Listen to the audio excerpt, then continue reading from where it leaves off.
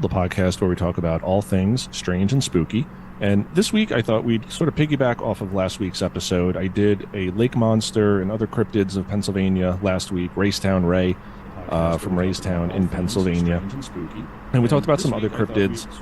Some of them were like Dogman-ish or Goatman. There was a sheep squatch. One of them was like a little Bigfoot. It was like 4 foot tall Bigfoot. So I thought this week I would continue my Pennsylvania journey here and talk about some more Bigfoot sightings in Pennsylvania because, as I mentioned last week, we have some listeners of the show who are in Pennsylvania who I know pretty well. So thought we'd just cover some Pennsylvania Bigfoot sightings this week. Quick little side note, I'm feeling better. My cough is finally gone. If you guys are regular listeners to the show, my cough is finally gone. So I am hoping to have some actual real guests back on the show again soon, so I don't have to stop every 20 seconds to go cough and pause the show.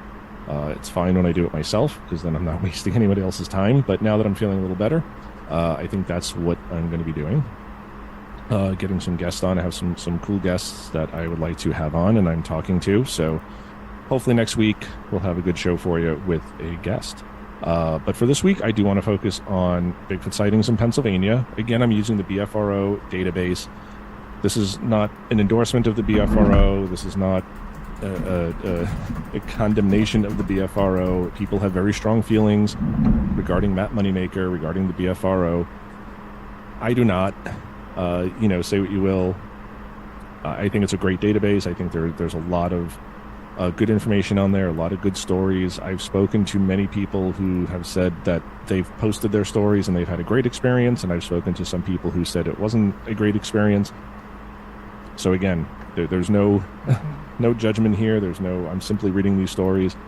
Take them as you will. Again, question everything, and we will question everything tonight. So without further ado, let's get to some cool Bigfoot stories from the Keystone State.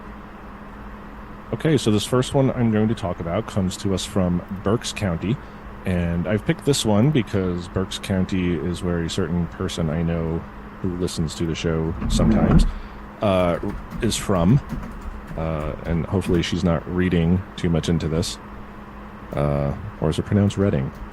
Who knows? So, yeah, but there's only one account from Berks County. And again, you go through the database and some counties have no sightings, some only have one, and then others have like 9 or 10 or 15, depending on the state, depending on the county. So this one from Berks County, only report that I could find on the BFRO database anyway, but it's a fairly lengthy story. So, and this is a Class A. So this is like an actual sighting of the creature. I think the B's and the C's, the Class B's and C's, I think are more like footprints or sounds or things like that. So the A's are like they actually saw something. So this one is from a while back, from 1991, February, first week of February. They're not exactly sure of the date. Berks County. Location details: top of Blue Mountain on the Appalachian Trail, State Game Land 110, Marshall's Path, Pennsylvania Atlas and Gazetteer Plate 66, extreme southwest corner. So pretty specific location here. And the Appalachian Trail, I mean, anybody who's into cryptids or the paranormal knows that the Appalachians and the Appalachian Trail just have a long history of weirdness, whether it's Mothman, whether it's ghosts, whether it's spooky lights, UFOs, or Bigfoot, or other cryptids. So Mothman, all that, weird stuff. So let us read this account. So, observed.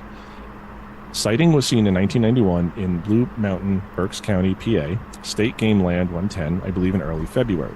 And just to pause again here, a lot of people who have these experiences, some of them remember the exact date and time, and others don't. I mean, I've had a lot of encounters, and it happens, and I never planned on reporting it. I never planned on telling anybody. So I never wrote down the date. I'll know, like, because of where I was, I can say maybe it was July or August, or I can say it was February or around Christmas or whatever. But I don't always have the exact dates, and not everyone is always going to have them. So here we have just early February. So I just wanted to point that out because we get called out a lot for that, if we question when there's very exacting details and we question that, that's easily fact checkable. You can say, okay, there was no moon on this night, or it was rainy that night, because you have an exact date. If you don't, it's a little bit tougher to verify the accounts, but I also appreciate that people don't always, write the date down, because they don't know that, 10 years later they're going to be reporting this online. So to continue, he says, I was grouse hunting on the top of the mountain. There was 10 to 12 inches of snow with a half to 1 inch of ice on top of the snow. It was very difficult to puncture your feet to walk through the snow and ice. I shot my grouse on top of the mountain about a half to 3/4 of a mile from where we came up to the top of the mountain. I shot twice after my friend with me yelled, grouse. I yelled, I got it, to my friend, who then proceeded to walk up to me. He was 75 yards away, and it took him about 15 to 20 minutes to get up to me. Then he walked a trail that went back to where the road starts at the top of the mountain. I stood there for 15 minutes as I heard my friend walking away from me. After I could hear his footsteps no more, I turned the other direction and was looking at the side of the mountain that we came up. I noticed a dark figure running along the ridge of the top of the mountain. For 50 to 100 yards, it ran. There was an opening and it stopped. Then it proceeded to run straight for me uphill and did not stop until it was about 40 to 50 feet away from me. It was not out of breath and did not make a sound, and just stood there and looked at me for about 1 to 2 minutes, and then walked away in the direction that it came from. First of all, in those conditions, you could not run or barely walk in it. It was hard to puncture the ice on top of the snow to walk, let alone run. It went through it like it wasn't even there for 200 yards, and when it stopped 50 feet away, you couldn't even see it breathe or hear it breathe. He ran that distance in about 1 to 3 minutes, maybe. It scared the hell out of me. I wasn't sure what it was until it stopped right in front of me. It found me. I wasn't looking for it, and I can tell that when he stopped in the opening of the ridge that he can see blaze orange because he ran faster than straight for me after he seen me in my blaze orange one-piece outfit. He was there in no time at all, running uphill a 100 to 150 yards. He walked away and looked back at me once and then kept going. He was all black, very long hair. It was hard to see his face through the hair. Tall, around 7 to 7.5 feet, 400 to 500 pounds, I thought. Very powerful animal, seemed very intelligent because I think he heard the gunshots or the yelling and wanted to find out who was making the noise on the mountain and came right to me. I was scared at first, and when it stopped, I put my shotgun right on it at 45 to 50 feet, and it didn't even flinch. It wasn't scared, and it just walked away. My friend with me is 6'1", 200 pounds, and when I told him what happened, he didn't believe me, but he tried to run on the road at the top of the mountain on level ground, flat. He took 3 steps and fell on his face. Other witnesses. I had no witness. My friend with me wanted to leave and not go back to see the tracks. This was close to noon. Lighting conditions were overcast. They were on the top of the mountain in a wooded area. So I'll do the follow-up investigation, and then I'll give my thoughts. So this is from BFRO investigator Jim Osborne. When I spoke with the witness, he stated that it looked like the creature in the Patterson film. He added that as it was walking away, it turned to look at him by turning its upper torso, not just the head. Witness emphasized that the creature's actions in the snow was an unbelievable display of power to move so swiftly and effortlessly on difficult terrain. He also stated that once the creature spotted him and moved toward him, he felt that he was about to die. He only had a very light shot in the gun, and there was no way he could run away in the snow at the speed the creature was approaching. However, once the creature stopped and displayed no aggression, then he no longer felt threatened. When asked to better describe the face, he said that there was so much hair and the eyes were so deep set, it was like looking at a mask, impossible to determine whether the features under the hair were more human or ape-like. So this is a very clear sighting, and this is not a story where you can say it was a misidentification. I don't think, in the summer you can say maybe you saw a man in a ghillie suit. If it was a fleeting glimpse, you could say maybe it was a bear, and people will say that, skeptics will say that. This is a very clear sighting, if the witness is to be believed. And so again, in a story like this, there's 2 possibilities. Either this person is lying, completely lying, or they saw something really strange. 1, bears should be hibernating this time of year. But let's say that it was a bear. Bears don't get that tall. They can't run that far. I mean, bears can stand up. They can take a couple of steps, maybe. People think they see bears in the circus and, oh, look, the bear's walking and it's wearing a ballerina dress or a tutu. And, they think bears in the wild can do that. They can, but they usually don't. And they're not running more than a couple of steps. And they're not going to run. They're going to waddle. They're very awkward on 2 legs. Again, it's usually more of a scare tactic. It's a display. It's an aggressive display. So not a bear. Definitely not a bear. Not a man in a suit. First of all, you'd have to be real stupid to put on a monkey suit in the snow and run towards an armed hunter who's wearing a vest, who's clearly a hunter. He's got a gun. Even if it's birdshot in there, because they're hunting grouse, like he said, the shot in the gun was not going to be enough to stop this thing. Birdshot would, not stop anything that large. So, very interesting. And, he says this thing ran up to him and then stopped and then walked away, but it turned to kind of look at him, but it turned its whole torso. This is not a bear. And I can't believe this is a man in a suit. So we're left with two options. This is either a complete fabrication, or this guy saw something that we cannot explain and that does not seem to exist, really. But here we are looking at it. He says it looks like Patty from the Patterson-Gimlin film. Couldn't really see the face. He says the thing is covered in hair. He thought he was about to die, and that leaves some room for interpretation. Was this just pure fear? Was this infrasound, which again is the sound that large creatures will allegedly emit to frighten their prey or to freeze their prey, paralyze them? Or was this, some people are going to go into the mind speak, and this thing was telling you, I'm going to kill you, and he heard it in his mind. So who knows? I'm going to chalk it up just to simply fear. He's got this large thing running at him, and he's got birdshot in the gun, and he knows, like, if this thing wanted to kill him, there's really no deterrent.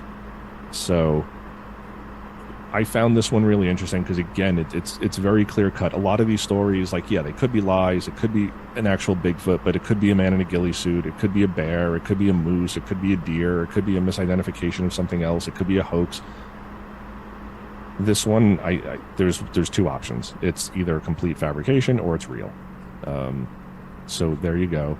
I don't know what you guys believe, but for me, this is a really sort of compelling story. I've hiked a mountain in Berks County. Really cool. And, you can get into some, I mean, there's little towns and stuff, and civilization is nearby, but you don't have to go very far to get into real deserted areas, real backwoods areas. So I can believe that he saw something, but 7 to 7.5 feet tall.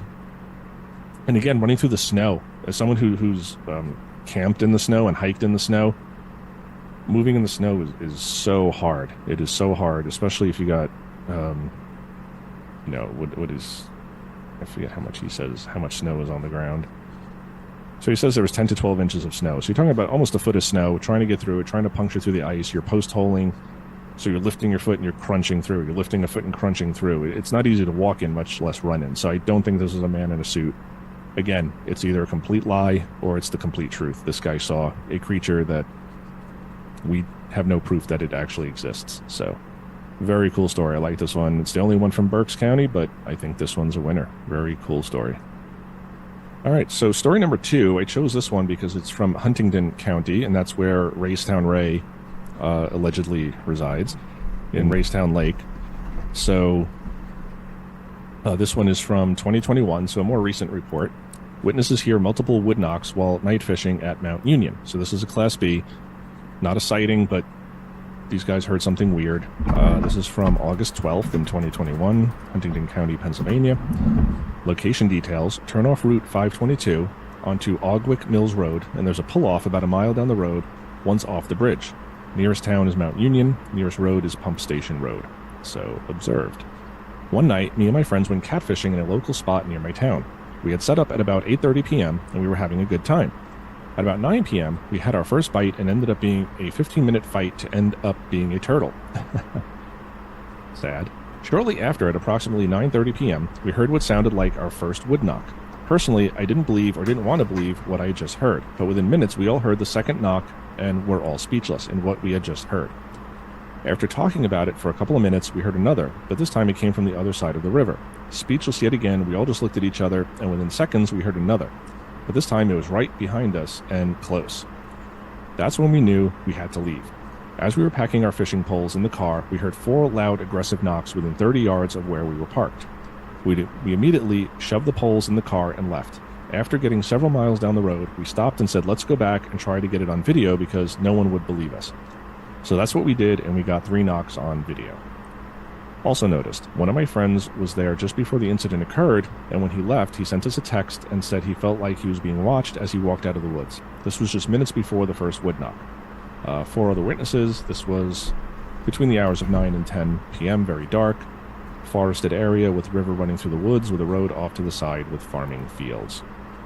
So there's a follow-up investigation here from BFRO investigator Benjamin C., and he says, I contacted the witness and was able to speak at length to him and his 3 friends who were present during the encounter. I found them and their account of the events that night to be very credible. As stated in the original report, the witness and his 3 friends had gone night fishing for catfish at a local fishing spot on Ogwick Creek, roughly 4 miles southeast of Mount Union. The witness fishes the area frequently, although never at night. The witness and his friends were the only present people at the time. So there's a little map here, and this continues. At the time, the witnesses were fishing from a location on the south bank of the creek, roughly 100 yards east of where Ogwick Mill Road crosses Ogwick Creek. The witness and his friends started fishing around 8:30 p.m. and at approximately 9 p.m. had their first bite. After spending a quarter of an hour fighting what turned out to be a snapping turtle, the witness and his friends took a pause from their fishing and proceeded to cook some hot dogs for dinner over their campfire. The witness and his friends also pointed out that the woods by the creek were dead silent, so this is interesting. No insects or birds were heard, although there was a light drizzle of rain coming down, which could have contributed to the lack of natural noise in the area. Not long after, around 9:30, the witness and his friends heard the first wood knock. The witness described the knock as a high-pitched cracking noise like wood hitting wood. The witness estimated the knock was between 50 and 80 yards away. Several minutes later, the witness and his friends heard a second knock, this one seemingly closer at less than 50 yards away. Both the first and second knocks came from the south side of the creek, the same side of the creek as the witness and his friends at their campfire. As the witness and his friends were discussing what exactly they had just heard and what it could have been, then they heard a faint third knock from across the creek to the north. No more than a minute after this third knock, they heard a fourth knock, again from the south bank of the creek at an estimated distance of less than 30 yards. After this fourth knock, the witness and his friends made the decision to leave, as the encroaching knocks had left them uncomfortable with the unknowns of the situation. They quickly gathered up their fishing gear, camp chairs, and food, put out their fire, and loaded up their vehicle to leave. As they were packing up their vehicle, they heard 4 loud wood knocks in quick succession less than 30 yards away from where they were parked. At this point, they simply threw their gear into the vehicle and left the area. After driving several miles back towards Mount Union, the witness and his friends made the decision to return to the location and see if they could record a knock on video with their cell phones. After turning around and driving back to the parking area by the fishing hole, they parked their car with the windows down and listened. Several minutes later, they heard 3 knocks, which they were able to record on a cell phone video. The witness and his friends left and returned to the witness's house to review the video they took, and after approximately an hour, decided to head back and see if they could get further video evidence of the knocks. At this point, it was about 11 p.m. at night. The witness and his friends came back to the same location, which was seemingly deserted. Interestingly, the witness stated that the woods were no longer silent as they were when they started fishing earlier that night. One of the witness's friends took a branch and knocked it against a tree to imitate a wood knock. In less than a minute, the witness and his friends heard a wood knock back. This knock was captured on video as well. I reviewed the videos the witness and his friends took of their return trips to the location, and the sounds recorded on the footage are congruent with other recordings of alleged Bigfoot wood knocks. Based upon my interview with the witnesses, the audio recordings provided, and the visual and vocal reactions of the witnesses to the knocks received on the recordings, I feel very confident in stating that the witnesses heard at least 2 Sasquatches communicating via wood knocks that night. Regarding the area of the sighting, Ogwick Creek is a 30.8-mile-long tributary of the Juniata River in Huntington County. So the Juniata feeds into Raystown Lake. To the west are State Game Land 71 and 99 along Jacks Mountain, while to the east is Black Log Mountain, which is part of the Tuscarora State Forest. This part of Pennsylvania is very rural, characterized by narrow valleys and steep forested ridges. The forests in the area are generally mixed oak forest interspersed with groves of white pine and other deciduous species. White-tailed deer, black bear, turkey, and small game abound in the area. So, anybody who listens to the show, I think, knows what I think and what Scott thinks, my friend and frequent co-host, of wood knocks.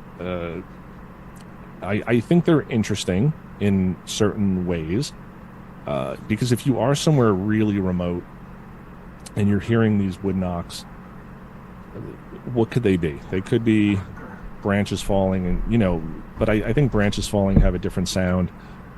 Sometimes at night, the wood, with changing temperatures, wood will contract and expand. So you have cooling temperatures, the wood is kind of contracting, it can crack. It can sound like a wood knock. I've heard this in the woods many times while camping at night. The temperature drops and you hear the wood cracking. Or if it snows, it gets very cold and you hear the wood starting to crack, and it can sound like tree knocks. But then there's like actual tree knocks where it's just something really loud. It's not something in the distance. It's not something faint.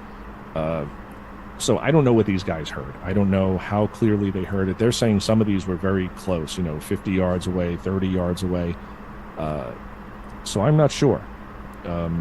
This map that they're showing here, I see what they're going for. There's a lot of wooded areas here, but there's a lot of open space here too, and there's some homes. So I don't know if this is really squatchy, to use that term, territory. Could something be in there? Sure. But hard to say. I mean, it looks a little sparsely wooded. Because you do get a sense of scale of the woods here. You see some houses here and some roads, and it looks fairly populated. So could these knocks have been somebody chopping wood in the distance? Could this have been someone messing with them? And that's my real pet peeve with wood knocks, and my real gripe with it. Just, you don't know what's doing it. I don't know of any reports where somebody says they saw a Bigfoot carrying a large stick and just banging it against a tree. So we're assuming that it's Bigfoot simply because what in the woods could lift up a branch and knock it against a tree? A human being, a Bigfoot. It needs to be something with, opposable thumbs that can grab onto a stick and whack it against the tree. I just banged my computer here, sorry. So I understand the reasoning, but it's kind of a jump in reasoning. And as Scott and I have said on the show before, how do you know that these aren't just other Bigfoot hunters in the area just making tree knocks, or, people trying to scare you? Another thing that bothers me about tree knocks is that people will knock, and then they'll say, oh, within 10 seconds I got a response. And it's like, is Bigfoot just walking through the woods, and every time there's a tree knock, he immediately bends down, grabs the perfect stick that's not going to break, that's not too wet, that's not too brittle, picks up the perfect stick and bangs it against a tree and returns the tree knock? Tree knocks are real iffy for me. Again, I've heard some weird tree knocks in the woods. I don't know what they are. I'm not going to necessarily attribute them to Bigfoot. It could be some preternatural phenomenon that trees do that we just don't understand yet.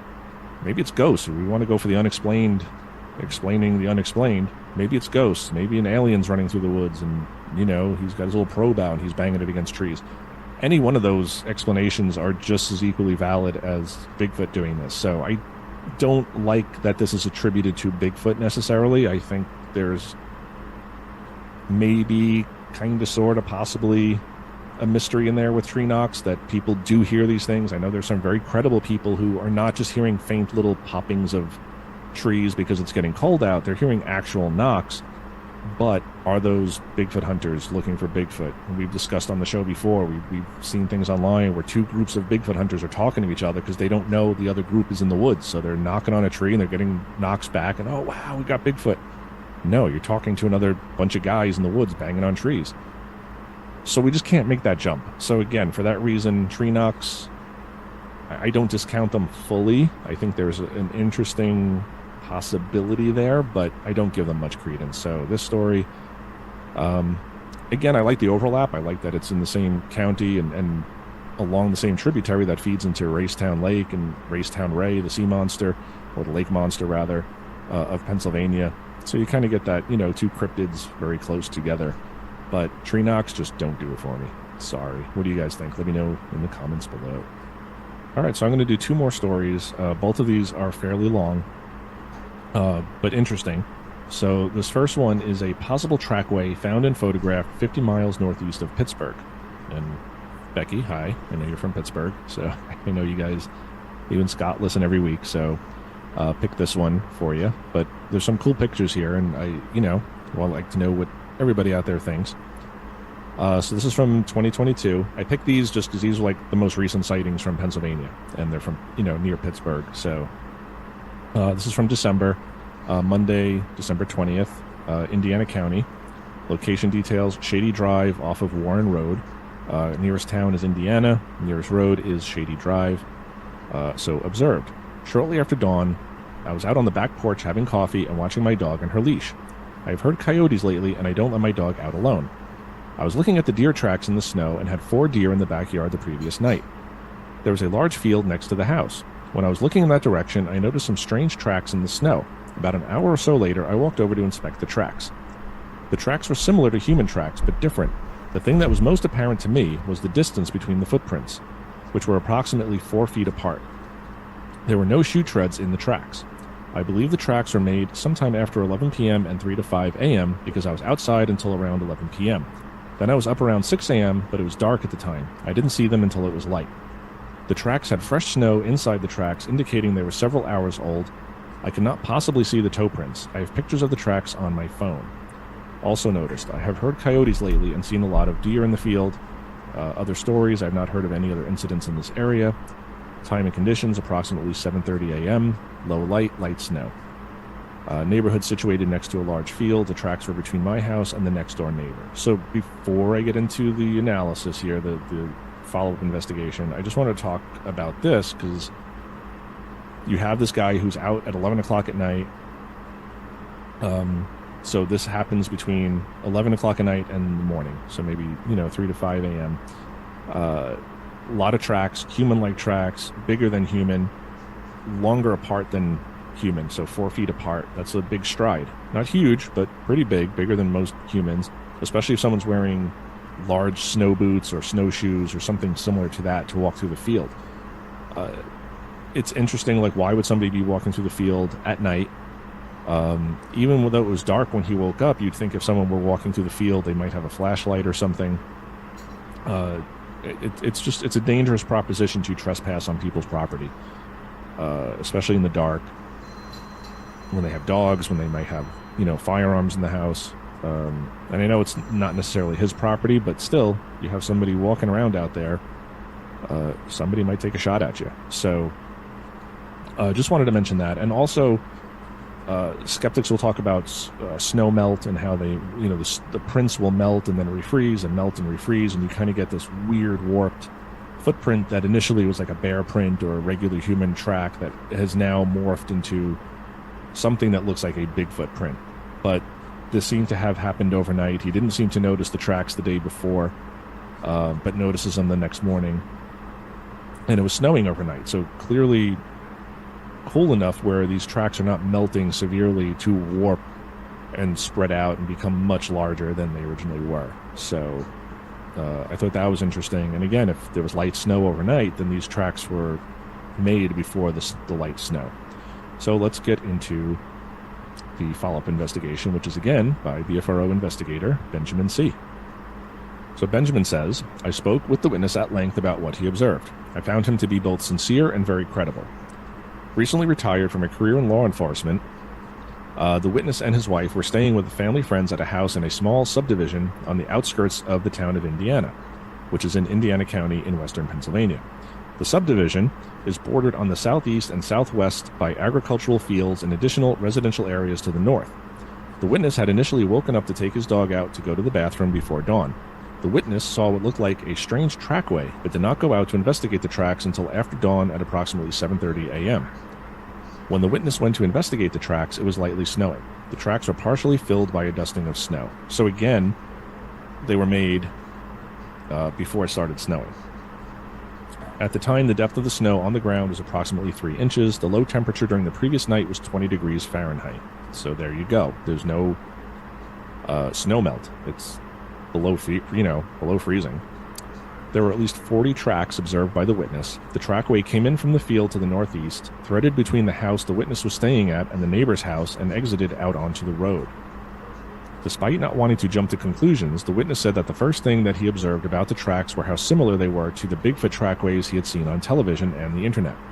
What struck the witness the most was the distance between each print, as well as their width in contrast to his own print. For comparison, the witness's shoe size is 13, very large, and is 13 inches in length and 4 3/4 inches wide at the widest part at the ball of the foot. Toe indentations were possible, but not well defined. So we have a photo here, and you can see some footprints. And here is another look at what looks like the witness's boot, and then a print here, which looks more like a bear, B-A-R-E, not the animal bear, footprint, because it's much wider at the front than it is in the back. And boots are typically more like figure 8 shaped, but equal in the front as they are in the back. I mean, a little bit pointed towards the front, but they don't have that sort of heel versus toe splay at the front and the sharp heel at the back. While the witness did not measure the tracks with a ruler or tape measure, using his size 13 shoe as a guide, he estimated the step length between each print, the distance from the heel of one print to the heel of the next, to be at least 4 feet or 48 inches, 122 centimeters. The estimated stride length, as defined by one complete revolution of the foot, beginning at initial ground contact or heel strike and ending when that same foot comes to the same position again to make ground contact, was approximately 8 feet or 96 inches. So that is a big stride. There was very little observed lateral deviation in step width, with the prints being essentially in line with one another as seen in the photographs below. So if you look at this, you can clearly see some of the boot prints, but here's a trackway. Interesting. So something walked through here, whether, and again, bears should be hibernating. They're clearly not bear prints. This is either someone in boots or snowshoes or barefoot, or this is a Bigfoot. So let us continue. For comparison, according to the University of Oklahoma Health Sciences Center, the average male step length is 31 inches, 79 centimeters, and the average stride length is 62 inches, 158 centimeters. This places the trackway far outside the average for a human male. As a thought experiment, according to the website marathonhandbook.com, for a human male to determine their average step length, their height in inches needs to be multiplied by 0.415 if human proportions are applied to the step and stride measurements observed in the trackway. To achieve an average step length of 48 inches, a human male would need to be a height of 9.6 feet. And they do the math here. Note that this does not mean that whatever made the tracks was 9.6 feet tall, just that this is the size required for a human male to achieve that average step length. And again, you're talking in snow. So if someone's wearing fake Bigfoot tracks, or they're wearing snowshoes or heavy boots, that's a very long stride for a human person to make.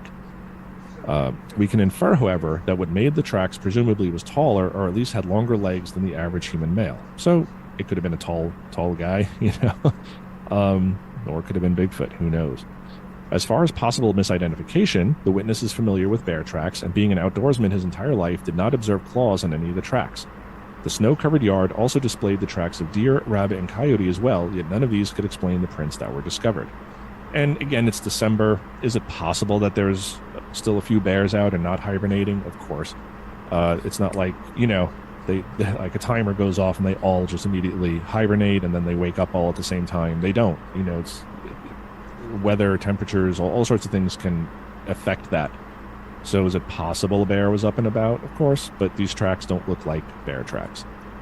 Given the shallow depth of the snow and the lack of any fore or hind track presence in the shallow snow, rabbit can be ruled out as a proximate cause for the tracks. Furthermore, the prints themselves lack the contour of human footwear. As I was saying earlier, human footwear is a little bit more uniform, whereas a bear, B-A-R-E, unshoed print is going to be a little bit more wider at the front where the toes are, and then narrower at the back with the heel. The prints themselves lack the contour of human footwear as well as any indication of tread, and can be seen comparing the witness's footprints to those of the trackway. So again, the witness's footprints have treads in them, and the other footprints don't. So to continue, the witness showed the prints to his wife later that day. His wife also thought that the prints were very odd and untold. The witness also stated that he regrets not taking photos immediately when he first saw the trackway. And again, this is one of those things where you see something, you don't automatically assume it's Bigfoot. You're just like, oh, was somebody walking over here? Was this a big animal? again, and I like stories like this where people aren't immediately like, ooh, Bigfoot. They're thinking something else until they take a closer look, and then they're sort of saying, could this have been Bigfoot? In this researcher's assessment, given the step length and the stride length of the prints, the lack of any identifiable shoe tread in the prints themselves, the chronological context of the track find, and its congruence to other Bigfoot tracks found elsewhere, strongly suggests that the tracks are not human in origin, but Bigfoot in nature. Regarding the area of the trackway, geographically it falls under the Pittsburgh Low Plateau, part of the Greater Western Allegheny Plateau. This area is characterized as a well-dissected plateau, flat on a large scale, but locally hilly, with rounded hills, narrow valleys. Hilltop elevations range from 1,100 to 1,400 feet. So he finishes up saying, given the location of the trackway, it might come as a surprise to some that Bigfoot would be found so close to human civilization. However, given the increasing body of anecdotal, transient, and conditional evidence of Sasquatches exploiting the margins of human civilization, the location is not that surprising. The town of Indiana, as seen in the imagery below, is surrounded by forested, dissected plateaus to the west, north, and east.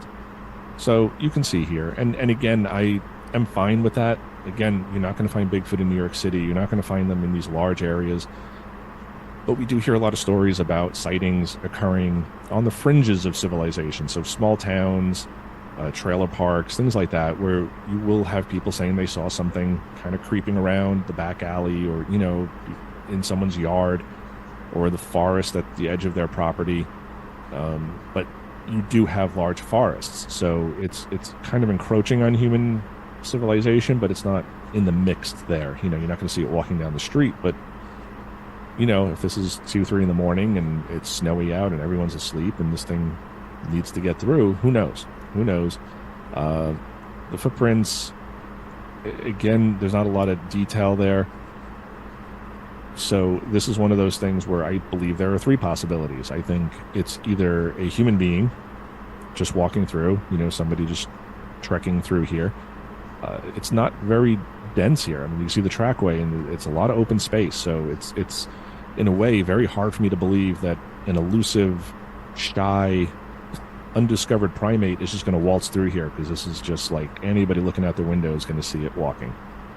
So to me, that's a huge red flag that it's very exposed here. And I don't think a smart, intelligent, shy primate that values its privacy is just going to waltz through here and leave all these prints and possibly be seen. So the possibilities are it's a human, it's Bigfoot, or it's a hoax, either by the witness or someone hoaxing him. But hoax, Bigfoot, or just human being walking through. Again, it's also possible that he didn't notice the tracks the day before. They could have melted. This could be snow melt. We're kind of taking it on faith that these were made the night that he's saying they were made, but it's very possible they were made the day before and he just didn't notice. Maybe the light wasn't hitting them the right way and he didn't notice them until the next morning.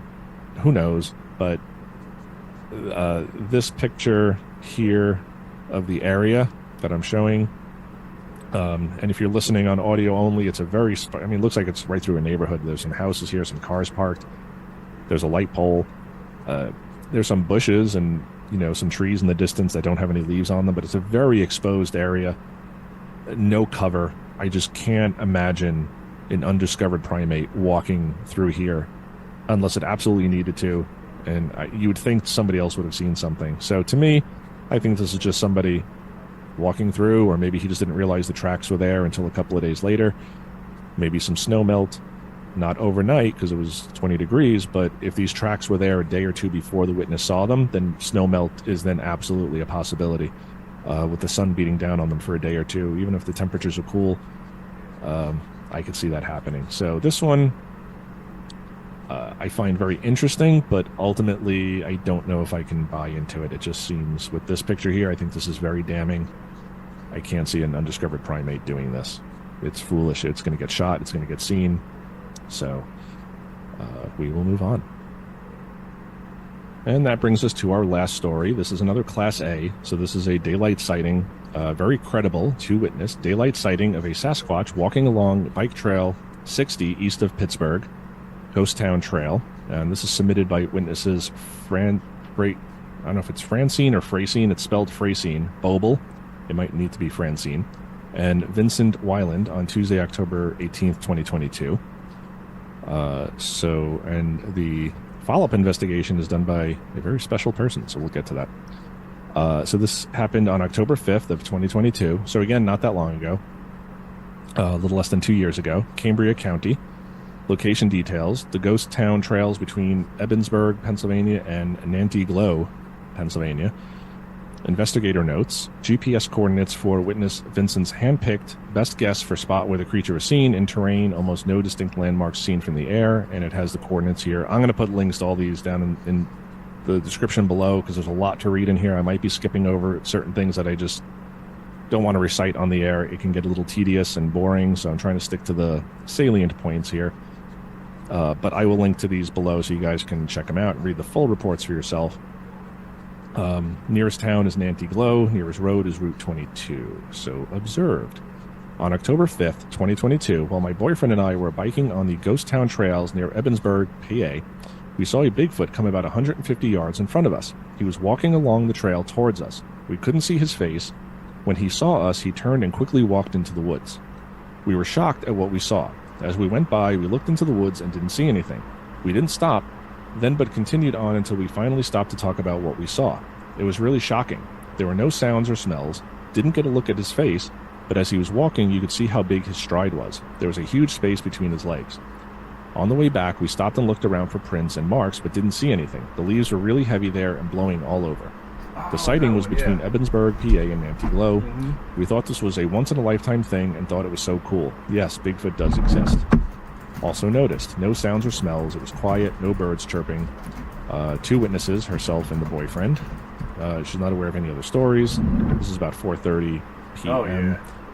They were on the ghost town trails, old railroad tracks that were converted to recreational trails, heavy woods where we see a lot of wildlife, trees, and dense forests. So before we get into the follow-up investigation, the more stuff this is another interesting one, discovering, where it's a daylight sighting, fairly close, 2 witnesses. That one, they're pretty sure about what they're seeing here. A huge stride, huge space between the legs. This thing sees them and then ducks into the woods. So shy, doesn't want to be seen, sees people coming, and ducks into the woods. That's pretty cool. It's October. Bears could be out, but this, again, I don't think this is a bear. Bears, when they stand up, they have little stubby legs. Their hind legs are not very long. And if they do take the few steps they can take, it's going to be little wobbles. They're not taking huge strides. They're not bipeds. So, again, this is either a complete fabrication or they saw Bigfoot. Or it's somebody in a suit, which I don't believe. But we'll get to the follow-up investigation, see if we get a size on this thing. But the follow-up investigation is by Matthew Moneymaker, or as my dad calls him, Matt Pennypincher.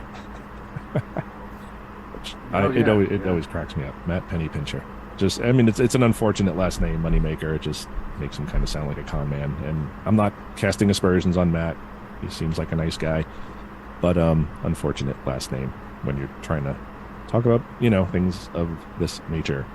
So Matt says, I spoke with both witnesses, Francine Bobel, and again, her name is sadly spelled wrong again here, and Vincent Weiland. This report is very reliable. The witnesses definitely saw a tall, dark Sasquatch walking along Ghost Town Trail bike path between Nantiglow and Ebensburg, Pennsylvania on October 5th, 2022. The witnesses are both 73-year-old retirees, so I think that's interesting. They ride that bike trail frequently. They've seen lots of animals on the trail. They both scoffed at the possibility that it could have been a human in dark clothes. They said it was way too big for a human. The long strides were striking. So to pause, these witnesses are older. They're not, hoaxers are probably going to be younger people trying to get a laugh, trying to get this on the internet and, goof around and have a good laugh about it. But these are people who've lived a long life. They know what they're looking at. They're saying the long strides were striking. So they're saying it was too big to be a man in dark clothes or a costume. It was not a bear because it has long strides. Something taking big steps like that. A bear is going to waddle, take little tiny baby steps. They can't walk too well on 2 legs. Not for any distance anyway. And they're not going to have a long stride. The couple was pedaling eastward towards Ebensburg, the Sasquatch came into view not long after they rounded a bend onto a long straightaway section of bike trail. It was obvious to Vincent, the first one who spotted it, that it had been walking along the bike trail before it came into view. It was not just crossing the trail at that moment. It was walking on the trail in the direction of Nanty Glow. Vincent and Francine noticed it about the same time it seemed to notice them, then veered off into the trees and brush. Would a Sasquatch walk along a bike trail during the day? That depends on several factors, such as 1. It is much easier and faster and quieter for any animal to get from point A to point B by walking along the bike trail rather than through the surrounding terrain. And that's what you have. You have game trails, and you have any hike. You go on a hiking trail, you're always going to see deer prints and other prints. Animals will use these. It's the path of least resistance, and as long as there's no people around, they will use these trails. 2. How much bike traffic does the bike trail see on any given day? Is the trail often free of any traffic? 3. Are there enough long, straight sections of trail so a Sasquatch can spot bike riders from a distance? It's more likely to be surprised by a bike approaching quietly along a curvy forest trail. And this should be 4, but it's labeled as 2. How close does the forest cover come to the edge of the bike trail? Close enough that a Sasquatch only needs to take a few steps to be out of view from bikes approaching from a distance? So these questions are interesting, and I get what he's saying here. Again, at the same time, if you're talking about this undiscovered primate that is, king of the woods, and the woods are its home, and it knows everything, and it can hear things and see things that we can't. I don't understand how they get surprised so often. I don't understand road crossings where they jump out like as a car is coming. 3 in the morning, you see headlights, and this thing is going to run across the road right in front of the headlights and not just wait for the car to pass. I can understand, deer doing this. Deer are dumb as dirt, but you have this creature that allegedly is super intelligent. You wonder how they get surprised. You wonder why they cross the road when a car is coming, when if they wait literally 10 seconds, they will just never be seen. So I don't know, maybe there's just some dumb Sasquatch out there. There's dumb people, so I guess there's dumb Bigfoot too. So to continue, the witnesses say they often ride their bikes from Revlock to Nanty Glow, but usually see 1 or 2 other riders. On weekends there are more, but still only a handful or 2. Many times they can recall seeing no other riders the whole way until they are very close to town. The incident happened at 4:30 p.m. on a Wednesday, so a lot of people are going to be at work. They're saying they don't see a lot of people on these trails, and even popular hiking trails that I've been on, you don't tend to see tons and tons of people. I mean, it's not Midtown Manhattan. So on that hand, I can kind of see a Bigfoot getting surprised. Again, if it's lost in thought or just doesn't hear them, who knows. The couple has seen deer many times and other animals along the trail, but not every time. The Ghost Town Trail, a repurposed railroad bed, has several long straight stretches tightly lined with forest growth. A Sasquatch could be confident about using the trail, knowing it will likely see or hear approaching bikes from a long distance and then disappear in seconds. So, again, perhaps it just got spooked, it wasn't paying attention, or it rounded a bend, and then it saw these people coming and was like, oh shit, I gotta dunk into the woods. Bigfoot do get seen. They do get surprised, not very often, so that I think goes to show that they are smart for the most part. They're going to make mistakes. Every living thing does, so I guess that's how they get caught. So then Matt goes into setting up a trail camera system here, and I'm not going to read all this because it's very technical, and he talks about setting up trail cams and trying to see if they can catch something on these trails, and I think all they're going to get are bikers and hikers. So I will skip that. And then there's some maps here just kind of showing where it is. You can see this is pretty much east of Pittsburgh and west of Hershey. So again, kind of close to Raystown Lake. Not super close, but closer. And there's just tons of maps here where he really zooms into the trail. And then there's a picture of the trail. So you can see it's paved. This is not a backwoods trail. This is a paved trail. It's an old railroad bed, so it's flat. It's paved. You can see a biker here.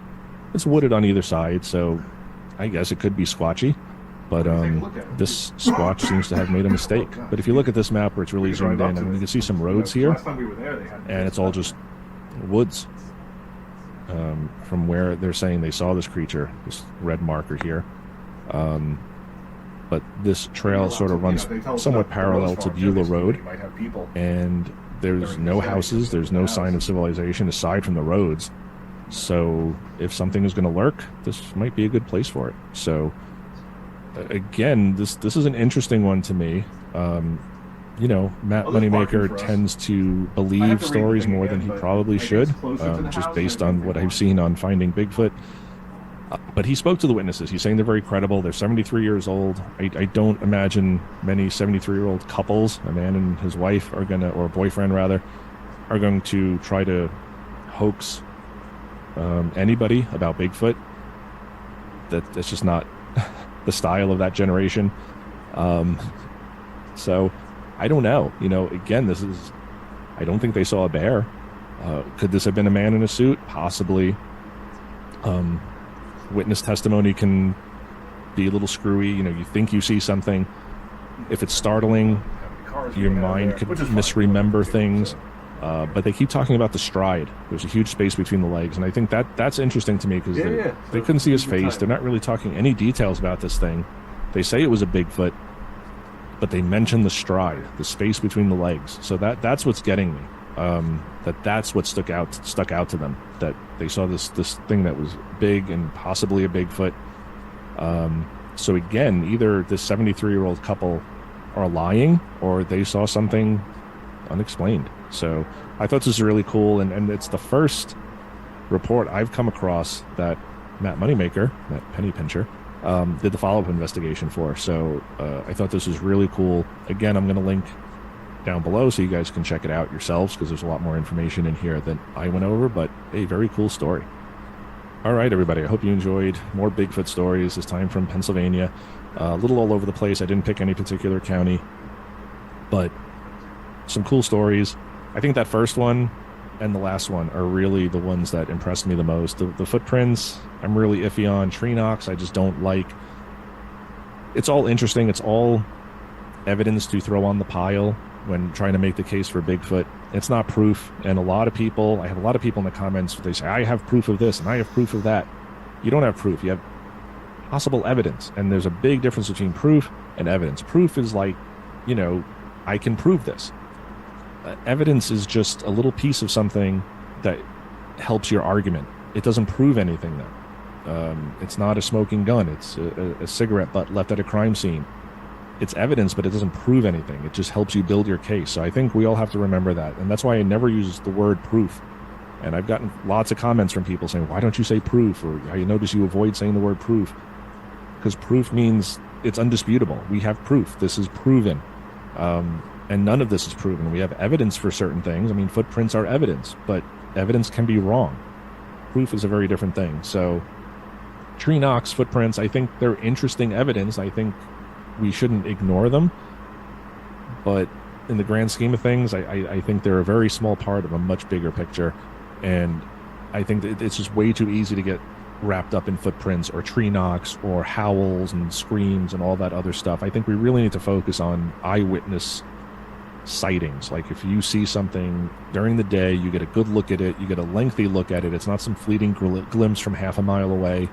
It's not a picture of a shadow in the woods, a tree stump, but the first and last sighting here that I'm talking about, again, those are very clearly either they're lying or they saw Bigfoot. I don't think there's a lot of wiggle room in between for anything else. You have to either say they're complete liars or they saw something very, very strange. So, but that's what we do here. We question everything. You have to question it because you can't just blindly accept what anybody says. And that's not saying that they're liars. It's just we have to look at it. We have to look at the evidence and see if we can explain it any other way before we say, okay, maybe this really was Bigfoot. Maybe. I'll never say anything was 100% Bigfoot. These stories today, even the impressive ones, who knows? Again, they could be lying. They could be embellishing their stories. Maybe it was a bear, and they're just saying, oh, it was seven feet tall. Maybe it really was only 4 feet tall, and they're saying, because who knows? I don't know. None of us knows, but we have to question it, and that's all we're doing here. But I was very impressed by those two stories, because if you just accept that these witnesses are not hoaxing, they're not lying, they're being sincere in what they saw, regardless of whether you believe in Bigfoot or not, they saw something strange. And that alone is worth looking into, because what are they seeing? So until next time, everybody, question everything. If you have a story you want to share, shoot me an email here, jason@autonuntold.com. I have a lot of people sharing stories with me now, and it's awesome. Again, not everybody wants me to share them on the air. I'm trying to get some people on the air to share their stories. But regardless, I love hearing your stories. And again, if you tell me don't share it, I'm not going to share it. I will not share your name. I will not tell your story. I just love hearing them. It helps me sort of build my evidence in my head and relate stories to one another and say, oh, this person is mentioning that too. Like, there might be something to this. So, yeah, shoot me an email if you guys have a story, jason@oddanuntold.com. And we have the merch store, so if you guys want hoodies or hats or anything like that, t-shirts, you can check that out. If you liked what you heard here, please give us a like and a subscribe, and you'll just be alerted to our videos every week when we post. We post every Friday at 7 p.m. And the likes and the comments and all that stuff helps the algorithm and helps us just get hits and build the channel. And the more we can build the channel, the better content we can bring you. So, and I say we because I couldn't do this alone. I have a lot of people who help me behind the scenes. Scott and John and Josh and my son and just so many people, everybody who listens to the show, my dad and Rebecca and Becky and everybody. I just appreciate all you guys who comment. Fly Spec Cafe, he or she, I'm not sure, but they're always commenting. Other people whose names I'm sure I'm forgetting right now, but I love all the comments. I love talking to you guys, interacting with you guys. Again, keep it respectful. We get the occasional rude comment or people who think they know everything and just spout off, and I got to either delete the comment or just respond to them in the best way I know how, which I try to be polite and try to diffuse the situation, but try to be respectful because we're all here just for the same purpose. We all just want the truth, and we may all get there in a different way on a different road, but we're all going to the same destination. So until next time, everybody, question everything and rock it.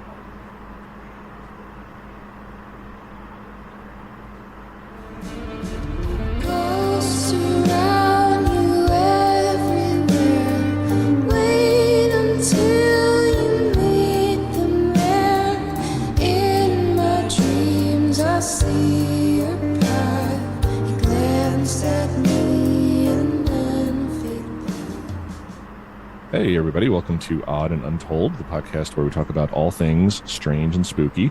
And this week I'm going to be talking about, mainly about a lake monster in central Pennsylvania. It's kind of like Pennsylvania's version of the Loch Ness Monster, Nessie. Kind of stumbled across this one. I'm always looking for new cryptids, and I've been researching cryptids since I was a kid. I'm going to be 50 in a few days. So probably from the time I was like 8 or 9, I was like really into cryptids and would go to the library and read books. And this is one I haven't heard of, and I will get into why later, why I probably haven't heard of it and why it probably isn't as popular as some other lake monsters like Champ or Nessie. But I'm also going to talk a little bit about some other Pennsylvania cryptids because there's not a lot of information on this Pennsylvania lake monster, Raystown Ray, it's called. And yeah, I'll talk about some other cryptids from Pennsylvania. I do have some people who watch the show who are from Pennsylvania. Rebecca from Reading, Pennsylvania, or Reading, as she says I'm supposed to pronounce it. Becky from Pittsburgh. And I know we have some other people who've either lived in Pennsylvania. I know Ethan lived in, or right outside of Philly for a while. He's been on the show. He's a good friend of mine. We played in the band together briefly. Not because of any wrong doings, but just scheduling. And so yes, I'll focus a little bit on Pennsylvania today. I've done some Gettysburg stuff, but thought we'd do some Pennsylvania cryptids today. And we were going to start with Raystown Ray, which is a lake monster. Okay, so before I get into the story of Raystown Ray, I just wanted to give you guys a little visual here. And if you're listening on audio, you can just Google Raystown Lake. And but I'm going to describe it here as well, just in case you can't pull up Google at the moment if you're listening while you're driving or whatever. But Raystown Lake is a lake. It's in central Pennsylvania. It's east of Pittsburgh and west of Philadelphia and Reading and Hershey, home of the chocolate. So the lake itself is in central Pennsylvania. It is landlocked pretty much. I mean, there's a few little rivers. As you see me scrolling around here, you can see a little river coming out here. And this is Raystown Dam right here. And that will become important shortly. And there's a little river here. What is this called? Raystown Branch, Junita River. This flows into the Junita River. And there's a river, a little outlet at the south here that kind of goes nowhere. Just flows south. But none of these rivers really lead to the ocean or any other large bodies of water. Raystown Lake itself looks less like a lake and more like a thick river. It's very serpentine, squiggly. It doesn't look like a lake, which is usually, lake shaped, oval or, kind of as wide as it is tall. And this is just more of a serpentine sort of lake that we're talking about here. But I will talk about the legend a little bit and just pay attention to some of the details. I mentioned the dam, but there's some other details about the lake that I'm going to mention. So just pay attention to those, and because they will come up later in my analysis of this. So let me get into the legend of Raystown Ray. Okay, so for this, I'm going to be pulling most of my information from Cryptid Wiki, and I will link to it in the description below so you guys can find this. It's a good resource for all sorts of cryptids. And I had actually stumbled upon this monster somewhere else. I wasn't even really looking for it. It just kind of popped up. And I looked into it and just thought this would be a cool thing to talk about. I don't really talk about lake monsters much. I've mentioned on the show before and on my blog that I'm not really into lake monsters. I think most of them can be debunked very easily. There's so many lakes where there's just not enough room for a breeding population. There's not enough fish for a breeding population. So, much like Bigfoot or any other cryptid, you can't really just have one. You can't just have one Bigfoot. There's just not one Bigfoot roaming the country. There's got to be a breeding population. Same thing with lake monsters. And when you have a very sort of finite space like a lake, there isn't this new influx. At least with a Bigfoot, you could sort of say, okay, they migrate, they go to other places, they kind of find each other.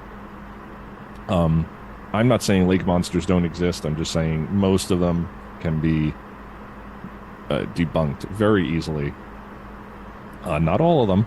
I do think there's something interesting to some of the stories, but a lot of them can be debunked. And we will get into what I feel about this one. But I'm just going to read from the wiki a little bit here. So, for decades, there have been sightings of a creature in Huntingdon County, Pennsylvania, Raystown Lake. Old photos show a large, shadowy figure just below the surface. Boaters describe sudden water turbulence and strange appearances of a large water creature, which locals have dubbed Raystown Ray. So, again, very similar to other lake monsters. A lot of these monsters, it's fleeting glimpses, it's a turbulence in the water, it's waves, and if people do see something, it kind of looks like a plesiosaur. It's or a plesiosaur. I don't know how you pronounce that. But it's kind of the humps and the serpentine and the long neck. Looks like a dinosaur, from what people say. So I will continue reading here. We've known it's been there a while now, admitted Managing Director of Raystown Lake, Dwight Beal, when he was asked his thoughts on this astonishing discovery. It's a private creature, but it comes out around this time of year, April. Call it Raystown's own Puxatawney Phil. In 2006, when asked his professional opinion, Jeff Krause, wildlife biologist at Raystown Lake, submitted the following statement in writing.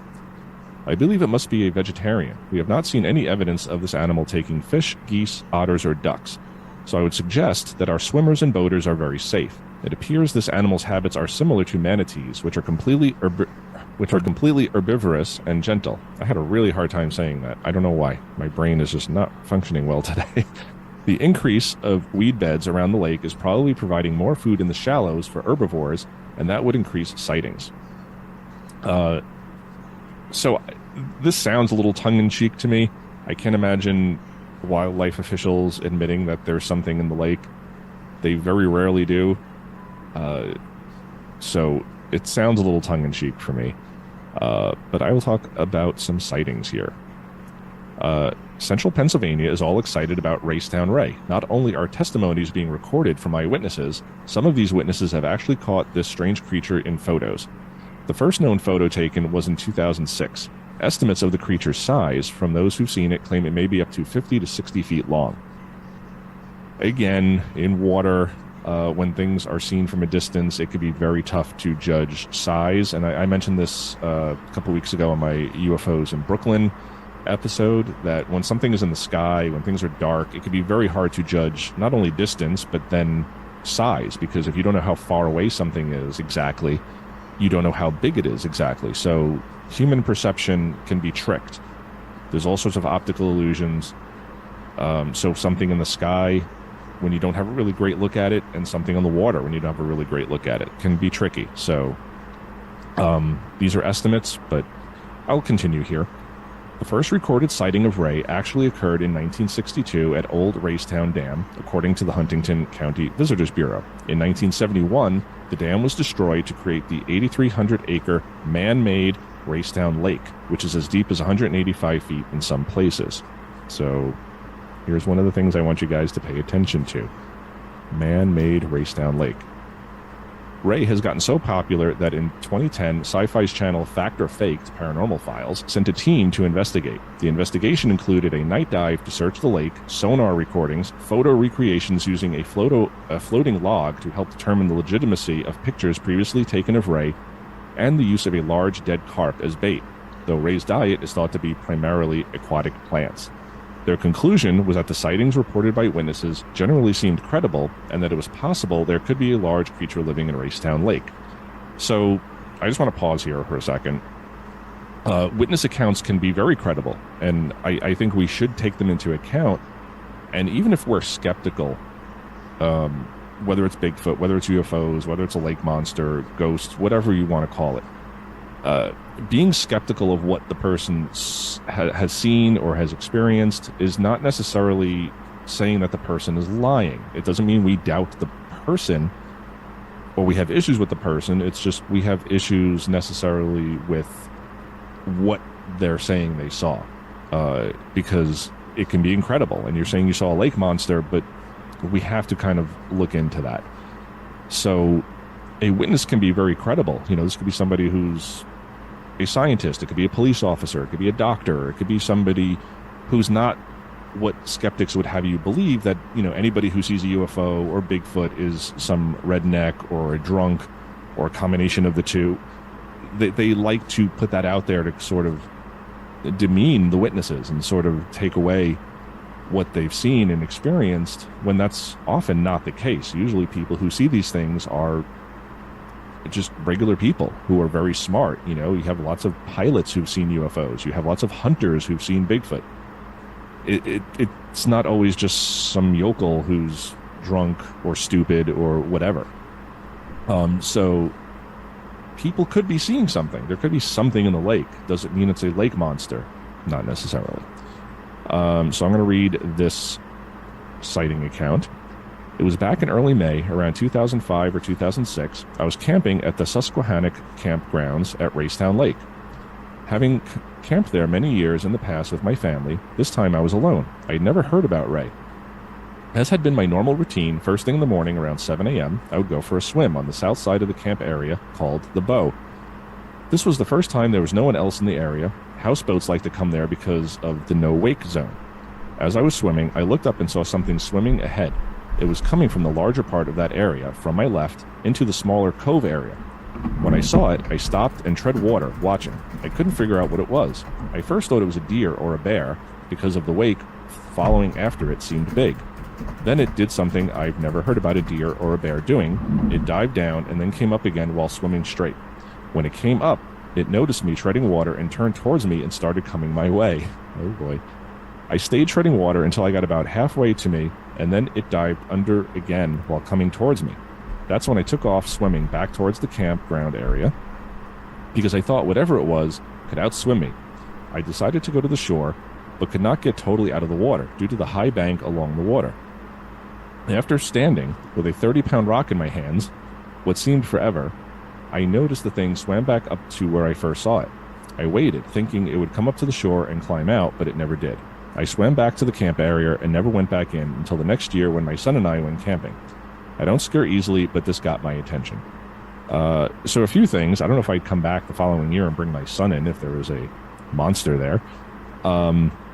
Interesting that he thought it was a deer or a bear at first.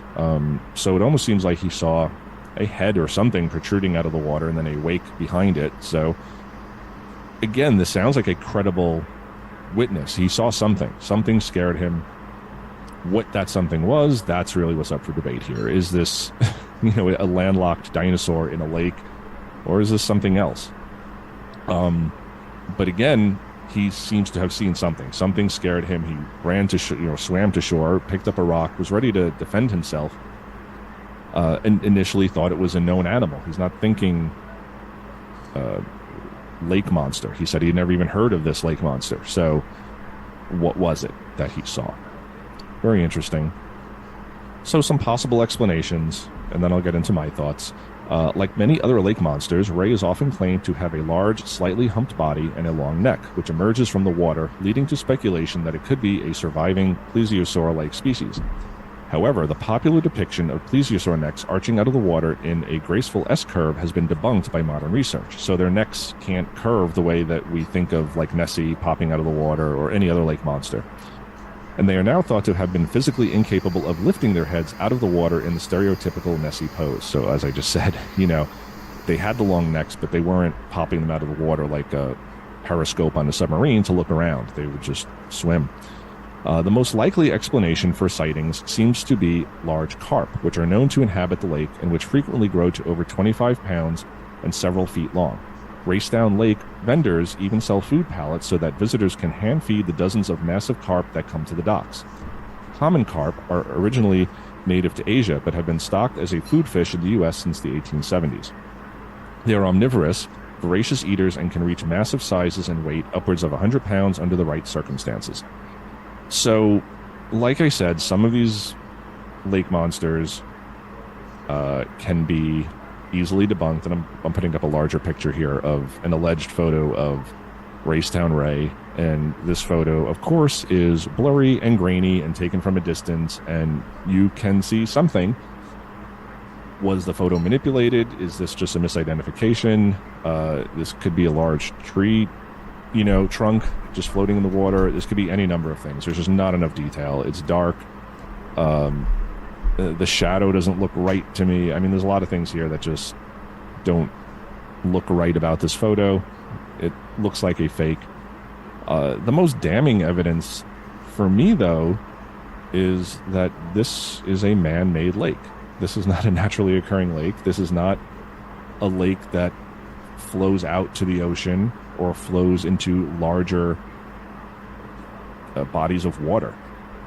Even Cayuga Lake, which I'd done an episode on, there was a Cayuga Lake monster, Old Greenie, and I mean that lake is huge and it's not man-made, so not saying that I believe it, but you could maybe make a case for a breeding population being trapped in there since the last ice age, and possibly surviving. It's a huge lake. I mean, all the Finger Lakes are pretty big. This lake is man-made. There was apparently a town that was flooded. Of course, they evacuated everybody, but there was a town underneath it. Like this lake is not even that old. So to have a monster in it defies explanation or belief. So this one, I think, is very easily debunked. So what are people seeing? There's always the explanation of sturgeon or carp or some other big fish that has just grown excessively large and people are misidentifying it. And in this case, I think that's probably what's happening here. I can't imagine a monster getting into this lake. Again, it is landlocked, and whatever little inflow or outflow it does get, it's way too small. These little rivers could not allow a monster to get into this lake, this man-made lake that it was created in 1971. It's 3 years older than I am. So no dinosaurs, I don't think. But people are seeing something. And, what could it be? This guy from this sighting account could have seen a bear. It could have been a bear. It could have been a deer. It could have been a large otter. There are other animals that this could have been. So I'm not sure, but because this is a man-made lake, because it is not even that old of a lake, I think we can probably assume that this is a large fish, or other misidentifications. People are seeing tree trunks or otters or other things in the lake. A lot of this also just seems like something the local tourism board may have encouraged. You see some, like an artist rendering here, and this little Raystown Ray patch on the website. So interesting, but I don't think there's anything to this. I don't know how a dinosaur could get in there. It's just one of those things where I think people will eat it up, not necessarily knowing the history of the geography of the lake, of how things could get in there. Again, you're talking Loch Ness, you're talking the Finger Lakes, you're talking the Great Lakes, you're talking these huge bodies of water that have been around for thousands of years, if not longer, where you could possibly make a case for maybe a dinosaur surviving extinction and surviving in there, a family of dinosaurs or plesiosaurs. This has got to be something known to man, something that was still around in central Pennsylvania in the 1970s that has now just made its home in the lake and is living there. But I get the urban legends. I mean, you flooded a town, people are going to say, oh, maybe something was left in the town and it mutated, and that's cool and all.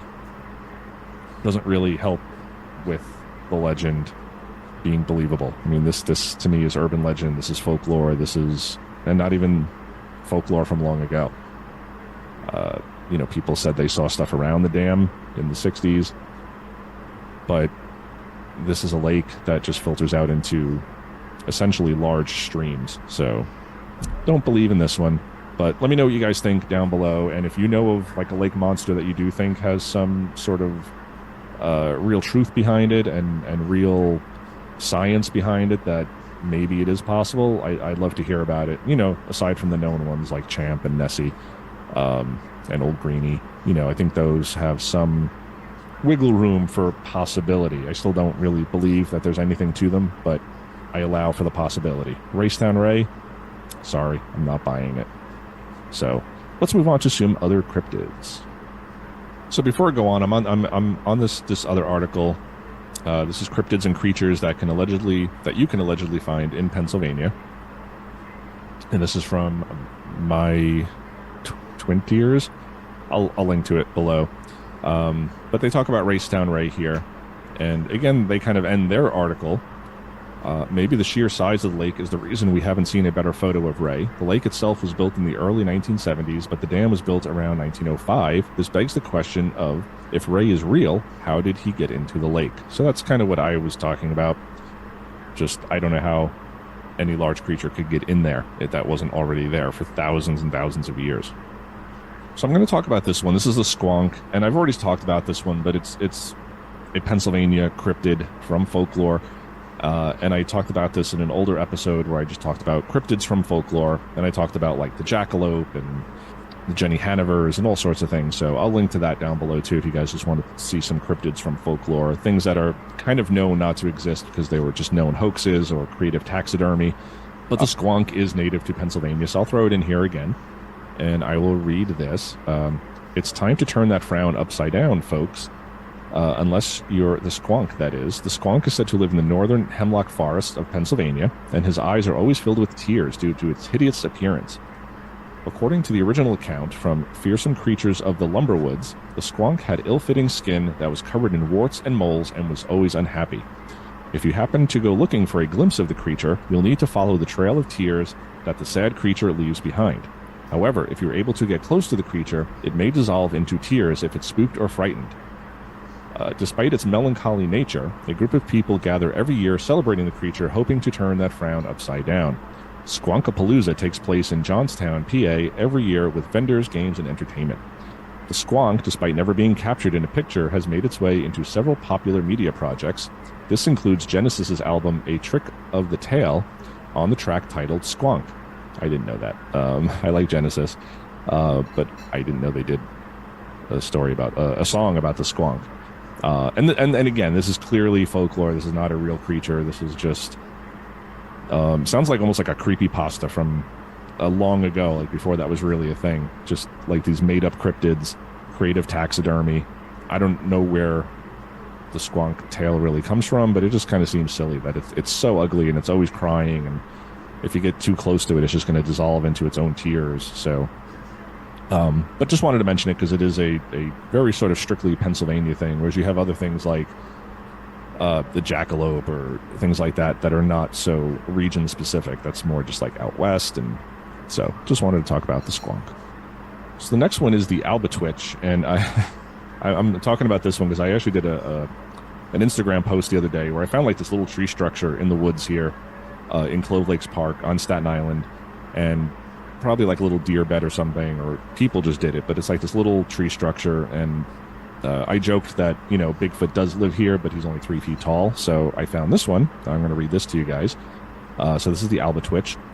Now, everybody knows Bigfoot, but have you heard of his shorter cousin called albatwitch? According to Cryptid Wiki, the albatwitch is found in Columbia, Pennsylvania, and is described as a 4-foot, hairy creature who lives in heavily wooded areas. The creature gets its name from the words apple snitch and its taste for the fruit, according to Columbia history. Legends say the albatwitch would steal apples from picnickers and farmers and would sometimes even throw them at the startled individuals. The creature has been sighted not only in Columbia, but also in Lancaster, sorry, Rebecca, North Anvil, and York County. Just like the squonk, the albatwitch is also celebrated in the Keystone State. Albatwitch Day takes place in the Columbia Crossing Trail Center in Lancaster County. There are usually vendors, family fun, food, lectures, and music at the event. So I do find it interesting that this creature would throw apples at people, because we do hear about this with Bigfoot a lot, that they throw rocks, they throw pebbles. You know, sometimes it's just little pebbles being thrown at a tent. Other times it's, you know, huge rocks coming in and crashing into the campfire.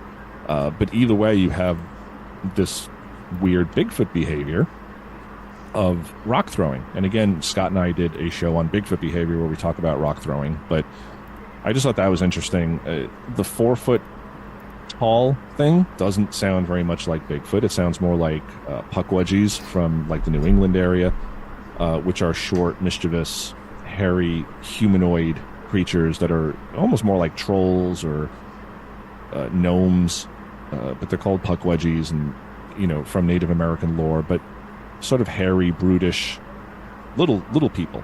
And that's what the albatwitch sort of sounds like. So I just thought that was interesting because, again, it sounds very much like folklore.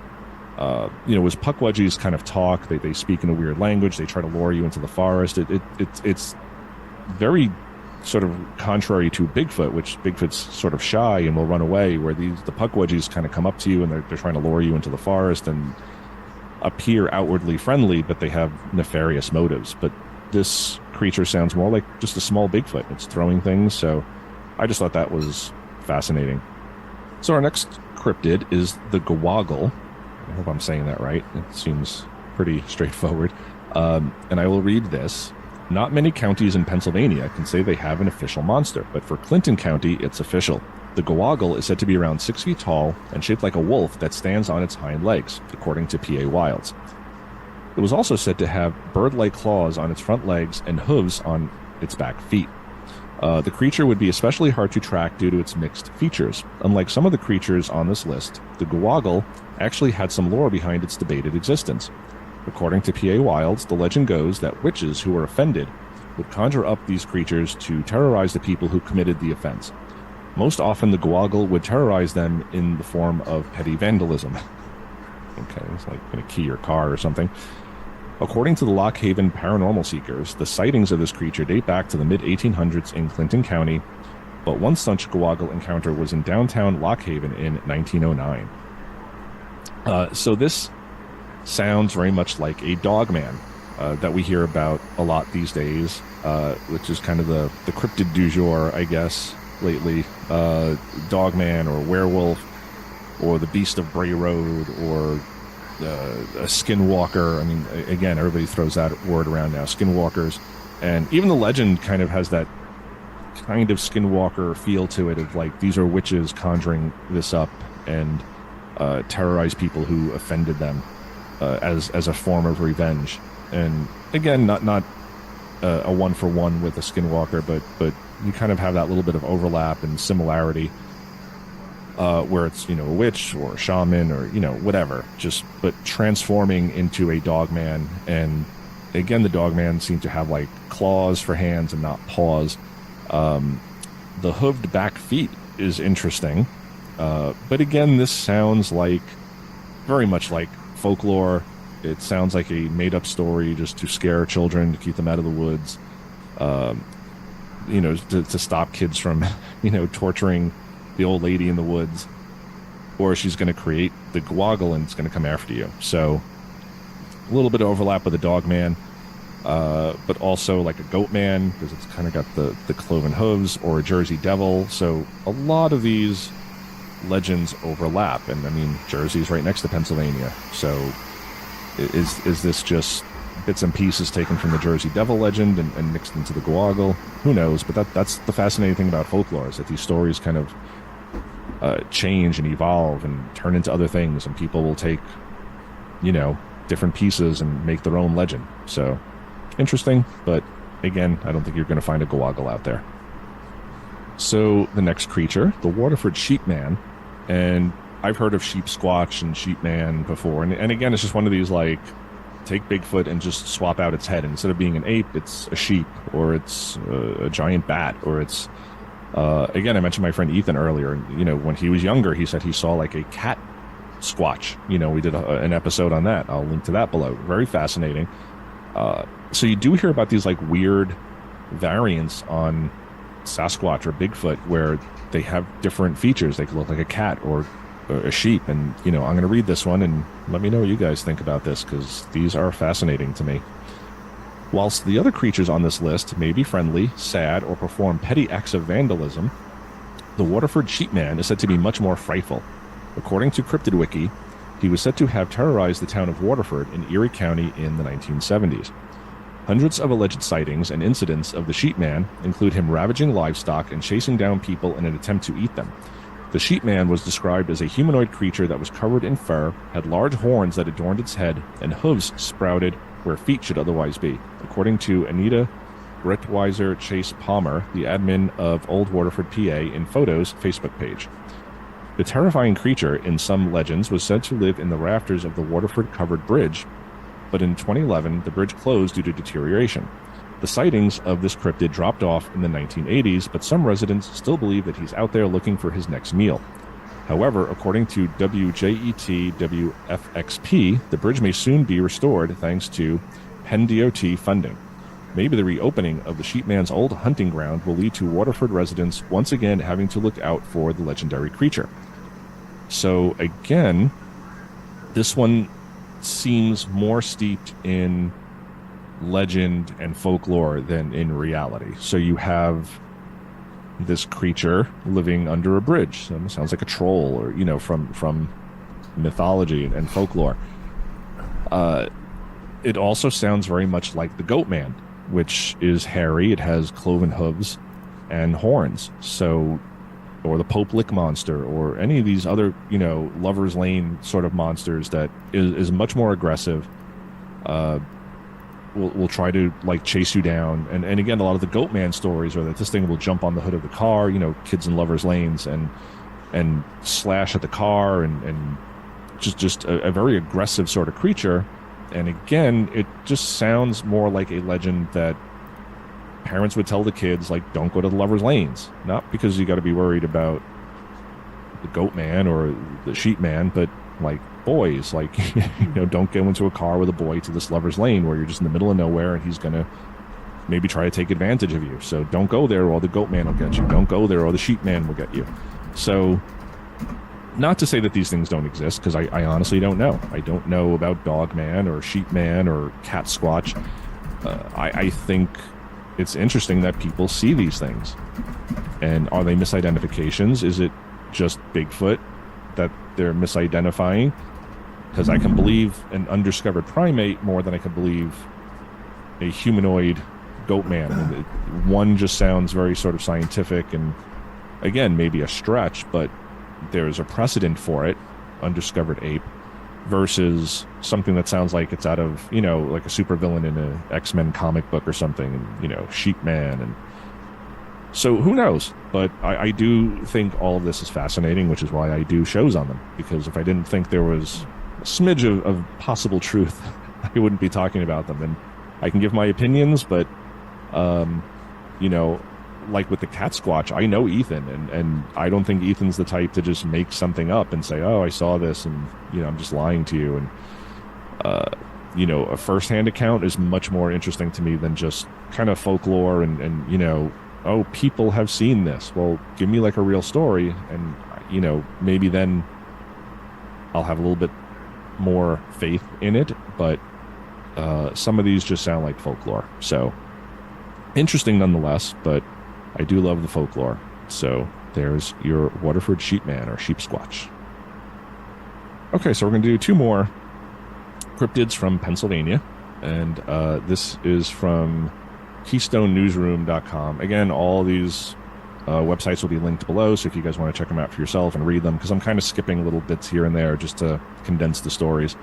But they have some pictures, they have links, so you can go to other links and get more information. I'm just trying to give a brief overview of some Pennsylvania cryptids here. But the next one we're going to talk about is the Ape Boy of the Chester Swamps. This is in Delaware County, and I will read this. Pennsylvania has more than one depressed mythical creature, the squonk. Besides the squonk, there is the Ape Boy of the Chester Swamps, as reported in the esteemed publication Weird Pennsylvania. The story goes that more than 250 years ago, there was a young boy living in Chester in Delaware County, near Philly. This boy's appearance was not pleasing to the mainstream. See, back in the day, just as people believed that doctors didn't need to wash their hands, they also did not consider red hair attractive. Which I don't get, redheads. So this redheaded kid got tired of being made fun of and ran into the swamps of Chester, never to return. This story is a little offensive, but we're forging ahead. So yeah, I mean, this is, you go 250 years ago, certain people were, I mean, even to this day, certain people are prejudiced against, and I guess back then red hair was unattractive. So he was a redheaded boy and chased into the swamps. The boy is said to still stalk the swamps as a large ape-like figure covered in red hair. Yet his home, the swamps of Delaware County, have been drained over the years as the area developed. So now the Ape Boy's territory is pretty much only the John Hines National Wildlife Refuge at Tinicum. Strangely, the Wildlife Refuge's website contains no reference to the Ape Boy. Is this evidence of a cover-up?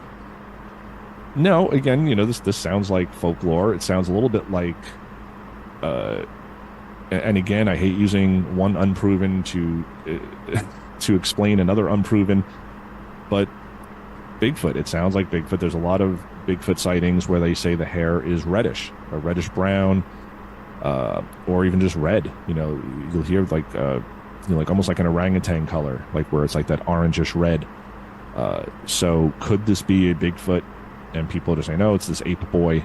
But very interesting that you have, from 250 years ago, primate sightings in North America.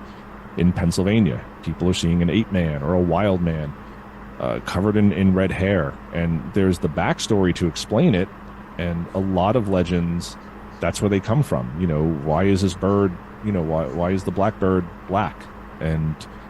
But some of the feathers are iridescent. There's a story behind that. And Rebecca just told me about that the other day. And I'm not going to repeat it here, so I'll probably get it wrong. But there's always like these sort of explanations for back when we didn't really have the science that we have today. So I don't know. Maybe they're just seeing something in the swamp. Maybe it's just another legend of just don't go into the swamp. I mean, the swamps have snakes and all sorts of dangers. But if you tell a child that, hey, there's, the Ape Boy lives there and it's 6 feet tall or 8 feet tall and it's covered in hair and it's going to eat you, that's far more frightening than, like a little snake or a spider or, anything known to children, because they'll just say, oh, I'll just watch out for snakes, or I'll scare the bear off. But you say there's an ape man, the kids might not wander into the swamp then. So again, sounds very much either like Bigfoot, they're trying to explain a Bigfoot sighting, or just folklore, just trying to keep kids out of the swamps. So, but again, interesting to me because I love this stuff. All right, and the last story we're going to talk about, this is another sort of dog man. which I'm not really into, and I have my reasons for that, which I will explain. But this one is called the Bryn Athen Beast, and this is from Montgomery County. A dogman is a creature seen in several regions, like Bigfoot, that looks like a tall canine walking on two legs. Michigan folklore traces the dogman to as early as 1794, but the one said to be in Bryn Athen in Montgomery County was first spotted in 1990. Since then, everyone in town knows about the beast, said a local paranormal investigator to the Bucks County Courier-Times. According to the stories, the beast is a large dog-like creature that walks on four legs and two legs. One resident, who was the first to see the monster, says he and a friend spied the strange creature on a baseball field 32 years ago and decided to chase it. It ran from them, but then turned around and chased them. The friends only just got away. So Dogman, again, this is kind of becoming the cryptid du jour. Like I said, you're hearing a lot about the Dogman lately. A lot of people talking about Dogman sightings, and I'm not trying to discount them, but for me, there's levels of believability when it comes to cryptids. And again, like I just said, for me, Bigfoot as an undiscovered North American primate fits into the realm of possibility far more than a human-dog hybrid.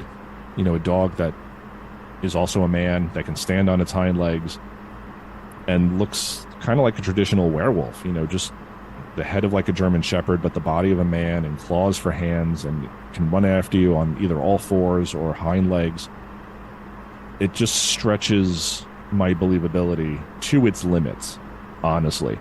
And especially since you have this one, like this Bryn Athen Beast, just came out in 1990. So it's almost like people were more able to access information, more able to access cryptid books, and heard about the Dogman, heard about the Beast of Bray Road, and started seeing these things. Like, it kind of came into the popular culture, almost like a chupacabra, which is another one that I just kind of feel was like an internet creation or an online sensation. It just kind of got like a media frenzy, and then everybody was seeing chupacabras, and now everybody who sees like a mangy coyote says, oh, that's a chupacabra, and it just kind of morphed into something else. So just very strange to me. And but again, that being said, there's a lot of people, credible witnesses, who say they have seen a Dogman. So there's that part of me that finds it much harder to believe than, say, a Bigfoot. But at the same time, you have many, many witnesses seeing these things. And again, in Michigan, they're saying it dates back to 1794. So people are seeing something. And again, to throw out, oh, they saw a bear, or they saw a deer, or they saw a moose, or there's a man in a ghillie suit. Yes, could that account for some of the sightings, or even most of the sightings? Of course. But I still think you have witnesses who are experienced, who are smart, who are not the stereotypical drunken hillbilly local yokel that skeptics like to have you believe that that's who these witnesses are. And for the most part, most of these witnesses, whether it's Bigfoot, whether it's UFOs, whatever it is, most witnesses are just normal, everyday people. They're your neighbors, they're your doctors, they're your police officers, your firefighters, your military people, your pilots. These are who are seeing these things. So you can dismiss it and you can say, okay, this one's a little bit more believable than that one. But at the same time, people are seeing something. So it does make me wonder. And again, could Dogman just be Bigfoot, and people are seeing, what they want to see? They're expecting to see a Dogman, so they see Dogman. I don't know. Again, I hate using one unproven to explain another unproven. But who knows? Who knows? They're seeing something that's humanoid. They're seeing something that's scaring them. They're saying it looks like a Dogman. Who am I to argue? Again, it's not something that I'm particularly sold on, but it's something I need to incorporate into what's going on, because it is out there and people are seeing these things. So very interesting. Okay, so that'll end our show for this week. And again, I hope you guys enjoyed that. Again, most of these cryptids are probably just folklore, mythology, scary stories to keep kids from going to lovers' lanes and wandering in the swamps and going into the woods by themselves. But it is interesting how all these little local places have their local legends, and you can kind of see bits and pieces from other things. A little bit Jersey Devil, a little bit Bigfoot, a little bit Pukwudgie. But they pull these legends and kind of create their own. And again, I don't think anything on this list is real. That's my opinion. What do you guys think? Let me know down below. Be respectful. We can agree to disagree. And I admit freely that just because I don't believe in something doesn't mean it doesn't exist. It's just how much from what we know, from how we feel, that we can accept, that we can believe in, that, how much the evidence has sort of swayed us one way or the other. And if evidence has swayed you a different way, that's great. Let's talk about it, because I love hearing people's experiences and stories. I did the Cayuga Lake monster episode, and I actually got some emails from people who said, no, I've seen something in the lake. And they told me their stories. And again, I can't really share them here. I don't have their permission, but they wanted to share with me that, hey, you don't believe in lake monsters, but this is what I saw. And again, these are people who are articulate. They're well written. They're obviously educated, writing paragraphs with no grammatical or spelling errors. Like, these are smart people. These are people who saw something. And does that make me believe that there's a dinosaur in the lake? Not necessarily, but they saw something that they could not explain. And I've seen plenty of things I can't explain. I'm never going to say 100% I saw a UFO, that this UFO was an alien craft, or that this thing I saw in the corner of my room was a ghost, or anything like that. But I know when I've seen something that's freaked me out, and I like to think I'm a somewhat intelligent person. So when I do get these emails from people who are clearly intelligent, clearly know what they're talking about, and are still saying, hey, I saw something and this thing was 50 feet long, it was not 10 feet long and I'm imagining it, I tend to take that a little bit more seriously. Again, does it convince me? Not necessarily, but it's another little piece of evidence that piles up, and I put on my shelf in my brain and say, okay, maybe there is more to this than I thought originally. And I freely admit that I could be wrong about a great number of these things. But that's why we discuss it. That's why I enjoy the feedback from you guys. I enjoy talking to you guys about it all. So if you guys have local legends you want me to talk about, or you want to share with me and I can talk about it on the show, like, there's tons of stuff out there that I don't know about. Please shoot me an email, jason@oddanduntold.com. That's kind of the point of the podcast, the untold part. I love that. I don't want to cover the Patterson-Gimlin film over and over again. I don't want to cover Roswell. I don't want to cover like the famous, the Mothman in Point Pleasant. Like, it's been done to death by people much more informed, much more expertise than I have about these subjects. So let them handle that. I want to talk about the little known stuff. I want to bring you guys stories that no one's really heard about before, because that's really what's fascinating to me. I mean, Patterson-Gimlin film, great, awesome. I would love to listen to other people talk about it. I don't want to talk about it because I'm not the expert. So I'd rather listen to people who know what they're talking about and can speak on it much better than I could. So if you guys have stories, let me know. If you've listened this far, thank you. Give us a like, give us a subscribe. If you're listening on audio only, please give us a review on Apple or Spotify or Google Music, whatever you're on. Please leave us a review. You don't have to write anything out. You can just click how many stars you think we deserve. So yeah, until next time, everybody, question everything, just like I did here tonight. Question how a dinosaur can get into a man-made lake from 1971.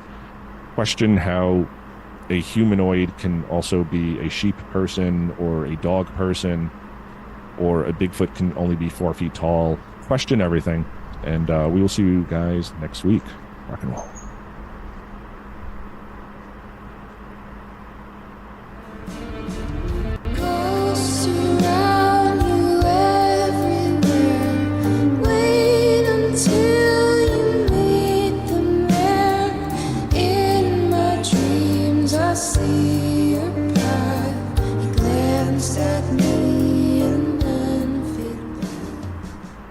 Hey everybody, welcome to Odd and Untold, the podcast where we talk about all things strange and spooky.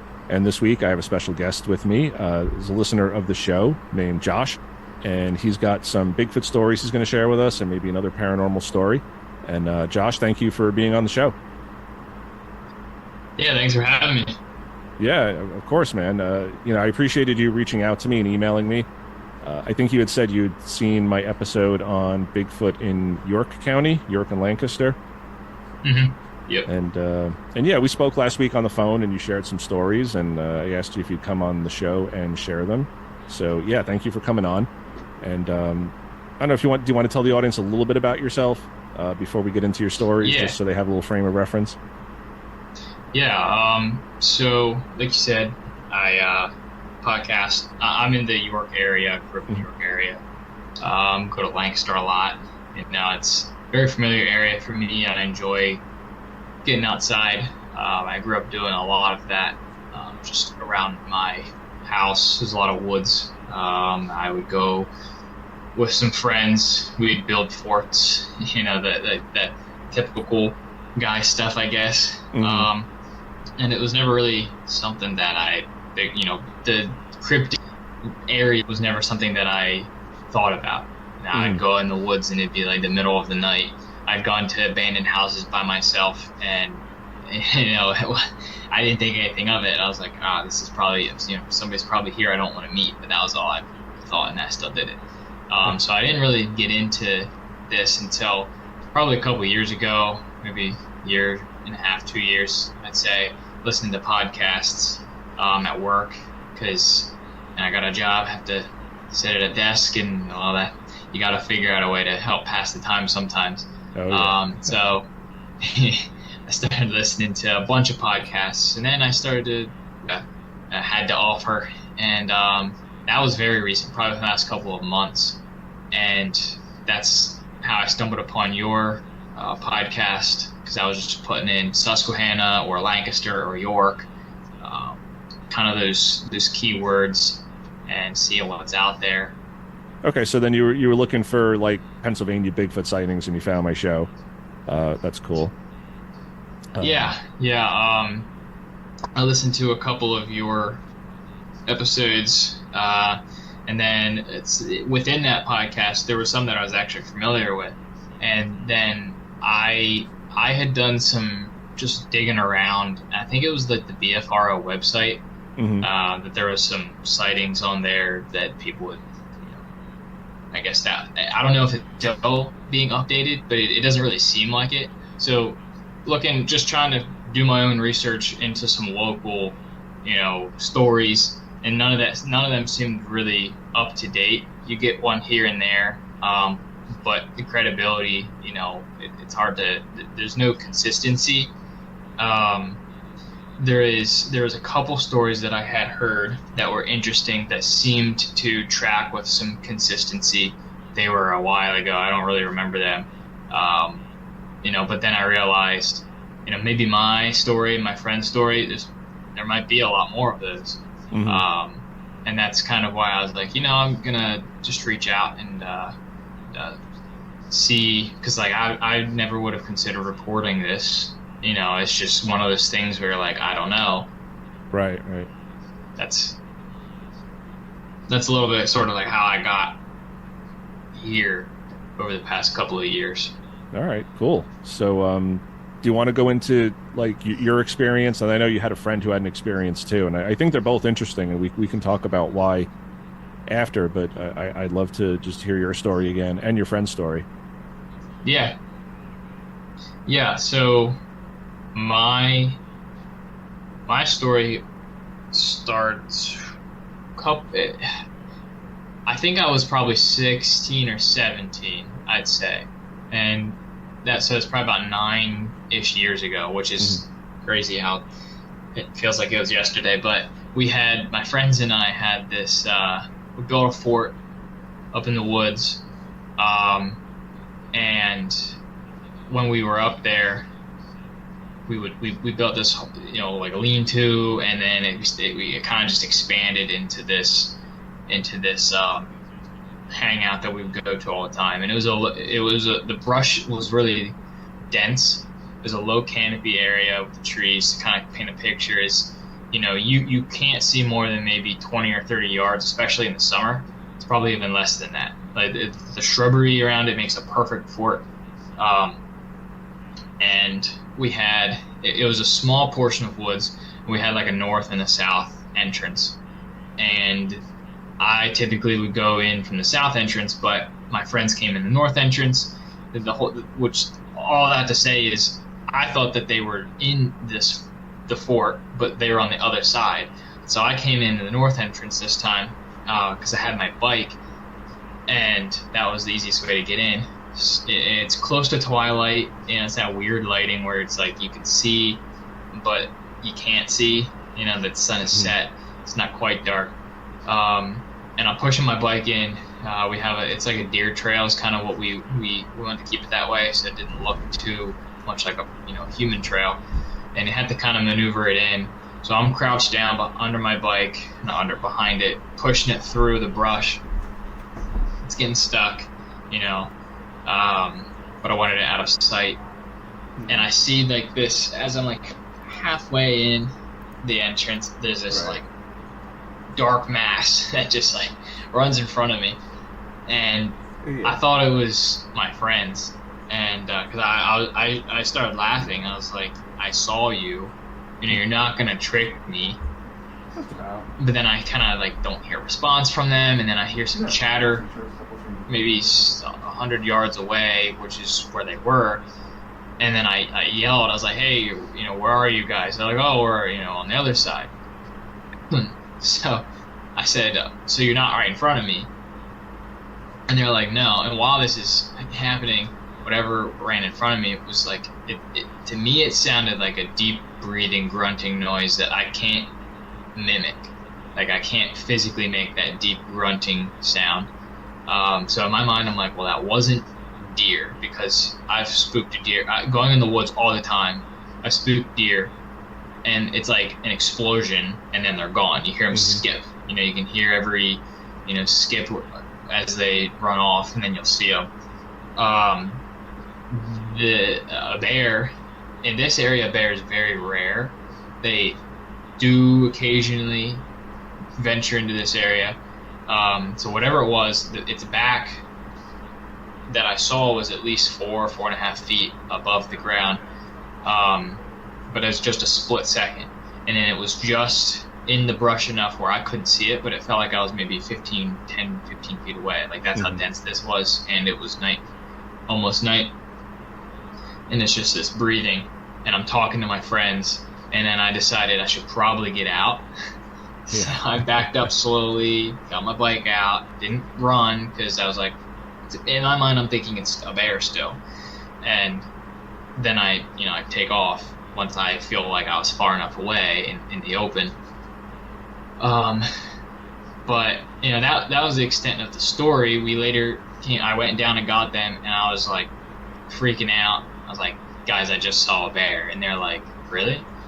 And then we went back to look, but we kept a distance, and we didn't see anything leave because, again, this is like surrounded by a field, so we didn't see anything up going anywhere. We would have seen something, but we didn't. We figured maybe there's a split second where it could have gotten away where we weren't looking. But yeah, and it was years later, probably 6-7 years later, I was like, well, maybe that wasn't a bear. I'm not saying I know. I'm not saying it was Bigfoot. I'm not saying I know what it was, but it was just strange. Because bears, there are people who go their whole lives living in bear country and not see a bear, or rarely see a bear. And the bears that we get around here, you can count on one hand how many bears have been in this area in like a decade or two. It's not common, and they're usually smaller black bears because there's just not enough food. And if there's a person near them, they're gonna want to run and disappear. If you spook them, they're gone. They're not gonna linger close to you, obviously, unless there's cubs. But I think I would have known if there were cubs. And there was nothing in the news about it. I mean, there are people who live around here. No one had a bear on a trail camera or the news. The news always airs it. So I started thinking about that later on, and I thought, it's just strange. It's the only way I can kind of describe it.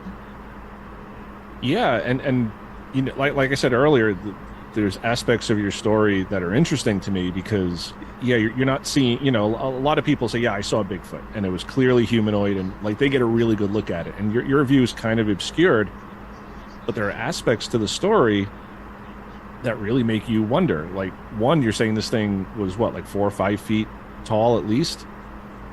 Yeah, That's the level that I saw it at. Mm-hmm. Because that's how I was crouched down. Right. So that's what I could see. But the mass moving from my right side to the left side, it seemed longer. Like it seemed like there was a length. So either it would be a bear's length or a hunched over kind of humanoid like figure. I guess. I just, the only thing that I can specifically say is that I saw a mass, and I was at the 4-foot level, being crouched over, and I was at that level. Okay. Yeah. Yeah, and the black bear here on the East Coast, like they don't get that big.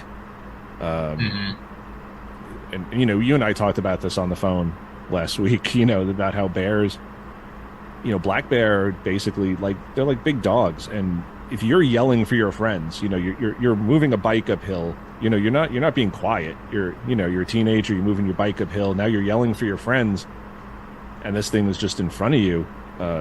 Typically black bear are going to run off. And if it was, and it would have known where my friends were. Right. So you're hearing their chatter. So the bear is probably hearing their chatter and is going to, scram out of there. It's not going to stick around if there's people around.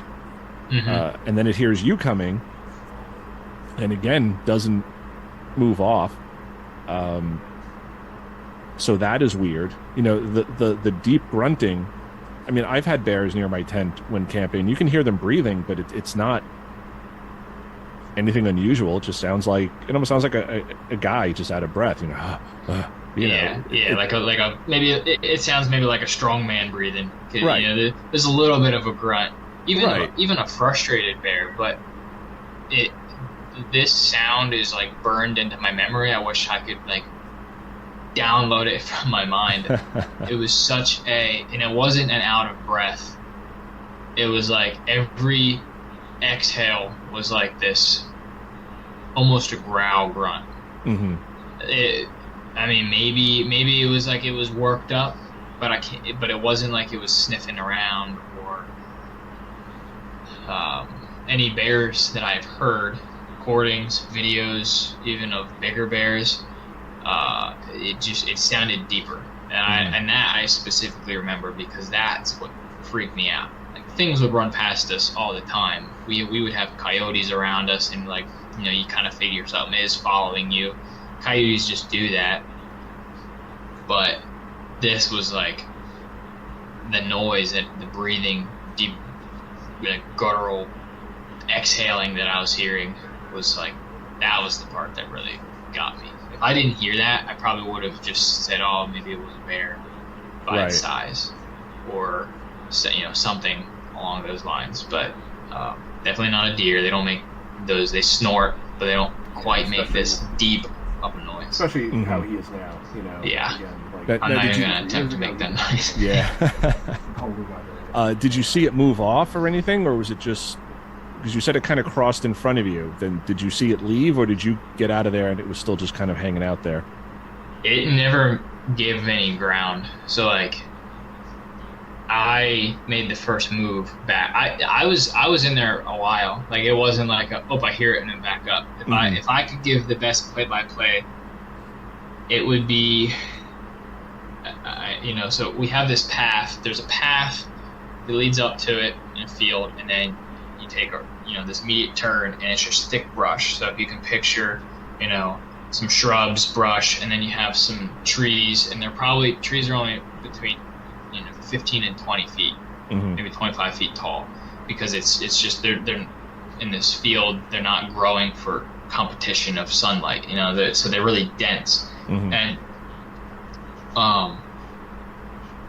we have the vines going across, and then on the left-hand side there was an even thicker bush. I don't know what it was. There was a dump pile there of some brush. It was just there for a long time, and stuff would pile up and grow around it, more like thorns. And that was the dark area, the extra dark area. So on the right-hand side is where our fort was, and further down is where my friends were on the right-hand side. And this thing came from the right, and it moved from right to left in front of me. And there's a small clearing in front of where I was, and where it moved to my left was behind thicker brush that was darker, and I couldn't see over there. If it stayed right in front of me, I could have seen it. But it moved from the right, which was a little bit thicker, and then in front of me where it was thinner is where I saw it, and then it was very thick to the left. And it, within like a half a second, it was over. And it was probably a good minute that I was, from me pushing my bike in to when it ran across. From it running across and me being stuck with my bike was probably a solid minute, because it took me a couple of seconds because I thought my friends were making this noise, and then I realized, I was like, there's no way my friends are making this noise. And then for me to be able to back out slowly, because I mean I am lower than my bike at this point now, trying to get in, so now I gotta back out, but I don't want to turn my back. So it was a solid minute that it was there. It wasn't backing up slowly, it wasn't moving away, it was keeping that constant harsh breathing until I backed up. And as soon as I backed up and I was away from it to the point where I was in the open of the field and got on my bike and was gone, I don't know what happened after that. We came back, and my friend, he didn't go through it, so he wasn't as, scared as I was. Right. He got up to it, and he didn't hear anything. He didn't see anything. He said he saw something move back in the brush, but I don't know. I don't know if he's just saying that to say that, but we didn't see anything after that. But it was a long exposure. Typically something's going to give first, and usually, even if a person starts backing up, the animal's going to be gone, that they're going to want to get out of there. But it just stood there, I guess. I don't know. Yeah, and you had told me last week too that you guys kept food in the fort too, as well, right? We didn't keep it there. We would bring it up, and we would. And I can't remember how recent we did have food up there. I kind of remember we might have had either bacon, steak, and or Bush's baked beans. We might that. I don't remember that timeline specifically of when. Okay. I think it was within that week, but that's not the first time that we've done that and had food up there. Right. So I mean. But like the fort itself wasn't disturbed or anything, right?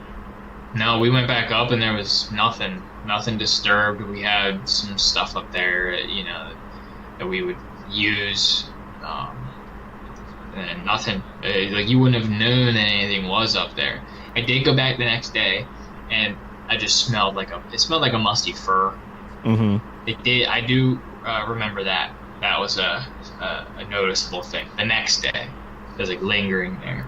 Couldn't find any footprints. There might have been some imprints that were large, but this area was a very rocky soil, a lot of roots because it was so dense. Like you couldn't dig more than a couple inches there before hitting big roots and stuff.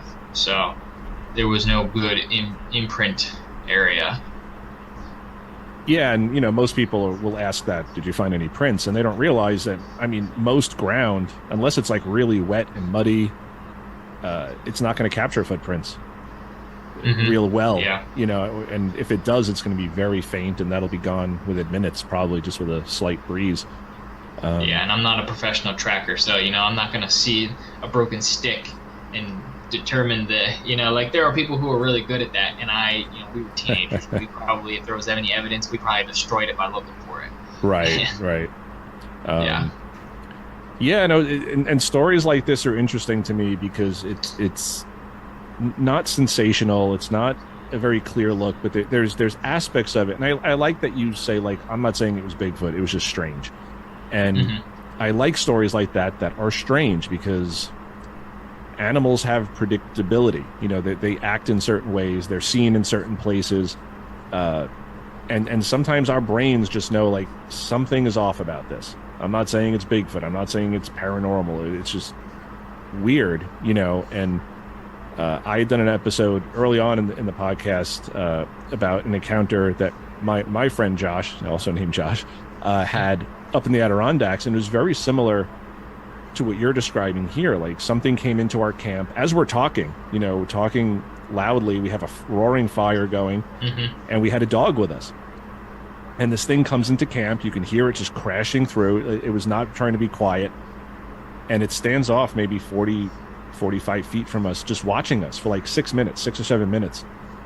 We didn't see it. We just saw the eyes blinking. You see the eye shine. Yeah. And we're yelling at this thing. We have big sticks because we were trying to like prop tarps over our tent from the night before because it was raining. And we had sticks and we're banging the sticks. And we had a dog with us, and the dog didn't move, which is unusual because usually when a dog is going to be protective. It's going to say, oh, something's coming into camp. And this thing was chasing every squirrel and every chipmunk. Yeah. And now this thing comes in and the dog is just sitting there. It didn't even stand up. He was just sitting and the ears are up watching this thing. And we're just talking to each other like, maybe this is a bear and we're going to have to defend ourselves because it's not moving off. We're yelling and screaming. And again, black bears don't typically do this. They're not going to approach two big guys. We're both 6'1", to over 200 pounds. And this thing would not move off. Finally, it did. Like I said, probably 6 or 7 minutes, which doesn't sound like a long time, but that's an eternity when you're defending yourselves with pointy sticks, from an animal. 10 seconds is 10 minutes. Yeah, exactly. And the next morning, we went and looked where this thing was because we could tell which tree it was. And from our estimates, it was easily 8, like the eyes were like at the 8-foot level. Yeah. I was going to say, not a black bear, No. I was going to say, if, looking at the eyes and if you knew where the tree matched, and that's, to be able to say that you saw it at that level, even if you're off by a foot, that's tall. That's still tall. Yeah. And we said the same thing. Like, even if we're off a little bit, you're still talking even 7 feet tall. That's not a black bear. Black bear standing up is not going to be 7 feet tall. And it was funny because we were leaving the next morning and we said, you know what? Instead of doing a bear hang, let's leave the food like along where it came in. Like, if it wants the food, let it take the food. Better that than coming into our camp. Because it was like the only trip that we were ever unarmed. Like, we always take a shotgun or something with us, and this was the only trip where we're like, we have the dog, like, we'll be okay. And the cooler was not disturbed, and we had like sausages, we had cheese, we had eggs, like smelly stuff that a bear, if it were a bear, like, would come back and be like, oh, cool, free food. That's what it wants.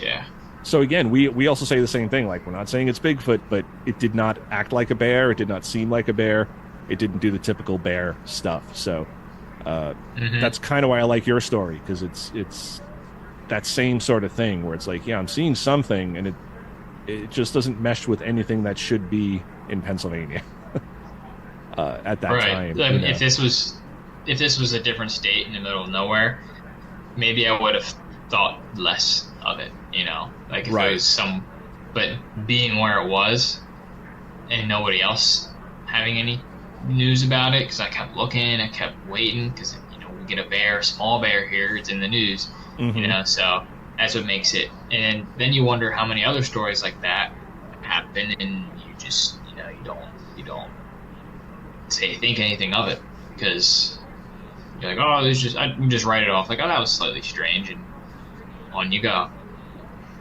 Yeah, and I think there's a lot of stories out there like that, and a lot of people like that who go out there and just something strange, and they're not thinking Bigfoot or whatever else, paranormal, UFO or ghost or whatever it may be. They're just saying, oh, that was a weird bear, that was a weird whatever, and they move on with their lives. And it sounds very much like what happened with you. Like, at the time you weren't into Bigfoot or anything, so you're thinking that was a weird bear encounter. And then you get a little older and you look back on it and you're saying, something about that isn't right. It doesn't really feel like a bear. It doesn't act like a bear. It doesn't sound like a bear. So was it a bear? Yeah. I think it's just that I grew up watching the Finding Bigfoot, and it's just the way that they did stuff was not really my from a scientific standpoint, it was kind of, it kind of ruined it for me in my mind. And then I watched Les Stroud's Survivorman Bigfoot series and the stuff that he talked about, and I was like, okay, this brings a little more validity to it, and that's what got me thinking. But yeah, and I think too, some people want to live in denial, because I've heard many stories of, lifelong hunters who sell all their stuff and never go in the woods again, and guys who have been in wars and have seen things, and then this is something else, and that doesn't just happen. Right. Yeah. We talked about this too, that like, if if you're a hunter, that's something you devote your life to. That is your hobby. That is your passion. You wait for hunting season to open, you get all the gear, and then to have somebody who's been hunting for 30, 40 years to just give it up because I saw something, and I'm not going back out there. Doesn't matter what type of caliber weapon I have, doesn't sell all my gear, I'm done. It's just weird. But like you said, there are people who are in denial, and they'll see something, and like we said, I saw a strange bear. It got up on two legs and it ran off, and that's not what. We kind of talked about that on our phone call too, and you have a friend's story who's like in that ballpark, right? Yeah, and I think on that note that about just kind of like passing it off, because I think I might have kind of done that too when I was younger, because that's what I did for fun, and as soon as you accept in your mind that was not normal, it only takes one thing to not be normal to then question everything of what is normal, what isn't, what. And then when you go out there again, you're like, this is a totally different landscape, and it kind of like freaks you out a little bit. Hunters, if they see something that's not like definitive black and white right in their face, they might, their mind might automatically change the story to be something less scary, because it doesn't want them to give up or accept and scare themselves out of doing the thing that they've always done, which kind of leads somewhat into this next story that happened years later, probably 2-3 years ago. Same general area within maybe like a 10-mile radius. This was along the Susquehanna. I think it was north of 30 on the York side, I believe. But I know my friend was hunting with another friend. They're going out, I think it was like duck hunting. And he said that it was dark. They got there, before the sunlight, about 3 a.m, I think. And there was this island. There's tons of islands on the Susquehanna, and there was this one close enough that you could like see it, but far enough away that deer aren't going out there even when it's low. And he said that, and he texted me this, and usually he does. Our text messages are very vague. Two guys are just like, hey, you want to do this? Yeah, sure. All right. 5 o'clock? Yep, cool. Yep. Like that's how he texts. But this was, it was a little bit more behind these texts, and he was like freaked out. But I know he wasn't thinking what I was thinking. But the more he's telling his story, I'm like, you do realize what this sounds like, right? And he was like, no, it is not that. And he was like denying it. So, that just goes somewhat towards, for me, the credibility of what he saw, because he's like, no, it was not that. I don't know what it was, but it wasn't Bigfoot. And I said, I'm not saying it was Bigfoot, but I'm also like, what the heck?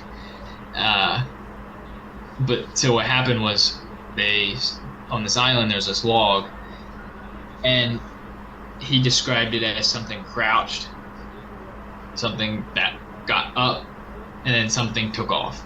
It crouched, got up, took off, crashing loud, again, sort of not really caring about what it was running through. It was going through some water, And he said that when he described it as getting up. I was like, well, nothing gets up. Bears are the only thing that get up, and they're not getting up to run through water. Right. And he almost made it sound like it was watching and observing. And they have guns, and he said that the hair on the back of his neck was like standing up. He was freaked out, and he was telling me this. And I was like, wow, he actually seemed like concerned. So, I mean, that's the story. And it was quick. I was trying to get more details out of him, but he knows what I think now, so he doesn't want to tell me anything else. Right. But yeah, I don't know. That's an interesting story. I mean, a person's not going to be out on an island by themselves, crouched behind a log, staring at hunters. And the other thing too is, if it's still dark, they're going to be able to see, because the water is going to be that early morning sun. They'll be able to see. Mm-hmm. They're in the dark, seeing the lighter part. Oh, it's open, not under the trees. But anything that's out in the lighter area won't be able to see them. I mean, that was kind of the idea of why they're going out at that time to hunt that area. So a person who definitely, you wouldn't see people crouching behind a, whatever they were hiding behind to be stealthy. You wouldn't see them in the woods. Right. So, yeah. But we hear stories like that all the time, that people see something crouched. They think it's a tree stump. They think it's a bush. They think it's a bear. They think it's just another animal. And then it stands up. And then it runs. And that doesn't make sense. Yes, we talked about this. A bear can rear up, usually to either reach food or maybe as an intimidation tactic, but they're not going to walk on two legs. Again, they're a trained circus bear or in a zoo might do that because they're trained and they're performing. But for a wild bear, that is the least. It's the word I'm looking for. Like it's not the most efficient way of moving. They are quadrupeds. They're going to get down. If they're going to run off, they're going to run off on all fours. That's where they're powerful, not on their hind legs. So to just get up, as your friend is saying, this thing got up and then ran, especially in the dark. So again, even if you are assuming this is a person, a man in a ghillie suit, or whatever a skeptic might try to say, that moving around in the dark, human eyesight is very poor in the dark, and to just be crashing through the brush and making that much noise, a human being goes and you get stuck with a thorn and you're like, oh, and you stop, unless you're running for your life. And why, if this were a person, why would they be running for their lives if they're way across on this island? And it's just why are they there to begin with? Right. Why is it there at 3-4 in the morning just hanging out? Yeah. This just person just like, I'm just going to go hang out and hide behind this log on this random island. And I hope I don't get caught by why? It just, so it's like, go ahead. Yeah. I was saying, it's not illegal. I mean, if they were hunting there, you'd probably be like, hey, I'm over here. Don't shoot me. Yeah, that would be the smart thing. Again, if the guy didn't have any flash colors on, you yell out, hey, I'm a person, don't shoot. I'm in a ghillie suit, or, I'm in camouflage. Please don't shoot me if you see me. And then, okay, the guys would put their guns down and wait to see what happened. It's just, we talked about this too, the denial of certain people, that they'll tell you they saw something, they'll tell you they saw something strange, they'll tell you they were freaked out, but they don't want to say the word. They don't want to say Bigfoot. They don't want to say, Right. And that's always interesting to me, that it's like, he kind of knows what it sounds like. Why would he even tell you this? If he just thought this was a bear, he could just say, oh yeah, we ran into a bear this morning and it ran off. Oh, okay. Exactly. I mean, he was telling this like he was freaked out, and he just had to tell somebody, because you got to tell somebody. But he also didn't want to acknowledge, which I get. I have my own theories behind, which are more mainstream now than they were. Um, but most people, when they start with Bigfoot, hearing about it, it's like, oh, it's a big ape that's elusive. It's this elusive creature that could maybe it makes sense in some of the national forests. I mean, they have said. I mean, in the Survivor Man's, Les Stroud talks about how just look around you, look at the wilderness out here. Now, if you have a semi-smart creature who has a large span of distance that it can travel, there's no reason that, it could go its whole life without seeing somebody in some of those places out west. So I understand why people would start there, but, and then you start getting into history all around the world, seeing and reporting the same thing over and over and over, and they had no means of communication. And it's like, now there is something there. Is it extinct? Is it not? But, that's kind of besides the point. It's the stigma around it is you don't say that you believe in it, but it's always, do you believe in Bigfoot or not? Do you believe in aliens or not? It's not, well, here's an idea that's slightly different of what I think it could be. And I think that just started maybe after COVID. It just started to kind of come to surface. Or maybe that's just when I started finding out about it. But it seems to be blowing up with a lot of the bigger podcasts. And I'm not sure where that's coming from, because I think there's a lot to it that doesn't make sense when you look at it. And it's the footprint tracks that just disappear in the middle of a field, or right. Like we've never found a dead body, or like how many guys have said they have shot at one of these and it just like my bullets had no effect on it. So there's a lot of like these weird aspects of it where if it were simply an animal, you'd think we'd come across a carcass at some point. I mean, again, like we talk about bears and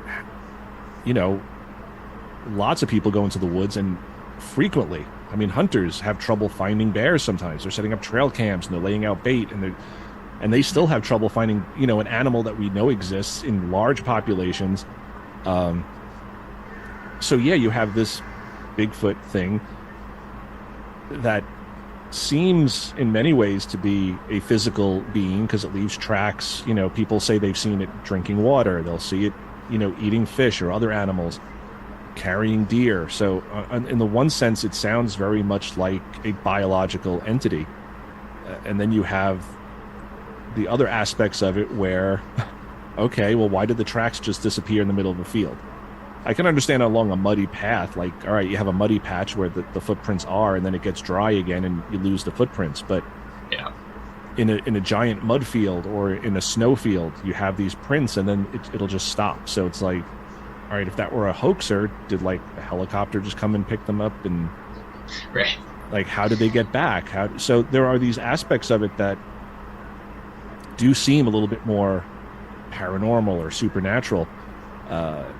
And then some people just take it very far, and they'll just say, "Oh, it's portals, and they're being dropped off by UFOs." And to me, that's going a little too far because, like, how do we know that? And like I've said on the show before, I don't like the idea of explaining one unknown with another unknown. Like, well, what is Bigfoot? Oh, Bigfoot's dropped off here by aliens or interdimensional beings or portals. Or okay, well, now we have to assume that portals exist or that aliens are real, and it just starts leading down a path. But at the same time, I do think we need to be open to the fact that there's more here going on than we think, because yeah, in the Pacific Northwest or in the Adirondacks or like these big swaths of just wilderness where there are no people, yeah, that's a little bit more believable than in, say, rural Pennsylvania, where, like you said, you're kind of surrounded by fields. So where did this thing go?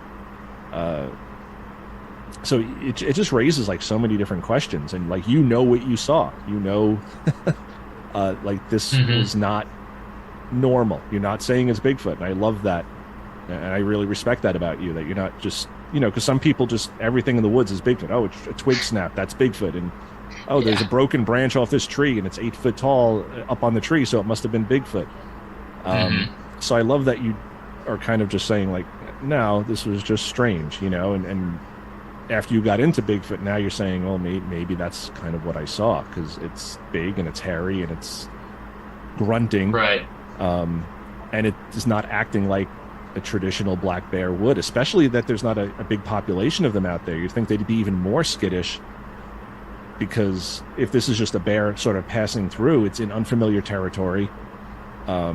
And now here comes this guy with a bike and it's making noise and you're yelling for your friends. Like, any typical black bear is just going to be like, nope, I'm out of here. Yeah. I'm not sticking around. I think a mama bear is going to attack you. I think if it was a mama bear that you stumbled on, you might not be here telling this story right now. Yeah, they can. I thought about that. I was like, yeah. Yeah. So, and I think that the problem that a lot of people have is they have to assign something to it. Like I've had a lot of weird stuff happen. When I'm in the woods that I can't necessarily even talk about as much as I've talked about with these two stories. Just in that area, with that abandoned house, the time I went by myself, sounded like a step upstairs. I think I was telling you about that. And I was like, I don't know what that was, but I'm getting out of here. And I took off through the thorns, and, I didn't, it's not one of those abandoned houses where everybody, where all the people go to do illegal things. It was tucked up in the woods, and there's no graffiti at all. Like, it's a very remote abandoned house. Mm-hmm. And you would hear people upstairs, and the upstairs, like I would have known before I went if somebody was up there. Just the way it's laid out, and there was no talking, and there was just a single step followed by like another partial step. And if it was an animal, it would scurry, and I know where the floor caves in, but like to me, I was like, that was just weird. I couldn't come up with any explanation, and I know it wasn't floor creaking. It wasn't the first time I was there, and I know what floor creaking sounds like. And then there was another time that I was going in the woods, also right by there, and it was just like a weird feeling, and I was like, I'm probably not gonna go in here. I think sometimes someone's looking at you, and you just know they're looking. You turn around, and there you see them. Like, there's just instincts that we have. And sometimes I'd feel fine, I'd walk right in, and then other times I was like, it's very quiet. Now I think maybe our senses pick up on things that, why am I not hearing birds? Why am I not hearing bugs? Why is it so eerily calm? And that triggers something whether you realize it or not in most people. And you're in the woods a lot, you notice more things, and there's times where that's happened. And I'm like, why? What big predators are around here? We might get coyotes, but they're not gonna make every insect silent. No. So. No, and that's, I love that you said that, because I say this on the show a lot too. Is like your instincts, and there's something in our brains that even if we can't pinpoint it, like we know when something is off. Whether it's we're seeing something in the sky, or we're hearing a noise in an abandoned house, or seeing something in the woods, like we tend to know. And it's the same thing with like hunters. And again, I can understand you take a city person, someone who's never been in the woods before, and they go to summer camp for the first time and they get lost on a trail, and like everything in the woods is going to be freaky to them because they're just not used to it, But right. You have experienced hunters or fishermen or outdoors people, campers, who have been out there their entire lives, and they have one incident or two incidents where it's just like, that night was weird. Like something was off. I felt like I was being watched. I felt like it was wrong. I packed up and I went home. Why? Mm-hmm. Like you canceled the whole trip because you felt off. Like you didn't see anything. You didn't hear anything.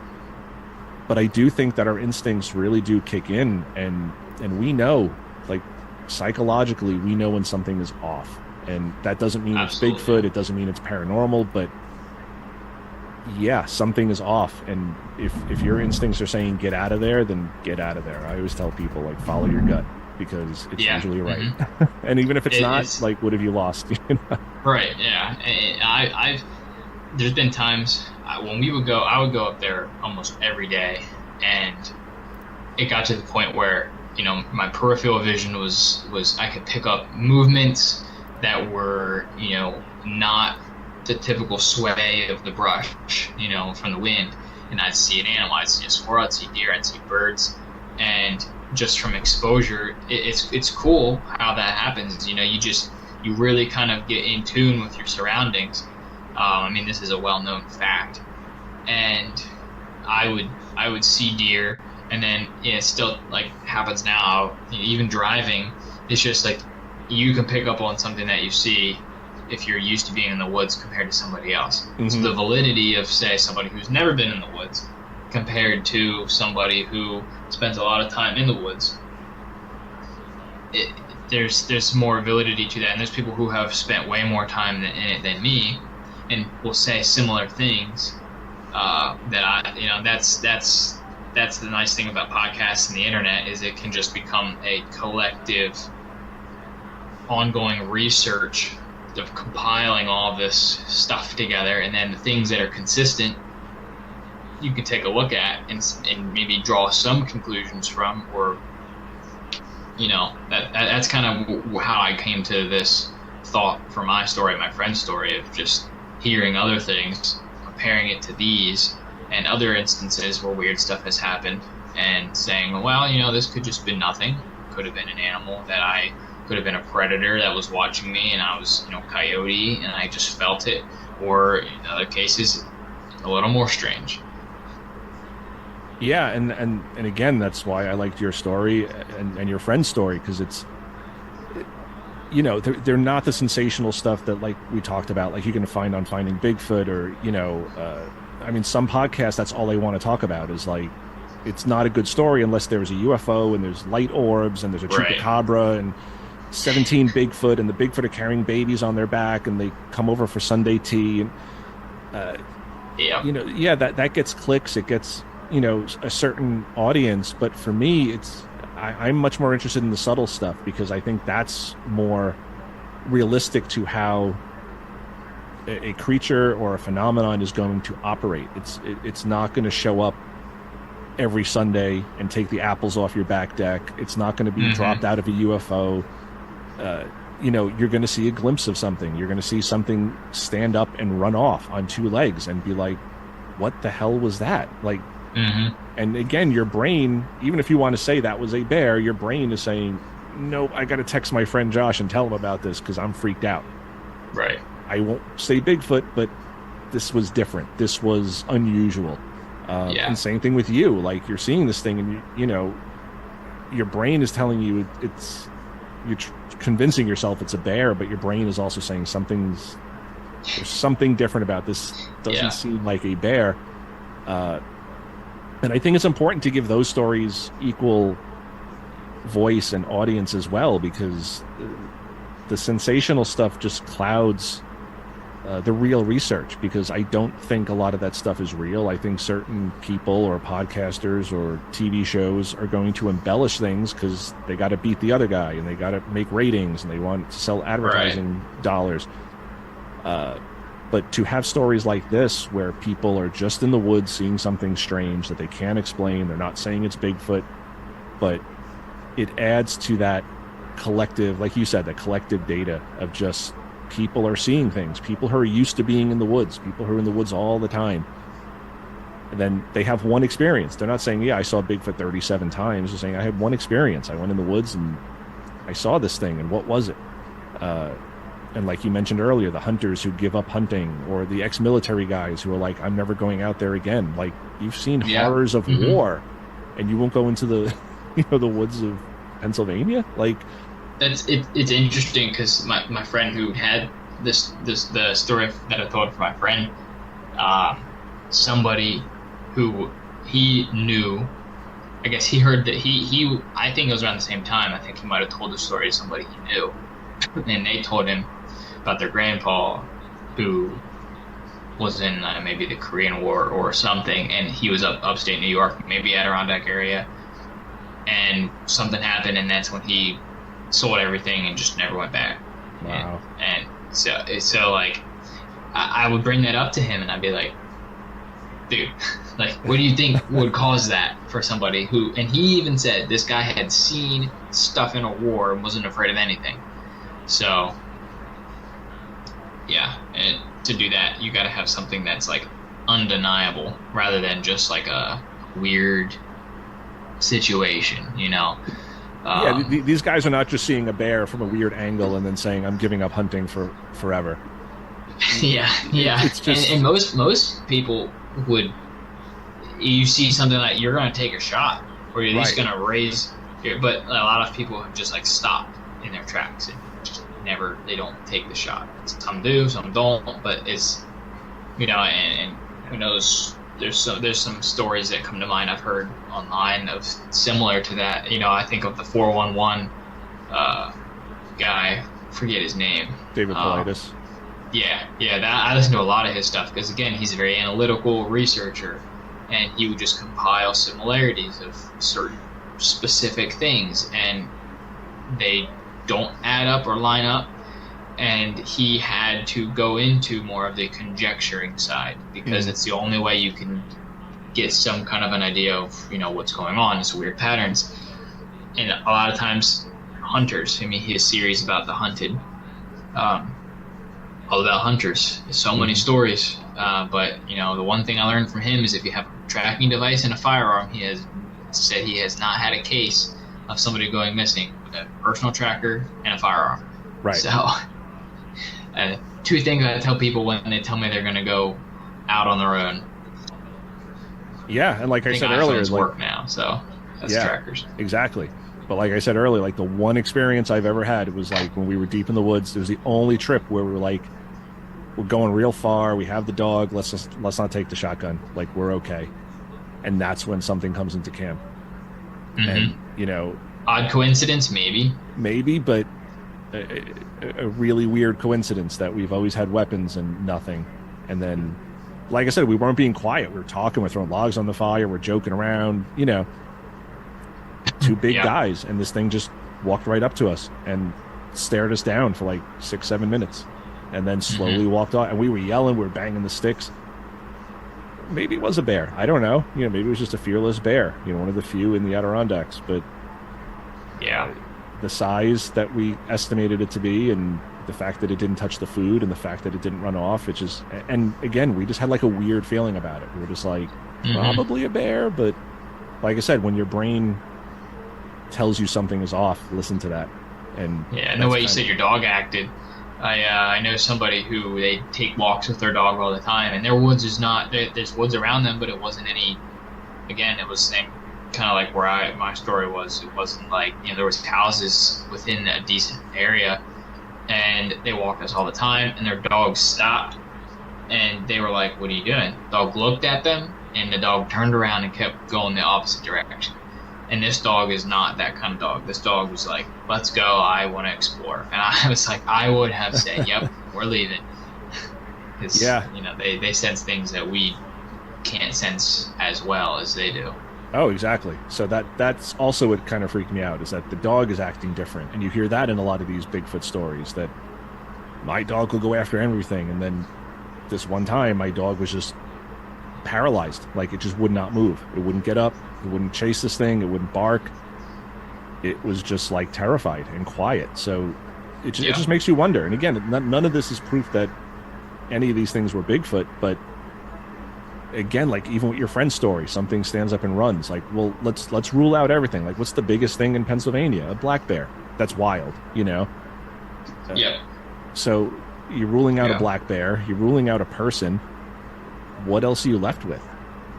You know, you rule everything out, and then again, it doesn't mean Bigfoot, but what the hell was it then? If it's not a bear and it's not a person, and your friend doesn't seem, I mean, if he's not giving you more details, he doesn't seem like someone who's pulling your leg. And again, when you have somebody pranking, there's always a payoff. There's always like, I got you, you know, like jokes on you. And I think that he doesn't want to get into it because eventually you start putting the pieces in the puzzle together, and you're cornered into accepting, not accepting, but at least accepting that it's just something that you don't know, something mysterious. You know, it's again back to Les Stroud. He says that when he would walk through in the dark, he would hear things. He would just talk himself into it. It was probably just a toad stepping on a leaf. It's probably just, you know, even if it's a bear, they're just passing through. He's like, there's just wild animals. But he's like, there's a lot of stuff that I just couldn't explain. But he didn't want it in his show because that's not what his show was about. Right. And he didn't want it to be that way, which in my mind gives him more credibility. But it's the same thing, you know, like there's people who you can't get famous off of Bigfoot anymore because there's so much out there. Right. So you really don't benefit from having some crazy story. You have to go to some elaborate lengths to be able to convince people and have dot all your I's and cross all your T's. And there's a lot more I's and T's now with all of this available information from podcasts and whatnot out there. So you really have to go to extreme lengths and spend money and time doing research to be able to get a good hoax. Yeah. And like I said, and if you're doing that, if you're hoaxing somebody, there's generally a payoff. There's generally... Right. And I've said this on the show before too, like why would somebody go into the woods, spend money on travel, spend money on fake footprints, to go put footprints in a part of the woods that's so deep that nobody may ever see it? Like if you're going to do that, you're going to go do that like in your buddy's backyard. Like so when he wakes up in the morning, it's like, oh my God, Bigfoot was in my yard, you know? And then they, no, it was just me. Why go to the lengths to go miles and miles into the woods where the likelihood of anybody even seeing it is close to zero? Yeah, you'd have to know someone was going there to begin with. Right. And you hear a lot of these stories where people are like, yeah, I didn't tell anybody I was going. I just woke up one day and was like, hey, I'm going to go hike this trail. And they go deep in the woods and they find footprints or they see something. And it's like, the guy's not going to be 4 miles into a trail in a gorilla suit trying to scare somebody when it's not a popular trail. And like, yeah, I'm going to sit here all day and like nobody's probably going to come. And maybe it does happen once, but it's not going to happen again and again in different areas. Exactly. All over the country, all over the world for decades and decades and decades. Like, and the skeptics will have you believe that that's what it is. Like there's some secret society out there of guys who just strap on, you know, fake Bigfoot feet and stomp all over the world. And that is far more far-fetched than just believing that Bigfoot exists. I know. You got to have more hurdles to believe that it's a hoax. Exactly. And again, many stories, I believe, are probably misidentifications. I'm sure there's some people out there who just get their jollies by going on the BFRO website and leaving a fake story. Right. But there's hundreds and thousands of these stories out there. So even if you take away the hoaxes, even if you take away the misidentifications, what you're left with is still a huge database of stories and experiences that you cannot explain. So, yeah, and that's the availability for that now is, and the ease of being able to tell stories helps. Yeah. You'd think that it would mean more hoaxes, but I again, there's no benefit. I'm not going to go write an anonymous post to not gain something from it, you know. And if there are people who do that, the internet is very good at sniffing things out. Right. And again, why are people giving up an hour of their time to go on podcasts or write out lengthy story? I mean, you know, you've been on the BFRO website. Some of those stories are paragraphs long.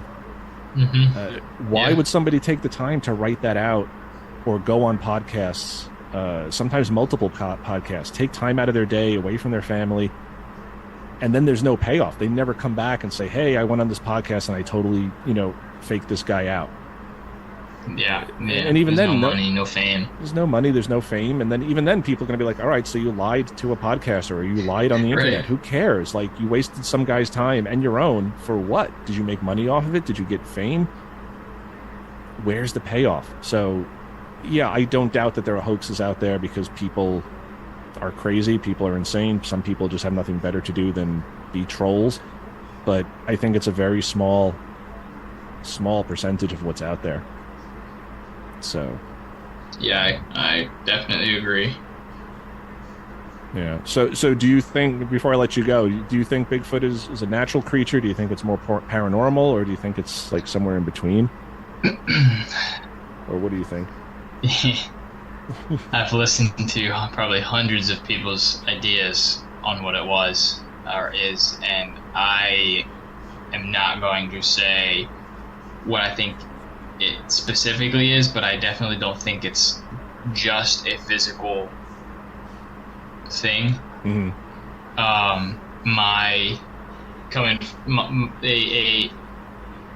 Being brought up in a church Christian background, it used to not align Mm-hmm. with that, but there has been a lot out there with a lot of the bigger podcasts, and now other podcasts starting to pick that topic up that adopt a specific view of Bigfoot and just other things that happen. And I'd say that I more closely align with those ideas than it being physical, or than it being I think there's a guy that in one of the episodes that Les Stroud did with his Bigfoot Survivor Man series that talks about it without getting, because you can go way into the weeds. There's many hours of podcasts about it, but I'd say that I lean towards that way.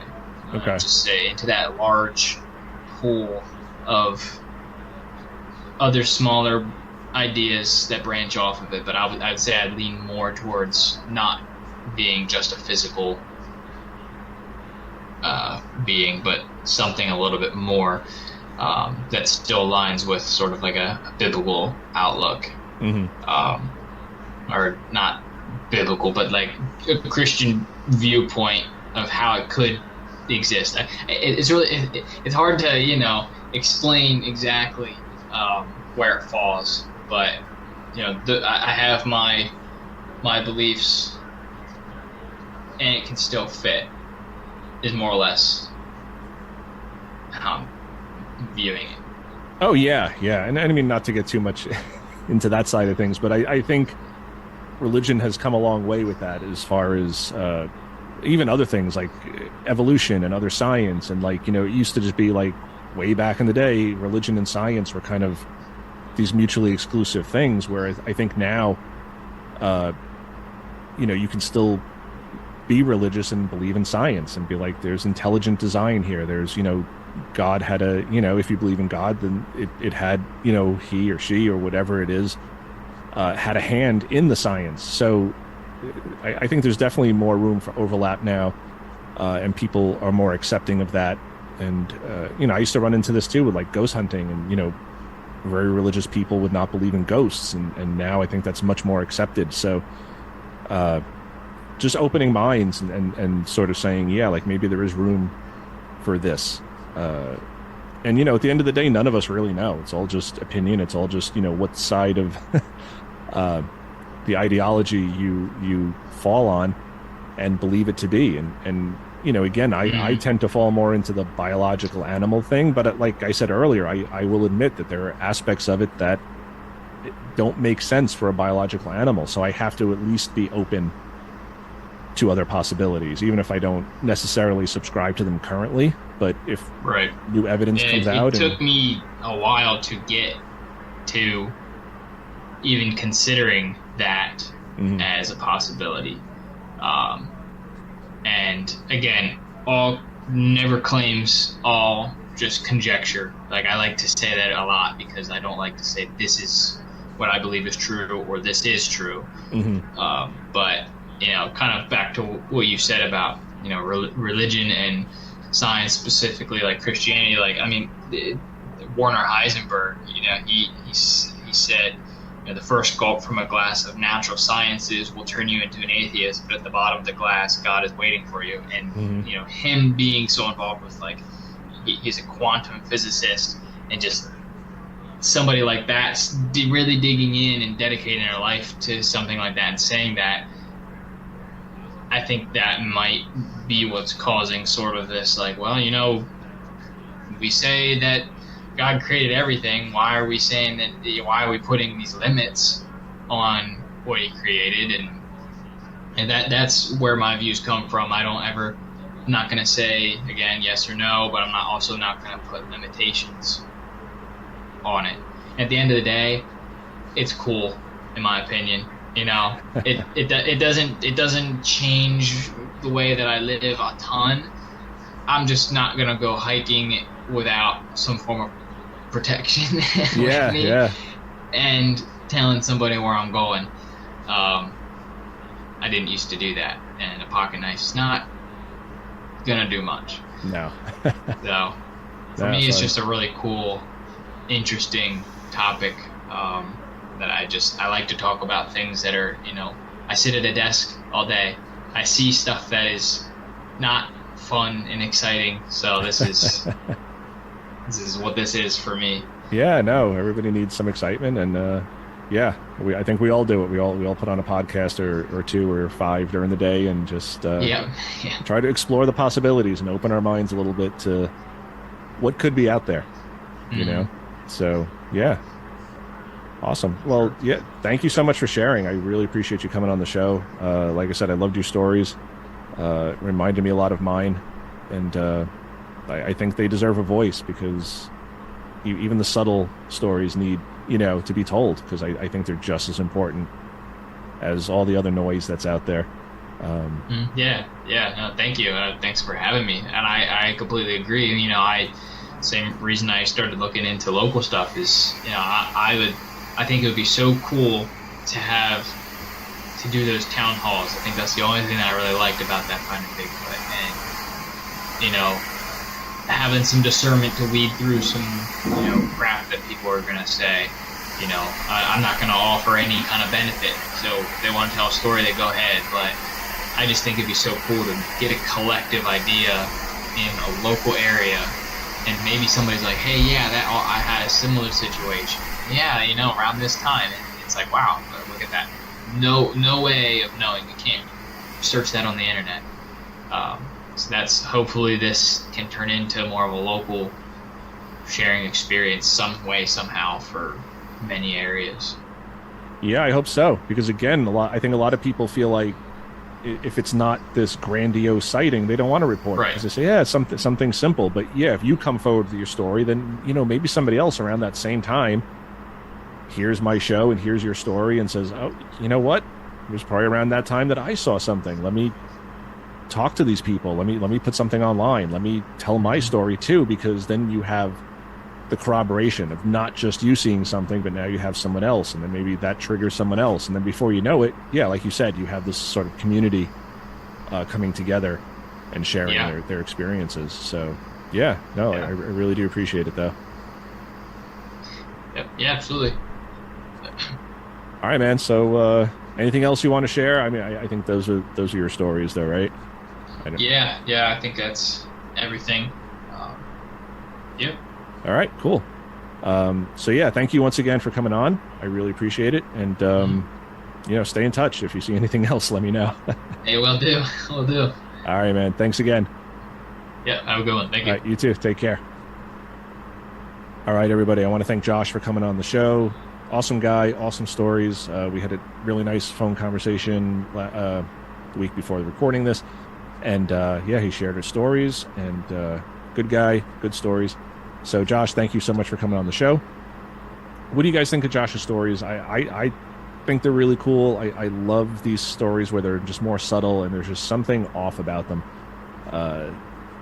Obviously, any of us, if, we're talking Bigfoot, would prefer to have seen it. Like, I know in my experience, whatever we were looking at that time, me and my other friend Josh, I would have preferred to have seen it, so I could definitely say, that was a large humanoid or that was just a bear. I don't know if Josh would rather have seen it or not, but I love these stories. I love and his friend's story about the thing standing up and running, and then his friend is just kind of shutting down, doesn't want to share any more information because it's like almost too much to admit. So love stories like that. So until next time, everybody, enjoy spooky season, question everything, Did Josh see Bigfoot? Did his friend see Bigfoot? Did I see Bigfoot? I don't know. I'll link to my story down below as well, so you guys can go back and check out that one too. Question everything. Embrace the weird, everybody. Spooky season. Does Bigfoot exist? Let me know what you think. Until next time, rock and roll, everybody.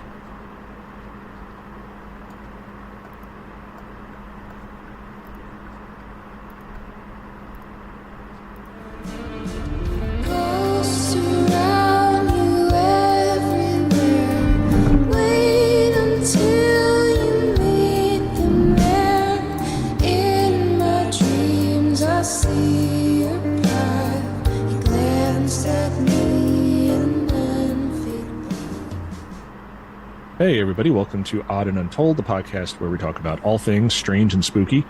This week I'm going to be discussing some UFO sightings in Pennsylvania, specifically Bucks County. Being the paranormal nerd that I am, I've been aware of the UFO flap back in Bucks County in like the summer of 2008. And every time I go into Pennsylvania, I'm kind of reminded of that because we kind of have to go through Bucks County wherever we're going. And Rebecca is from Berks County, not Bucks County, but I've done Berks County as far as Bigfoot sightings. I've done UFOs in the Poconos, but this is going to be covering Bucks County. Philadelphia is in Bucks County.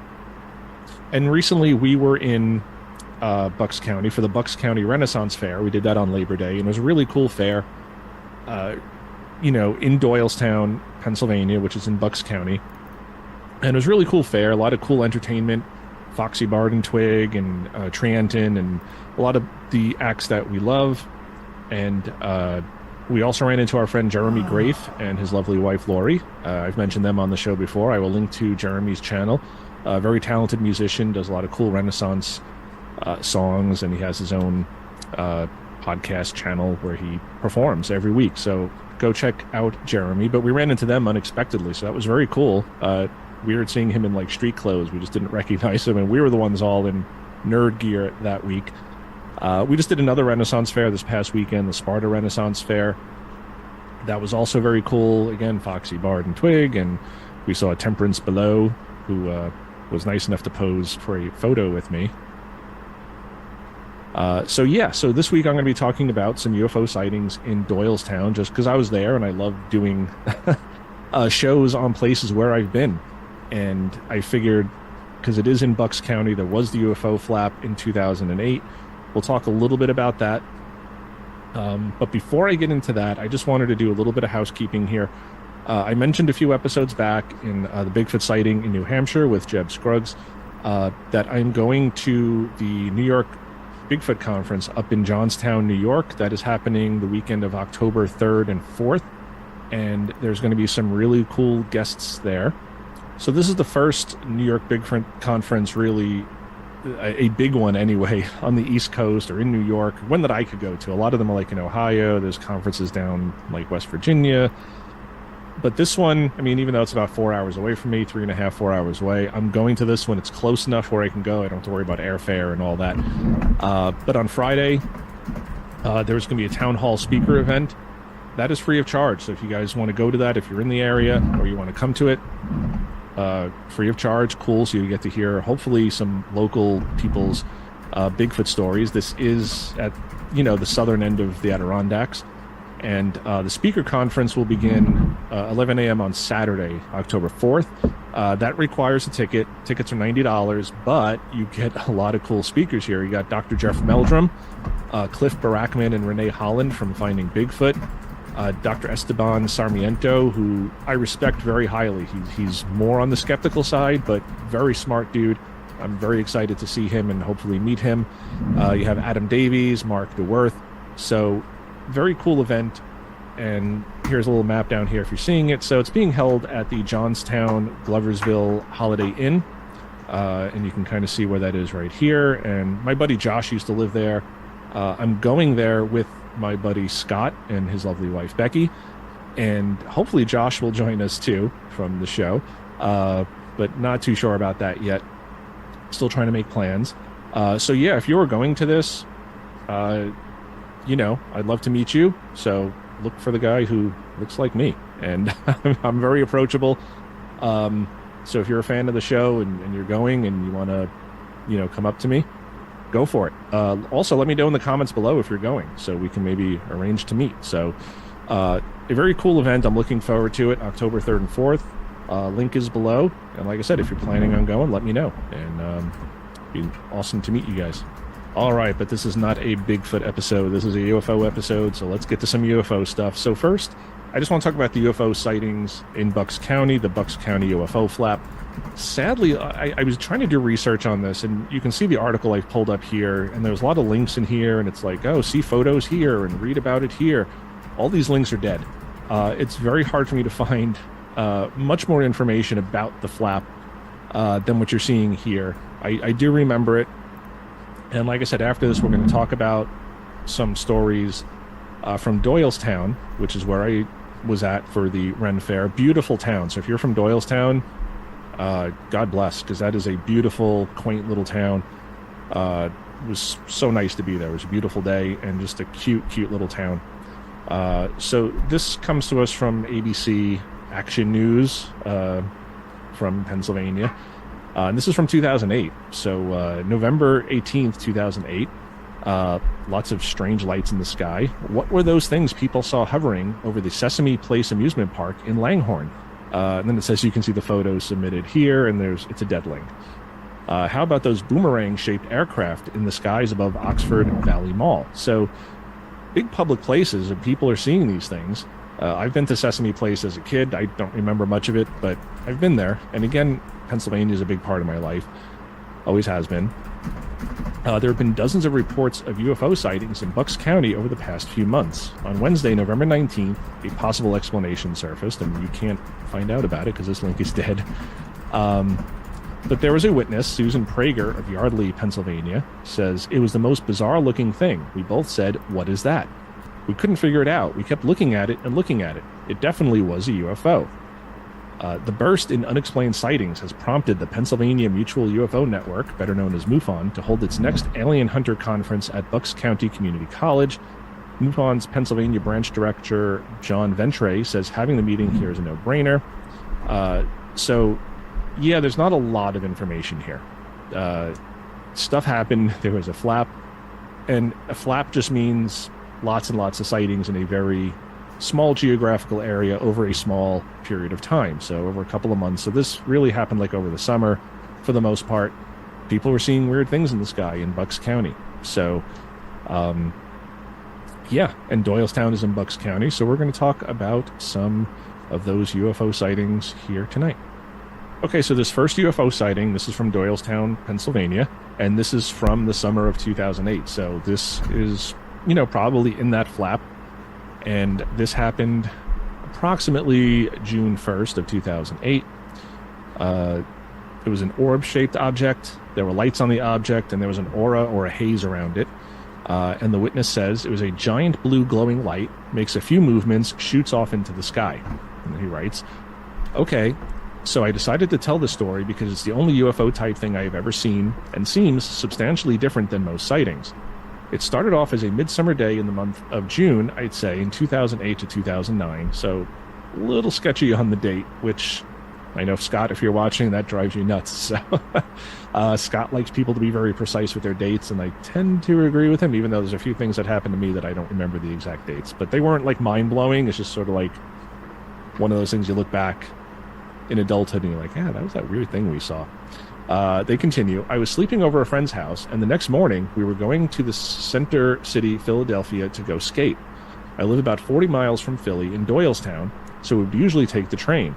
But the night before we had gone, I was to be sleeping in his basement. He had a rancher house, so there was no upstairs, only first floor and basement, while he was in his bed upstairs. It was a boring night just watching TV on his pull-out couch. I was alone because my friend was talking to his mom in his room. I was swiftly greeted by my friend's wiener dog, Barney. He then darted over to the wide-open screen door. The basement had a door which led out to the patio. A little odd, I thought at first, considering he wasn't much of a guard dog and usually would just start tearing ass around the house just to look out a window. So as I'm sitting there just watching TV, when the dog starts barking, I was curious, so I decided to see what was going on. I do a quick visual sweep of the patio and saw nothing. So he's probably thinking there was like a burglar or maybe another animal in the yard. But then I looked up and shit got full-on crazy. I saw this massive, huge glowing ball of blue. It was a really deep, cool-looking color. It rose from behind the tree line in the distance and was dead silent. It cut left quickly for a little bit, then veered back and up, then shot off quicker than anything I've ever seen before. I instantly freaked out and ran upstairs. I started yelling if anybody saw what I just did, and my friend and his mom just replied, no. I tried to debunk what I saw, but it wasn't any holiday with fireworks. The airport was across the other side of town, and not to mention that a bright blue orb of glowing light doesn't really remind one of a plane. No explanation was ever found. I'm still confused. So he's seeing this giant blue ball of light, and it sounds like it's like it rose from behind the tree line. So it's rising up from behind the trees. It cuts left and then veers up and then shoots off. So this does not sound like a conventional aircraft. It doesn't sound like a plane, doesn't sound like a helicopter. It's moving in a weird way, and it's a glowing ball of blue. So just very strange. And anytime I hear about these orbs, it just makes me wonder, because I know people and I have seen orbs. The people I know who've seen them and the orbs I've seen have been more of an orange color. But I've heard blue as well. And a lot of times these things are low to the ground, in neighborhoods, in backyards, moving around trees, moving around houses. So they're small, almost like they're probes or something. I don't know what to make of them. I know people I trust have seen them. I have seen them. I don't know what they are. UFO is the best explanation, because it just means unidentified flying object. It's an object that is flying and we can identify it. It doesn't mean it's alien. It doesn't mean it's from another planet. It doesn't mean it's from another dimension. Just we can't explain it in the moment. So he's seeing this giant blue orb, and this is right around the time of the Bucks County UFO flap. So it does make me wonder if he was seeing what other people were seeing, and just a very cool sighting. Just he's not out there looking for it. He's not expecting to see it. The dog's just kind of going crazy, and he sees this weird orb of light fly off and shoot off into the night sky. So it's not an aircraft. Nothing that we know of can do that. So very strange. He doesn't say how big it was. He says it was huge, but he says massive, huge glowing ball of blue. But he doesn't go into more detail about that. So I don't know, is big the size of a school bus? Is big the size of a football field? Is big just the size of a basketball? Like, I don't know what he's talking about as far as massive and huge, but an interesting sighting nonetheless. All right, so this next story is a little bit more recent. This is from June of 2020. 3 observers, this is again Doylestown, Pennsylvania, they're seeing a triangular-shaped object with lights on it. They're saying there were 3 green lights on it. This is in Solibury, Pennsylvania. UFO sighting in Doylestown, PA. We have a 2-acre property with a Doylestown address, but in the New Hope, Solibury area. So New Hope and Solibury are very close to Doylestown. It was at 9:48 p.m., and we were sitting in our backyard. One of us in the hot tub, the other 2 sitting around the fire pit next to the hot tub. So they're just out enjoying the night in a hot tub. We had a Bigfoot sighting in a hot tub a few weeks ago, so a lot of hot tubs lately. When we saw a large, dark object hovering just above the tree line about 200 yards away. So this is pretty close for an aircraft. 200 yards is not that far. For Bigfoot, it's a little bit far, but for an aircraft, not so much. The object was about the size of half a football field, so about 50 yards wide. We could feel its vibration above the hot tub bubbles. So in a hot tub, the hot tub is vibrating. You get the bubbles, you get the machine, it's spinning the water around. But the object was quiet. It seemed to be in the shape of a triangle. There were 3 green lights on the object. I'm guessing 1 at each point. That's usually what we see in these triangular-shaped UFOs. It moved slowly, then it disappeared. All 3 of us saw it.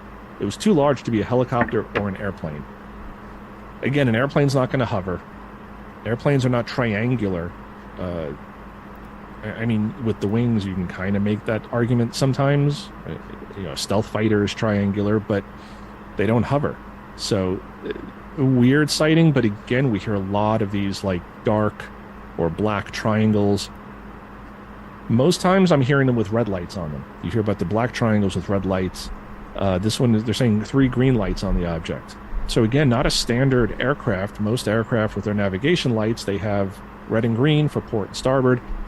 So They also have the flashing white navigation lights, and so you typically know what an aircraft is. There's always the green and the red, and there's white. So you have those on every conventional aircraft. So if you're only seeing green, or you're only seeing red or blue or any other color, that's a little odd. This is a quiet object. It moved slowly, and then it disappeared. So it reminds me of a similar sighting, the one I did on the UFO sighting in the Mohawk Valley. I will link to that down below as well, so you guys can check out that. That was a listener submitted story, somebody who listens to my show. Very cool story. But here we have a black triangle, Doylestown, Pennsylvania. Okay, our next story from Doylestown, Pennsylvania, also from June 17th, 2014. This was a circle, one observer, and they say, I saw a small circle of bright white light that kept disappearing and then reappearing approximately 10 to 20 feet from each point, going from low to high in the trees. So they're seeing something again in the trees, appearing, disappearing, appearing, disappearing, moving 10 to 20 feet. And they say, it's difficult to be specific with just one sentence to write. Last night, as I was going to bed, I noticed flashes of light outside. It looked like lightning lighting up the sky, but there was no thunder that followed. It did rain within the next 30 minutes, so I've dismissed it as being heat lightning, since that's what it looked like. I raised berm in my backyard, which is lined with trees and evergreens, with a solid wooden fence behind it, so my yard is very dark at night. I saw a solid white light that could be mistaken for a flashlight, but I would say it was larger than that. If you put your hands together and make a circle with your thumb and fingers touching, that is about the size it appeared to be. At first, I thought someone may have been walking around my yard. My husband and I were commenting about the neighbors installing a fence, and now there is no way to get into our yard except from the front of the house or through the neighbor's yard, so it's pretty private now. So again, why would somebody be walking through their yard at night with a flashlight?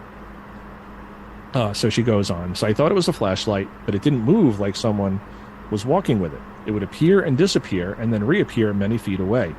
I thought it was strange, but maybe still explainable. But then the light would appear at the top of the trees. That is 25 plus feet in the air, so it couldn't be a person holding a flashlight. So again, you're not going to have somebody climbing a tree and then clicking on and off the flashlight. It's just very strange. And it wasn't like a flashlight. It was throwing light from place to place because it was very bright white light, like it was the source of the light and not from a beam of light. So she's seeing the source. She's seeing almost like the source of a light, the light being shined. You know, a flashlight shoots in a beam. It's almost like she's saying just this object was the source of the light. I watched it for at least 5 minutes, seeing the light appear and disappear throughout the tree line in my yard. For example, it would appear close to the ground on the left and would shine for a few seconds, then the light would disappear, and then 10 seconds later would appear to the right near the top of the trees 20 feet away. So it's moving very quickly. It sort of fizzles out, the light goes off, and then it reappears somewhere else. So is it the same object? Maybe it's two different objects. Who knows? After about 5 minutes or so, I saw a light up the right side of my yard, like someone drove up my driveway and the headlights were shining light into my yard. I didn't hear anything though. It was a steady light and then eventually disappeared. Sometimes police will drive through the neighborhood, but the headlights would have been shining in my yard. FYI, my room faces the back of the house and I couldn't see the driveway. Maybe it was police. Maybe something was going on and they were looking for someone or something. I live in a pretty boring area and not much happens here at night though. I can try explaining away everything, but not the bright round white lights that kept appearing and disappearing and appearing again in a new location. So this is interesting because she's seeing this thing and it's moving, or maybe it's two separate things that are turning on and off. And then the headlights come in. So what was it? Police? Is another object? It might be interesting to think that police would be looking for something. Maybe they got reports from someone else. Maybe they were just driving around and saw weird lights in the trees and were like, hey, is someone trying to break into a house over there? Is that a burglar? Is that trespassers? Let's go check that out. And maybe when the cops got there, they didn't see anything and they're like, okay, let's move on. You just never know. But I do like stories like this. They're just weird. And again, this almost doesn't sound like a craft. It sounds like these orbs, which tend to be lumped in with UFOs, and I think they should be. They're unidentified. They're flying, and they're objects. So not necessarily alien craft or craft in the sky, but they're these weird orbs. This one is white. again, we've heard blue, we've heard white, we hear orange, green, all sorts of colors for these orbs, and I don't know what they are, but I've seen and heard a lot of these stories in residential areas. Again, some people will talk about them in the woods. Every time, they'll see Bigfoot and then they see orbs, and I don't know what to make of that. That's a topic for a completely different show and not one that I really want to get into. But these isolated orbs, they fascinate me because I've heard stories, as I've said, from people I know. I've seen them. I don't know what they are. They're just like small, almost like probes. And a lot of times you hear about them in neighborhoods, looking in windows or, hiding in the trees, like they're watching us or observing us. So I don't know. Maybe they're government. Maybe it's the government spying on us. I don't know, but they're unidentified. We don't know what they are. And that's what this sounds like. Not a classic flying saucer, alien craft in the sky. This sounds more like those orbs. So really fascinating, this one. And speaking of orbs, we have another orb story. This one comes to us from April of 2014. There were 4 observers, Doylestown, Pennsylvania. Characteristics, there was an aura or haze around the object, and they write, 2 bright orange orbs fly above the neighborhood. One sends out a drone, then they blink out. Me, my brother, sister, and a friend saw 2 bright orange orbs flying with each other. Then a piece of one broke off, and then that was also orange. It floated around for a minute, then rejoined the original craft, and then both craft blinked out. So, hard to gauge size here, but they're saying 2 bright orange orbs flying above a neighborhood, and then one sends out a smaller one. So now you have 3. They're flying together. And I picked this story out because this is very similar to what I had seen. I was out for a walk one night with my ex-wife. We're just walking around the neighborhood. It was dark. It was late. Most people were in bed. There wasn't a lot of traffic. There wasn't a lot of people out. Just us walking around the neighborhood. We do that a lot. We just kind of get cabin fever and say, let's go for a walk. And it was behind someone's house, and I saw 2 small orange orbs. They were probably like baseball sized, if you can imagine a baseball, just that size. And they were together, and they were behind someone's house, and I look up and I see them, and they're kind of like looking in the window, and then they just shoot off like real fast, just boom, gone. I've seen Chinese lanterns in the sky. They could be freaky at first, but after a couple of seconds, you're like, oh, that's what it is. These were not Chinese lanterns. These were things I looked at. I got a good look at. They were orangish amber, and they just shot off. They like zipped. Very strange. And this sounds very similar. I didn't see them drop a little drone or anything, but these 2 things, they were just above a neighborhood. I'm on Staten Island. It's not Manhattan, but it's still technically part of New York City. It's very, residential. It's just weird to see these things, and I don't know what they were. So call me crazy, call me whatever you want, but I saw these things. I'm not saying they're alien, but I saw very similar to what these people are saying they saw here. And here you had 4 people. My ex-wife didn't see what I saw. We were just kind of walking and both looking at different things, and I asked her, and she didn't see it, but I clearly saw them. Very, very strange. So, again, orbs, not necessarily aircraft or alien craft. They call them craft, but I don't know what to make of this. Are they orb-shaped craft? Are they smaller orbs?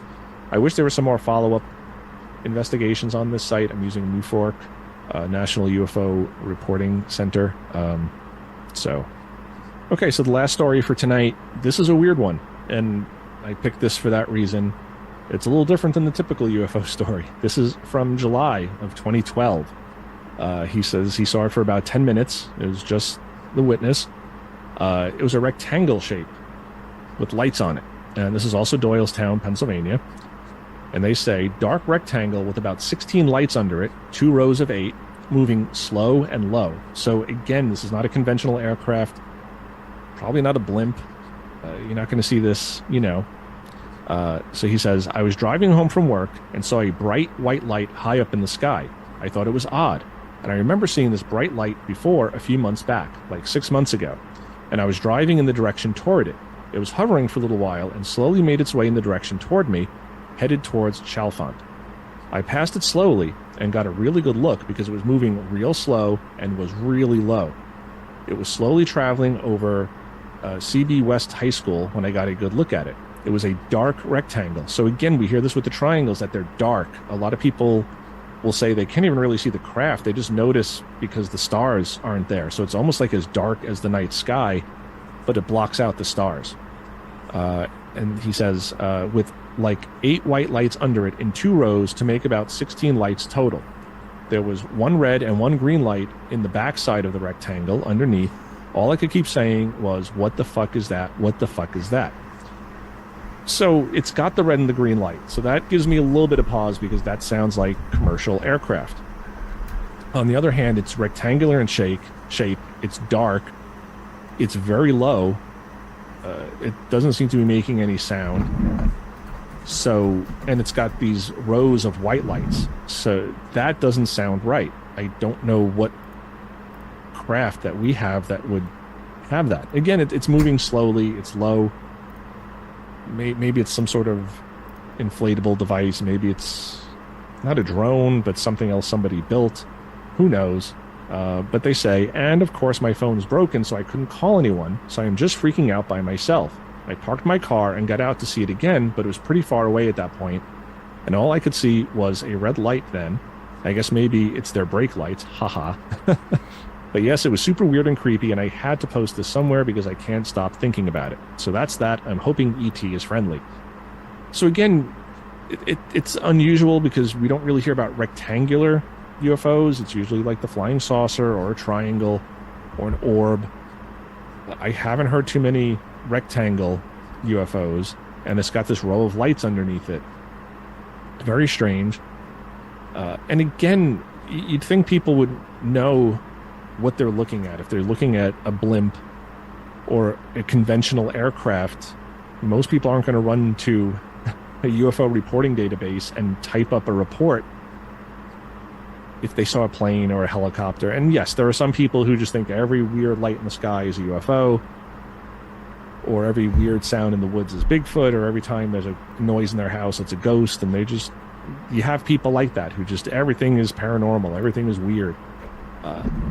But he's getting a really good look at it. He's saying it was moving slow, it was really low. He says, I got a good look at it. He can count the lights. There's 8 lights on each side. There's a red and light and a green light. I don't know what this could have been. I like including it though, because it is different from the typical UFO sighting. Typical circular or triangular. Very strange. So, Doylestown, Pennsylvania. There you go. Some UFO sightings. All right, everyone. So I'm going to call it a show this week. I haven't been feeling great the past few days, and but the show must go on. As long as I have a voice, I try to keep doing the show, but I'm not really feeling great. So a little bit shorter this week. But yeah, there's some UFO sightings from Doylestown, Pennsylvania, Bucks County. And I love Pennsylvania. Spent a lot of time in Pennsylvania growing up, and recently, the Ren fairs and just going to see Rebecca's family. And as a kid, I grew up, going to the Poconos and vacationing in the Poconos and stuff like that. And yeah, and I haven't done UFOs in a little bit, so I figured I'd touch on some UFO sightings. I do love the UFO sightings, but I've really kind of gotten away from ghosts and UFOs, and I'm really into Bigfoot these days, so I'm trying to mix it up a little bit here for you guys. But yeah, if you guys have had a sighting of a UFO, of Bigfoot, do you have ghosts in your house? Have you seen Mothman? Do you have a story you want to share? Do you have a cryptid you want me to explore? Do you want me to cover sightings in your town? Shoot me an email, jason@oddanduntold.com. I'm more than happy to take requests. I've done a few episodes now based on viewer requests, people asking me to do their town or their state or their county. So yeah, shoot me an email. I'm happy to do that for you. And again, if you're at the New York Bigfoot Conference, look for me. I'll be there, and I'm happy to speak to you and meet you guys. This brings a lot of cool people in, and I have a lot of awesome comments on the videos. And I consider myself lucky because the troll comments are there. There's haters out there. There's people who are rude, but they are so far in the minority. All the comments I get, most of the comments I get are just super positive and supportive and a little unexpected for being on the internet. So I thank you guys for supporting, my schlubby self here, just doing this podcast every week. So I really do appreciate you guys. And yeah, I got to cut it there. But until next time, everybody, question everything. were these UFOs? Were these conventional aircraft? What are the orbs? What do you guys think these orbs are? Are these like alien probes? Are they something from the government? Are they a completely different phenomenon? Are these like living creatures that are luminescent and they fly around? I don't know. I don't know what the orbs are. I lump them in with UFOs just because, like I said, they're unidentified, they fly, and they are objects. So that is that. So question everything, everybody. Embrace the weird. I am weird. Embrace me at the New York Bigfoot conference. And we will see you guys next week. Rock and roll.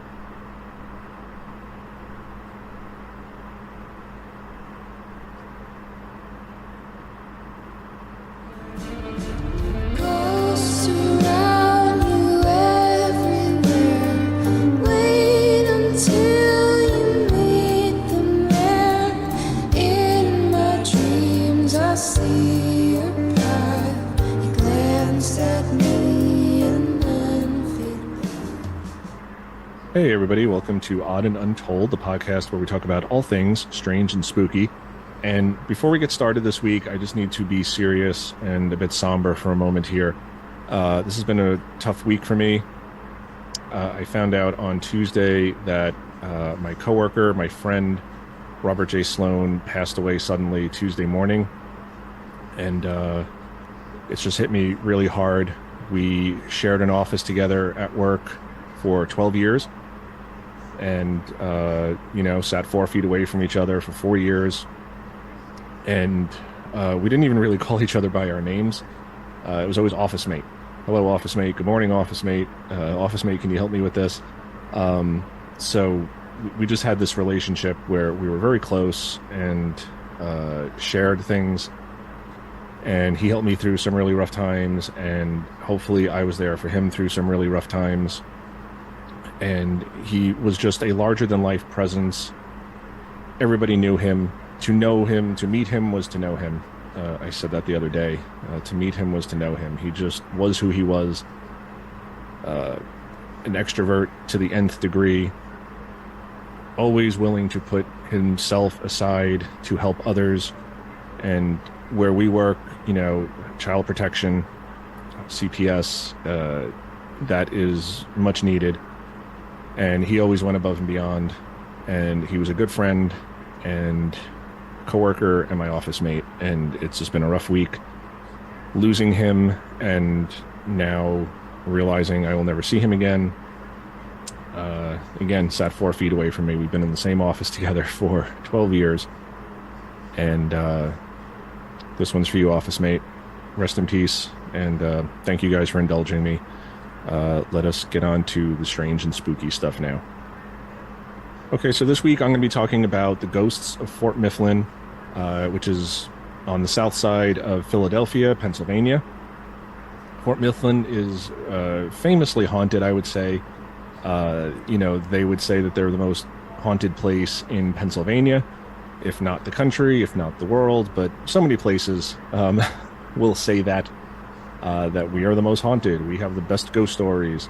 And I bring this up, and I'm doing this episode mainly because last weekend, Rebecca and I, the lovely Rebecca, and I went to the Philly Renaissance Fair there at Fort Mifflin.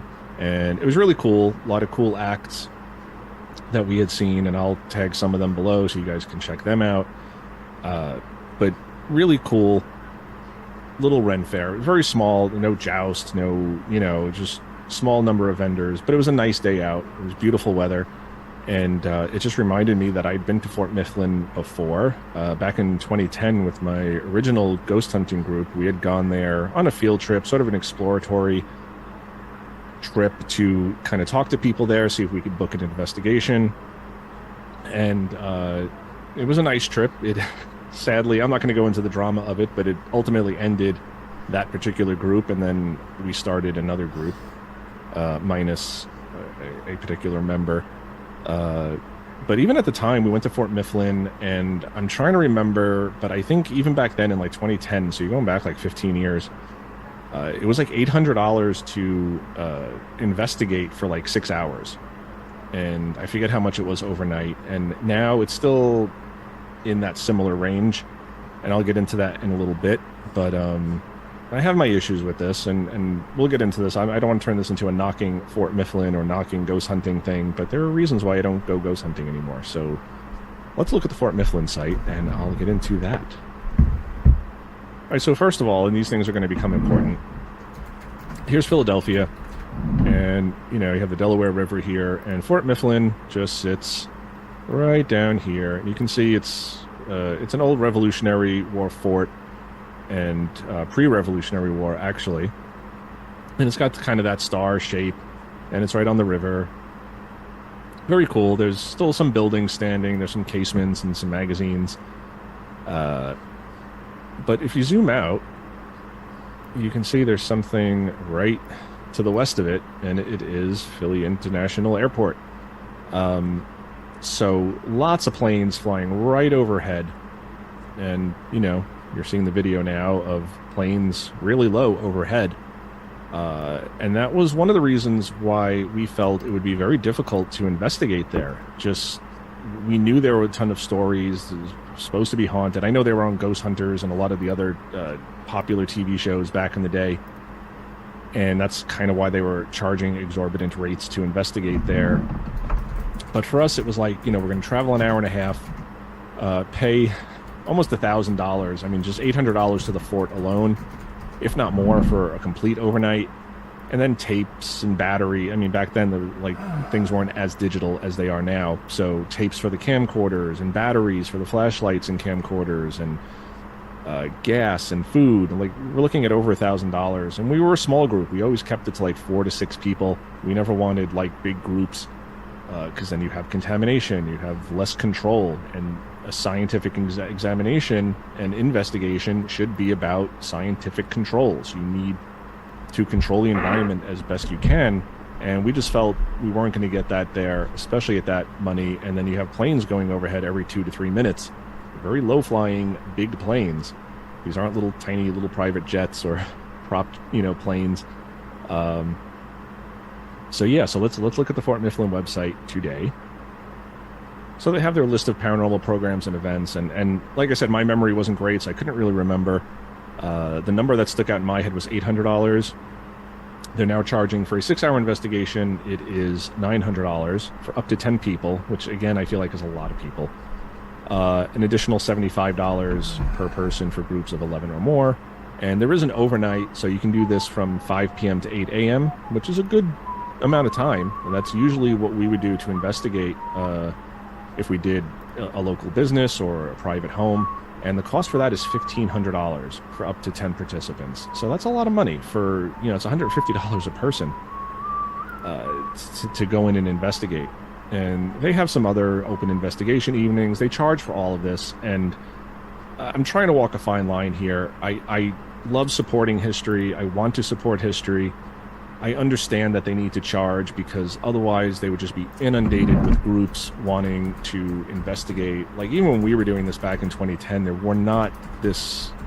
wasn't this surge of groups like you kind of have, not so much now, but even just a couple of years ago, you just had everybody and their brother wanted to be in a paranormal group. And a lot of them would trespass. A lot of them would not take it seriously. And they would bring pizza and beer and 20 people, and that's not really a good paranormal investigation. And I understand why they got to charge this money. They want to make sure that you're serious. They want to make sure that they're covered. If you break something, if you damage the property, they've got $1,500 of yours, so they can throw that to that. So I do get it. Like I said, I'm kind of torn here. I understand where Fort Mifflin is coming from. On the other hand, I just think that is really expensive to charge people to come in and investigate when they're giving up their time and their resources to do it. So I don't know. Like I said, I could see both sides here. For us, it just didn't work out. We just didn't have the money. We didn't think it was worth it. Like I said, with the planes overhead, we just felt too much noise contamination, too much of a distraction that these planes, some of them are very low and they're loud and you can be startled by these planes coming in. And to pay that amount of money to have this distraction every 2 to 3 minutes as planes are coming in and taking off, it was just too much for us. It's a great location. Love it there. It's beautiful. I highly suggest going there if you're into history. And We'll get into that in a little bit, but it was a Revolutionary War fort. It saw action in the War of 1812, during the Civil War.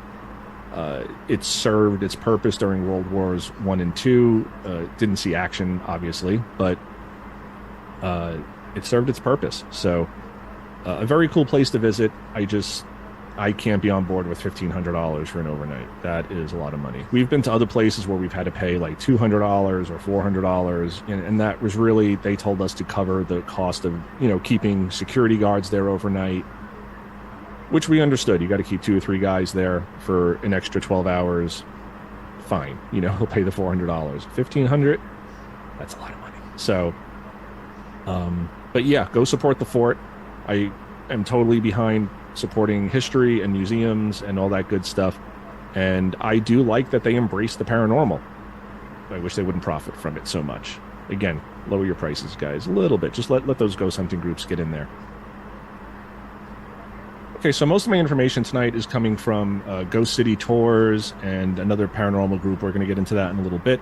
But I wanted to kind of give back because I do appreciate ghost hunting groups and ghost tour groups that embrace the history and really provide that back. Even the Fort Mifflin site, they don't really go into a lot of the paranormal history. They're taking your money, but there's not a lot of ghost stories on their site, which, again, I can kind of understand. They offer the paranormal stuff, but they want to focus on the actual history and not, the faceless ghost or the screaming lady. So as I said, Fort Mifflin was constructed in 1772 by the British. They wanted to protect Philadelphia. And then when the Revolutionary War started, the Americans claimed the fort and completed the construction. So soldiers here fought off the British. And then in, I believe it was 1777, British soldiers overtook the fort. So 250 men, that was about 70% of the crew that were there, were killed or wounded. The fleeing survivors, they set the fort on fire and escaped. So, and then much of the fort was dismantled when the British took control. It was rebuilt in 1798 from orders from President John Adams. So, a nice bit of history. We have some forts here on, we have a fort here on Staten Island. We have a fort over in Bay Ridge on the other side of Fort Wadsworth, Fort Hamilton. So, I love history. I love that history. In the Civil War, in 1863, it was used as a military prison. So a lot of times you'd have these prisoner exchanges, you'd have POWs, and it was used as a POW camp, basically. Throughout the war, 56,000 prisoners died due to unsanitary conditions in these prisons. So really disturbing. It says here, too, 45 prisoners were jammed into a cell that was about 50 by 80 feet. So very small amount of space to have 45 men. So really crazy. I'm not going to get too deep into the history here. It's all online. I'm going to link to these below. You guys are here for the ghost stories, not history. And there are far better people out there to talk about history lessons. As much as I love the Civil War, I'm kind of getting into the Revolutionary War now, too. I'm more of a Civil War guy. And Gettysburg, like, that's really my jam. But I'm really getting more into the Revolutionary War stuff. We're watching Turn, Washington Spies, and all that cool stuff. So yeah, if you want to learn more of the history, I was just trying to give a brief overview here, and we'll get more into that into the actual ghost stories. But like I said, I would link to all of this down below. So the main ghost story I want to talk about tonight is the legend of the Faceless Man, and this is still on Ghost City Tours, and they have a really good write-up here, so I'm going to kind of read from this. And it basically says that the most infamous ghost, or famous ghost, of Fort Mifflin is the Faceless Man, and visitors spot his apparition roaming through the property in Civil War attire, so not the Revolutionary War stuff. Even though like 250 guys died there, they're seeing a Civil War soldier, ghost, or apparition. Most people believe the spirit belongs to a man named William H. Howe, and he was notoriously executed at the fort during the Civil War for desertion. So a lot of the stories paint him as this treacherous, murdering outlaw, deserter. He's supposed to be an evil spirit, evil force, and again, a lot of ghost hunting groups or tours, they need to kind of zhuzh these things up and make them more interesting than they are. And we see this a lot in Gettysburg, and it really drives me nuts where you see these ghost tours just making up stories. of things that never happened. You know, if you actually talk to a real historian or a battlefield guide, they'll tell you, like, no, that never happened. But the ghost tours have to kind of outdo each other because there's a whole bunch of them there. And I think this happens with most haunted locations, is just that they each have to outperform the other and outdo each other, and you just get these fantastical stories. So here's the true story of the faceless man, William Howe. According to historical documents, he was a 25-year-old German farmer who joined the Union Army. He was known as a great marksman, won accolades for his bravery at Fredericksburg, and he wanted to stay on the battlefield like day and night. His friends were impressed with his personal courage and indomitable will. So I guess during the course of the war, he came down with a, quote, attack of inflammation of the bowels, nowadays called dysentery. The disease was the number one killer of Civil War soldiers. It was just very unsanitary conditions. You think about it, these guys are marching, they're sweating, they're outdoors, there's no bathrooms, there's no way to clean up. It caused uncontrollable bloody diarrhea, so you're not just getting dehydrated, you're bleeding. Really terrible way to go. So he didn't want to leave his men, he didn't want to leave the battle. He saw a doctor, he went home to recover, stayed in bed for like 2 months, and he wasn't able to report back to his unit. Again, in those days, there's no text messaging. There's no easy way to communicate that, hey, I'm sick and I'm not going to be there today. Like today, you know, you send a text message to your boss and you're not in today. So this is where he kind of gets into trouble. So his enrolling officer came looking for him. The officer and 3 other men showed up at his house drunk at midnight to fetch him. Again, you don't have the protocols and standards that we have today, which are a little bit more understanding. Back then it was, and this was war. You know, if you didn't show up, you were a traitor, you're treasonous, you're a deserter, you're getting executed. So Howe picked up his gun and fired 2 shots at the rowdy crowd outside his bedroom window, trying to scare them off. He didn't realize that both of his shots directly struck his enrolling officer, fatally wounding him. So now not only is he a deserter, but he's shot an officer. So Howe was imprisoned after he was arrested, and he was taken to Eastern State Penitentiary, which is also claimed to be haunted. And then he was sentenced to death after his trial. He was granted a stay of execution as he pleaded for mercy. He actually even wrote to Abraham Lincoln for help. So the mercy never came. Today it is widely believed authorities did not give Howe any leniency because they felt they needed to make an example of him. So this was a big deal in the Civil War. Like, if you were a deserter, if you were a traitor, they wanted to make an example of you. There wasn't a lot of leniency for that. They could forgive a lot of things. And there are instances where, you know, the opposite was kind of true. They just say, hey, if you promise not to go back and fight again, we'll let you go. And the guy's like, yeah, I promise.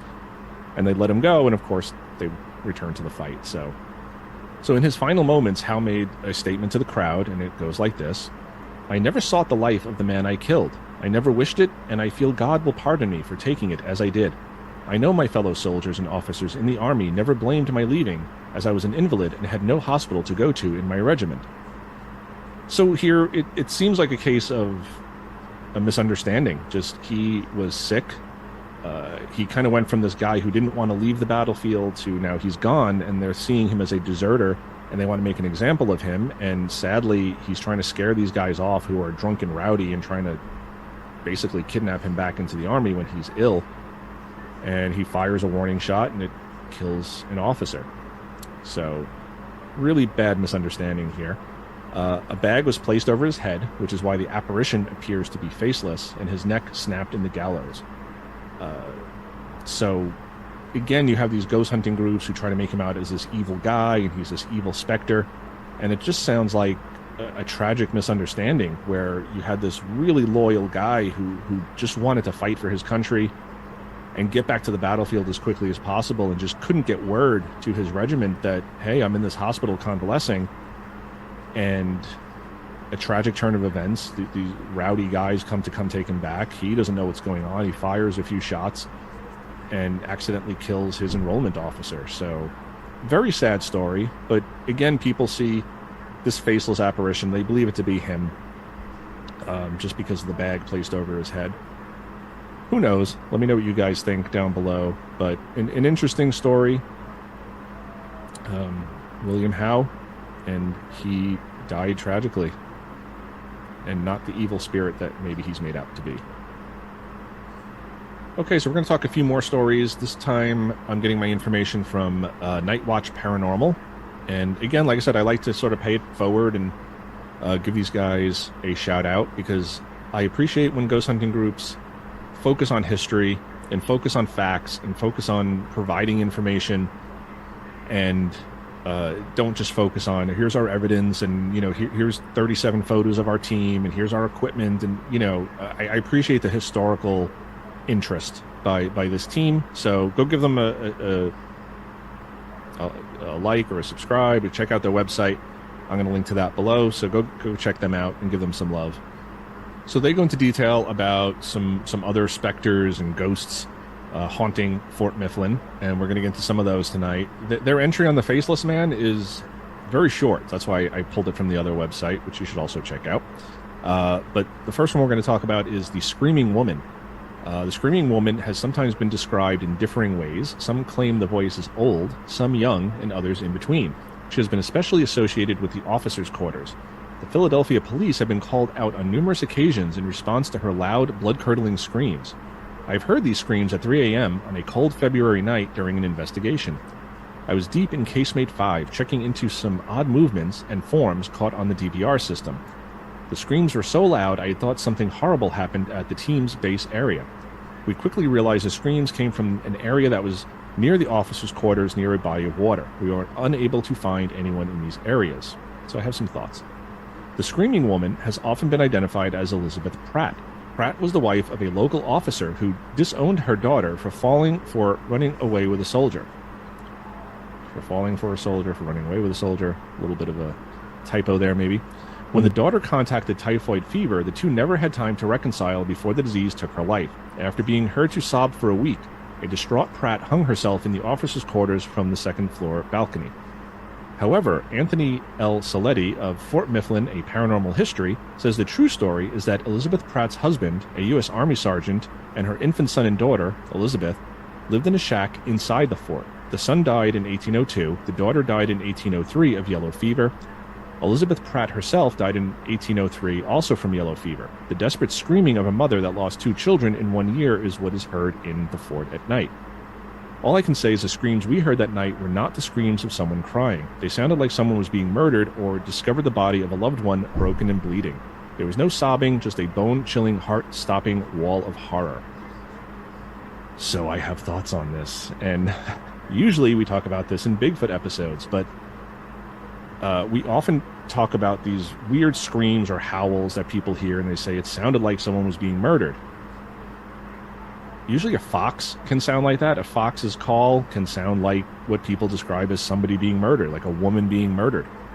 Not this gentle sobbing, but this blood-curdling scream, like they're being attacked or murdered or in total shock. So it's one of these things that just makes me wonder, and it's not a total rural area here, but there's enough trees and wilderness there where, I mean, we have fox on Staten Island here, so I could see a fox running through there and maybe screaming at night.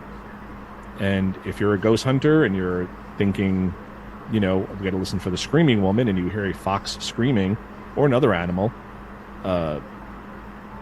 you're going to think it's the Screaming Woman. You're going to think it's this ghost. And I'm not saying that's what it is. I'm just saying I like to explore all possibilities. It very well could be this woman screaming, but I can understand a mother crying over her lost children, but to me that would probably sound more like that deep sobbing and not this blood-curdling, I'm being murdered type of scream. I could be wrong, but interesting nonetheless. But this is one of those things we do hear a lot. So is it just people constantly hearing foxes screaming at night, or is there something more to it? Let me know what you guys think. I just thought it was interesting that they use the exact sort of language, like someone being murdered, because we hear that a lot with fox screams and bigger cat screams, mountain lions, bobcats, things like that, fishers. So you just never know. It could have been a fox just screaming, and if you're in a casemate and it's coming from outside and the acoustics are a little weird, a casemate is like this underground brick building. It's kind of like an archway. So the acoustics in there get a little weird. So this could have been a fox. It could have been a ghost. Who knows? Let me know what you guys think down below. There's another ghost called the Lamplighter. The presence known as Lamplighter has been spotted walking around carrying an oil-burning lamp, although all the lights inside and outside the fort are electric, supposedly identified as Joseph Adkins. This one's a little bit more interesting. You're seeing a light, you're seeing a lamp, a lantern, walking around the fort at night, and you'd think the fort would have good security, so you would know who was on the grounds, who wasn't. I'm guessing this had been seen prior to the ghost hunters going there and the paranormal investigators. Whether it's ghosts or Bigfoot or whatever, screams and howls usually don't impress me. That previous one sounds almost like a fox scream. This one, a little bit harder to debunk. I think if you're out there and you're seeing a weird light moving through the fort at night, that's a little creepy. So who knows what that could be. The tour guide is another ghost that is known to be at Fort Mifflin. In the area of the Powder Magazine, there's a very friendly spirit that enjoys interacting with the visitors of the area. He is dressed in Revolutionary War apparel, so this one goes back a little bit further. Many individuals believe that he is actually an employee, and he offers detailed tours at the fort. He actually answers questions, jokes, and loves to socialize. The office states that there is no such employee that dresses in this manner or offers the same tours that this spirit offers. However, guests believe that he is quite real. And this reminds me a lot of some stories we've heard about Gettysburg, where people go there and they think they're watching a reenactment. I'm sorry, I have new glasses. I keep adjusting them. But people go to Gettysburg, and we've heard these stories before where people say, we thought we were watching a reenactment, and then people just disappeared. But they're not thinking ghosts at first. They're thinking like, oh, here's some reenactors, and they're marching, and they're dressed in Civil War army attire, and then they just disappear. So this story reminds me of that. And I mean, it could be just some guy dressed up like that. And we've seen some people at Gettysburg who looked like General Lee, who looked like other famous people in the war. And they weren't official guides. They were just guys who liked dressing up and talking to people on the battlefield. So it's possible that's what's going on here. But interesting that it has that sort of parallel to Gettysburg. So very interesting. Ghost ships. Apparently there are several reports of ships docked at the fort. The ship appears to be old-time sailing vessels for the most part. We saw a ship when we were there last weekend, and it was clearly not an old-time sailing vessel. It was a modern ship. But I love ghost ships. We got to talk more about that in a future episode, because I think, like the Mary Celeste, and there's so many ghost ships out there. I think it's fascinating. So I do need to do an episode on those. Another ghost that supposedly haunts Fort Mifflin is the sad-looking man, a ghostly figure who has been spotted walking alone down the road to the fort's gate. Dubbed the sad-looking man, he disappears without a trace upon reaching the gate. So when you go into the fort, there's like this archway that you walk through, and that takes you through the initial wall, and you get into the fort proper, like inside the fort with all the buildings and the barracks and all that. So interesting. He looks sad, I guess, and he just walks to the gate and disappears without a trace. And that's always fascinating to me when you see these people and then they just disappear. And I've talked about that on my show before. I've seen a few of those in my time. And I'm not saying they're ghosts. I'm just saying I've seen people, or what I thought was a person or people, and then they just disappear. So it could be freaky. And the last story they talk about is the blacksmith. And they say here, the former blacksmith shop is home to the ghost of an old blacksmith known only as Jacob. His ghost is sometimes seen inside the building. Jacob apparently liked to keep the doors and windows open. However, the commandant wanted them shut. Apparently, the argument continues to this day, with the doors and windows opening and shutting themselves at random. Also, the rhythmic clash of a hammer against anvil is often heard, only to stop as people come to the shop to investigate the noise. These stories have been around since before the fort was turned into a museum, so that's interesting. Some people have also claimed to interact with a person dressed in an old military uniform, so this sounds almost like the tour guide. It isn't until they ask the staff about him that they learn there is no one doing living history there. So again, this, like, people are not even thinking ghost, they're just like, oh, like, here's a reenactor, and then they disappear, or the fort says we don't employ anybody like that. So really kind of interesting. No supporting evidence has yet been uncovered of any Jacob residing at the fort, and those records can be a little sketchy. My family and I, my dad, he's been searching for years to try to find some ancestors at Fort Hamilton. and other places, and family history says he was there, but the fort says no, he was never here. So you get like these weird records, and names can change and records can be lost. We all know that. Again, there was no computer system back then. You're talking 250 years ago. So very different times. But again, I think it's interesting that you have these windows and doors being shut. You hear that the hammer sounds like a residual haunting. Just he's hammering, he's making these things, and it's just echoes of the past almost, not really like an active, intelligent spirit. But we've all heard stories of that. Doors opening or shutting by themselves, windows opening and closing by themselves. And usually it's from, security staff will talk about this. They'll go and do the rounds and they close everything, and then they come back the next morning and it's all open, or vice versa. So very strange. But yeah, apparently a bunch of spirits here at the fort, and some are friendly and some may not be so friendly. It seems like the Faceless Man gets a bad rap. I'll talk about what they say here about him. And it just says real quick, some have seen a man sewing in casemate number 5, but when he looks up, his face is gone. This is thought to be William Howe, although he may have been held here for some time before the escape attempt. He is historically identified in casemate number 11. Casemate number 5 also has a spirit who seems attracted to blonde women, often touching them. And I remember when we went with my old paranormal group, we had a member of the group who had kind of blondish, dirty blonde hair. And we kind of sat in the casemate, number 5, just trying to see if her hair would get played with, and nothing happened. It was during the day, though. We didn't do an overnight. We were just kind of, like I said, there to case the joint, if you will, case the casemate.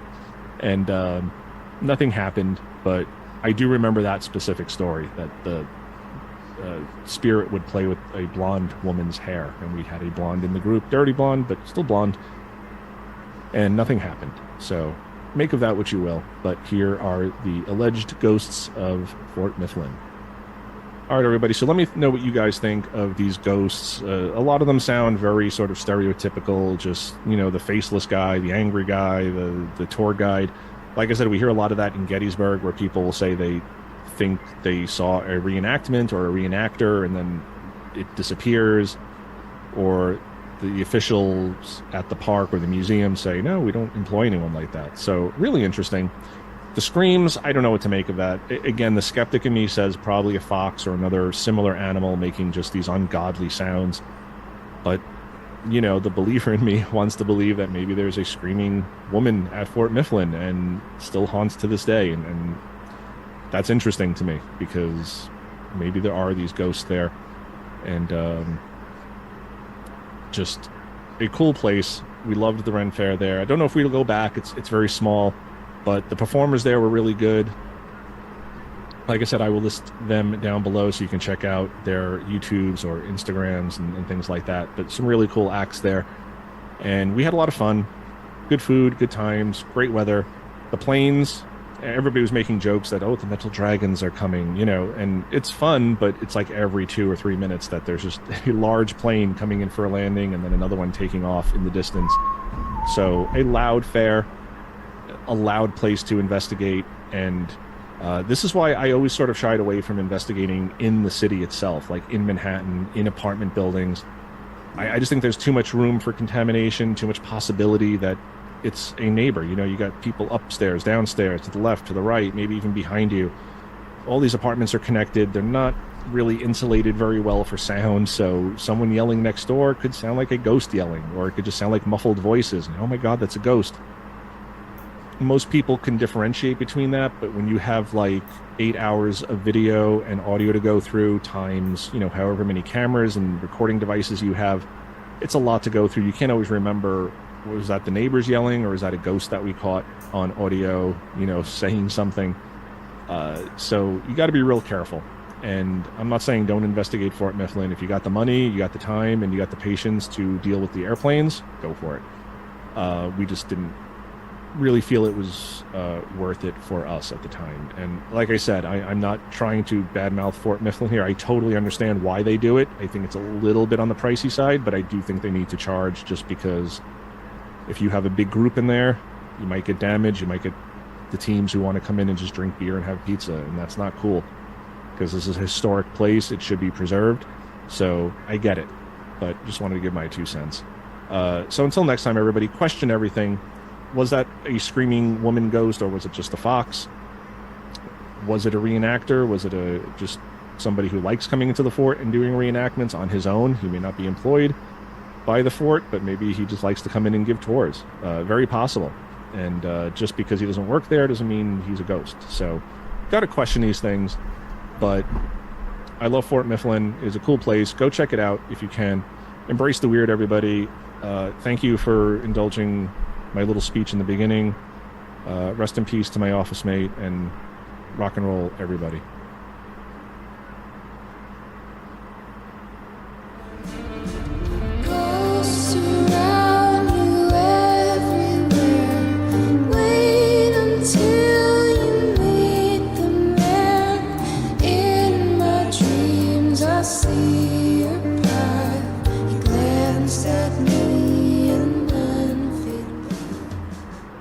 Hey everybody, welcome to Odd and Untold, the podcast where we talk about all things strange and spooky, and hope everybody's having a great summer. I know I am. Not too bad, a little hot. This week I'm going back to Pennsylvania to look at more Pennsylvania Bigfoot sightings. You guys love the Pennsylvania episodes, and you've asked me to do more of Pennsylvania, and I'm going a little bit further west this week to do Lycoming County.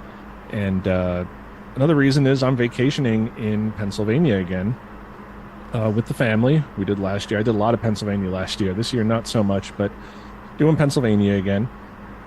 And if you're saying to yourself, this is a good time to go break into Jason's apartment and rummage through the cardboard boxes that hold the remnants of his once prodigious life, don't bother. I'm already home. The vacation's over. I'm recording this in advance. And more than likely, I'm eating a block of cheese, standing over my kitchen sink in nothing but my underwear. So, living the dream. So now that you have that horrific image in your minds, let's get to some Bigfoot stories. Okay, as usual, I'm going to the BFRO website to get the stories. Disclaimer, because these comments come up every now and then. The BFRO is terrible, the BFRO is great. Whatever side of the aisle you fall on, it's a good database of sightings. Is it comprehensive? No. I'm sure they censor things out. I'm sure they, don't include everything. It's not everyone's cup of tea, but it's the best place to find Bigfoot stories. So here we go. First one. Truck driver has late afternoon encounter while dumping stone. This happened July 1st of 2005 in Lycoming County. And it's Pennsylvania. I could be saying this wrong. It might be like Lycoming County. I'm sure Rebecca will correct me, but Lycoming County, Lycoming County. Observed. It was July 1st, 2005. I drive a tri-axle dump truck. My boss asked me to deliver some stone to a remote camp. He took me to the location, first by pickup. It was a very remote camp. The next day, I took a load of stone to the camp and dumped it. The following day, I took another load of stone to the location to tailgate it. I went to the camp to turn around to tailgate out to the main road. When I got out to chain my gate, I had a weird feeling that something was watching me. I scanned the woods, nothing. I went on about my work. I drove out to the road about 150 yards, raised my box in the air, then tried to tip my gate. It didn't trip, then it did, dumping a 2-foot pile of stone. So just if you're listening to this or if you're watching this, there's no punctuation here. The writing is not great. I get it. Not everyone's, William Shakespeare here. But it's a little tough to read this, but I'm doing my best. He continues, I finally got the truck into gear and started to tailgate. I went about 75 yards. I didn't have my chains set right, so I backed up to the pile of stone that I dumped. When I backed around the corner, there was a sin color animal on the stone. It looked like a 250 to 300 pound bear. I kept backing. The backup alarm was beeping, but still this animal did not look at me. I got about 5 or 6 feet from it and hit my brakes. It stood up. Most of it was behind the truck. I then seen something else run across the road. I went to the other mirror, nothing. I went back to the driver's mirror and the animal was gone.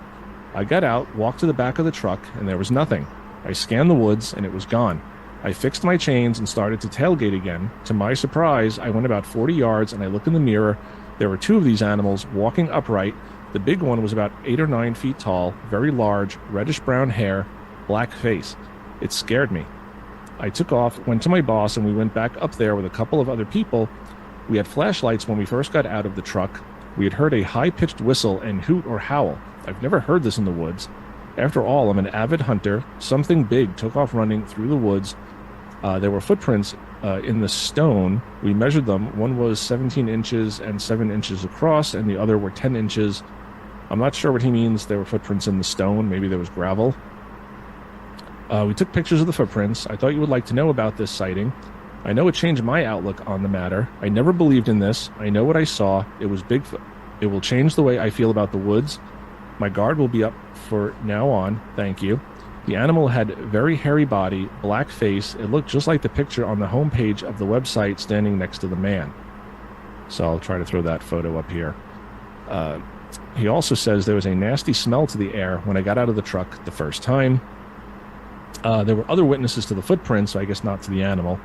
I found out a couple days later there were people who have dogs that said they've been having problems with their dogs going crazy and disappearing. He says this was about 4:30 to 5 in the evening. It was daytime, a lot of light, had no problem seeing what I saw. Beautiful summer day, 95 degrees outside. So he's backing up his truck. He's just doing his work. You know, he's trying to get the tailgate down. He's trying to dump these stones. And he sees what he thinks is a bear that then stands up and starts walking. And we hear this time and time again. And 2 weeks ago, I interviewed Jeb Scruggs of Squatch Hunters International, and he saw basically the same thing. He saw what he thought was a bear, and he and his wife were afraid of this bear, and then it stood up on 2 legs and walked quickly off on 2 legs. So clearly not a bear. And again, daytime sighting, eyes on it. This truck driver saying he's a hunter. And again, I give them more credence there and credibility, but even a 5-year-old knows what a bear looks like versus what a person is, or a hairy person. So interesting. And we have a follow-up investigation by BFRO investigator Chip Beam. And he writes, the witness's boss asked him to deliver stone to a very old campsite. The first day he was shown where the site was. It took 2 days to deliver the stone. One pile delivered one day, and the next day's delivery was to be spread on the road by a process called tailgating, where the bed of the dump truck is hoisted into the air and the stone is gradually poured while the truck slowly moves forward. The second day was when the sighting occurred. So yeah, as I said, it's gravel. He's dumping the stone, not big stones, little very small rocks. The witness had to go to the campsite to turn the truck around due to the width of the road. He turned the truck around and prepped it for the dumping process. During this time, he felt like he was being watched, and he unsecured the chains to the tailgate, but when looking into the woods, he didn't see anything. Being a hunter most of his life, the witness has never felt scared or uneasy in the woods and has hunted by himself many times. He climbed into the truck, drove to the spot where he was going to start the dumping, around 150 yards away.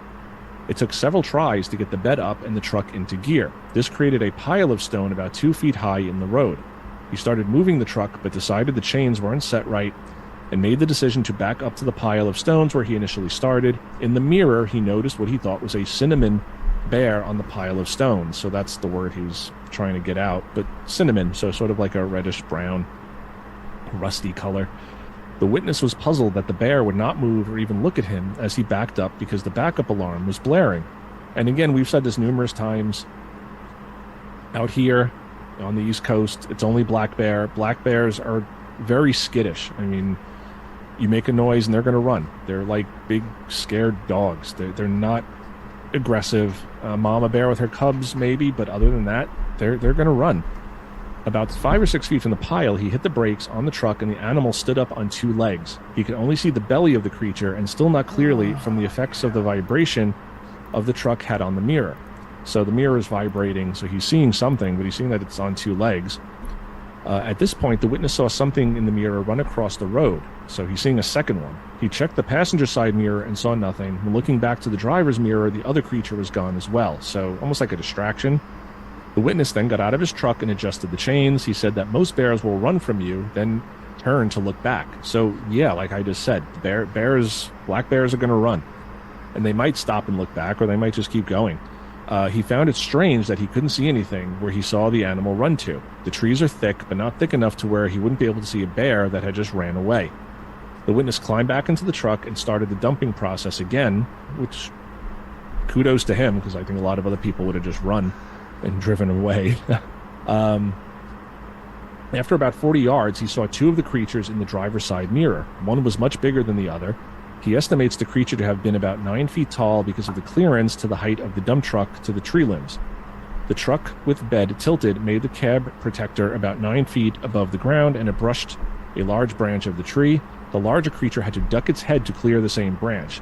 The color of the fur was a red-orange color, so like I said, the reddish, brownish, rusty orange, that he compared to an orangutan color.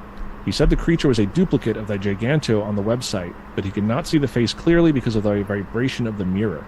The second animal, he stated, was about his height, a little over 6 feet tall.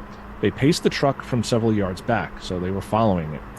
They had long arms and a very long stride. At this point, the witness became scared, and he left the area so quickly he forgot to drop the bed of the truck. So here he's getting frightened. You know, before it's a bear, it stood up. He can't really see what it is. He's seeing that it stood up and then it's gone. There's another one walking. It's weird, but not freaking him out. At this point, now he's seeing these things kind of on two legs following his truck, and he skedaddles. So he continues. When he got to the gate at the bottom, he said he had to stop to collect himself for about a half an hour. At this point, he went to his boss's house. His boss said he looked as white as a ghost. He asked him to go back to the campsite with him with a firearm. As they went up, he described what happened. When they got to the spot, they saw footprints. The witness's boss is a large man who wears a size 13 boot, and it was much smaller than the footprint. At this point, they got another friend to come up with them. The friend told them that his buddy's dog got loose and was never seen or heard from again. The friend's own dog, that is quiet all the time, had raised hackles and barked into the dark woods from his porch for a half an hour the night before. So the dog's acting weird. Maybe there's something there. The men went to the site and measured the footprints with a tape measure. There were many prints, although many weren't clear. A couple were distinct enough for measurement. So that's typical. If you have an actual animal walking through, you're going to have a variety of footprints. You're not going to have the exact same footprint. And that's why I think a lot of these track paths, you know, when you have lots of footprints and they're all kind of exactly the same, those are probably hoaxes, because someone is making sure that they all look very clear, that someone will see them. But when you just see a couple of footprints and some of them are better than others, that tells me it might be a little bit more legitimate. The larger set was about 17 inches long and deeply embedded in the loose stone. The smaller were about 10 inches. The witness said his boss was not having much of an impact trying to make footprints. He estimated the boss's weight at about 450 to 500 pounds. Big guy. So they said the creature must weigh much more than him. He also said the stride between the footprints was large enough that he had to leap to cover the same distance. He said his whole outlook on the forest has changed, and he will never go hunting again without constantly looking over his shoulder. They also stated they heard whistles and a howl while looking at the area, but the sounds were not similar to the audio recordings on this site. So probably unrelated, but if your senses are kind of pricked up at that point, every little sound might be spooky or scary. So an interesting story. He's by himself, and again, you have someone who's a hunter, who's used to being in the woods, and he's saying he's never going to be out in the woods again and feel totally comfortable. He's always going to be looking over his shoulder. So I like this story. It's a clear sighting. It's daytime. He's seeing two of these creatures. He's only really getting scared when he gets a good look at them. Prior to that, he's probably thinking a bear. He's seeing it in the rearview mirror. It's standing up, but maybe his perception's off. And I'm interpreting a lot here, and and inferring. But you know, that's what I'm getting from this, is that he saw these in the rearview mirror first and just assumed it was still the bear. And then when he got a better look at these things and they're pacing his truck as he's dumping the stone, then he gets freaked out and is like, all right, I have to get out of here. These are not bears. So pretty cool story, this one. Okay, so this next story is submitted by witness Rick Mayhorn. Hikers catch glimpse of Bigfoot from 30 yards away. This happened on August 3rd, 1997 in Lycoming County. Location details: Nisbet, PA Big Run area, 1 mile up from the Susquehanna River, 2 miles from River Road. observed. A companion and I were out hiking through an old area of creek commonly referred to as the Beaver Dam. We were just coming around a bend in the creek when we saw something move behind a fallen pine tree. We then proceeded to get a better view as to what we thought was a deer or a bear. So again, they're not thinking Bigfoot, they're just out for a hike and they're thinking this is normal wildlife. It's a deer, it's a bear, they see movement. As we approached the thing that we thought was a deer, it became very clear to us it wasn't. It seemed to be kneeling down near the base of the fallen tree. It must have heard our approach because it stood up, again, standing up, and turned towards the thick brush up the mountain 20 yards ahead of us and ran in an amount of only 10 or so steps into the brush. So clearly not a bear. A bear standing up, its hind legs are very stubby. It can take a step or two, and then it's going to go back down on all fours. It can't really walk on two legs outside of a circus. And even then, if you've seen a bear at the circus, they're very just kind of awkward and they're like big toddlers. They can't really walk well bipedally. The only time we got a good look at the creature was when it turned around to run. It had a sort of a man-like head, but with a full brown-haired body like a gorilla. The air had a foul, rotten-like musty smell to it. It must have been at least 7 feet tall with long arms. We were about 30 yards away from the fallen tree. It ran into the thick mountain laurel. So it was just him and his friend. They were along a creek, thick laurel, pine trees. This thing stands up and runs. Again, not a bear, not a man in a costume, because a man in a suit, a ghillie suit, or a gorilla suit, or a Bigfoot costume, they're not going to be able to run like that uphill into the brush. They're going to, be clumsy. They're going to fall. When we're walking in the brush, anybody who's a hiker, any human being who's hiked and gone into the brush, if you go off trail, it immediately becomes very tricky. You don't always see the ground. You don't know what you're stepping on. There could be a hole. There could be a fallen log that's covered by brush. There could be thorns. It's not easy to do that. So I don't think this was a man in a suit. I don't think this was a bear. It's a good sighting. There's no follow-up investigation here. But a lot of typical stuff. Just they thought it was a bear. Then it stands up on two legs and runs. There's a smell, rotten, musty, and that's usually what we associate with Bigfoot. They'll say it smells like rotten meat or garbage or like a dog rolled around in garbage, musty, old, not good. Bigfoot does not smell good anytime people mention it when there's a smell. And there's not always a smell, but these two accounts right now from Pennsylvania, we're getting stinky Bigfoot. All right, everybody, our last story tonight from Lycoming County, Pennsylvania, submitted by witness Daniel Burkhart.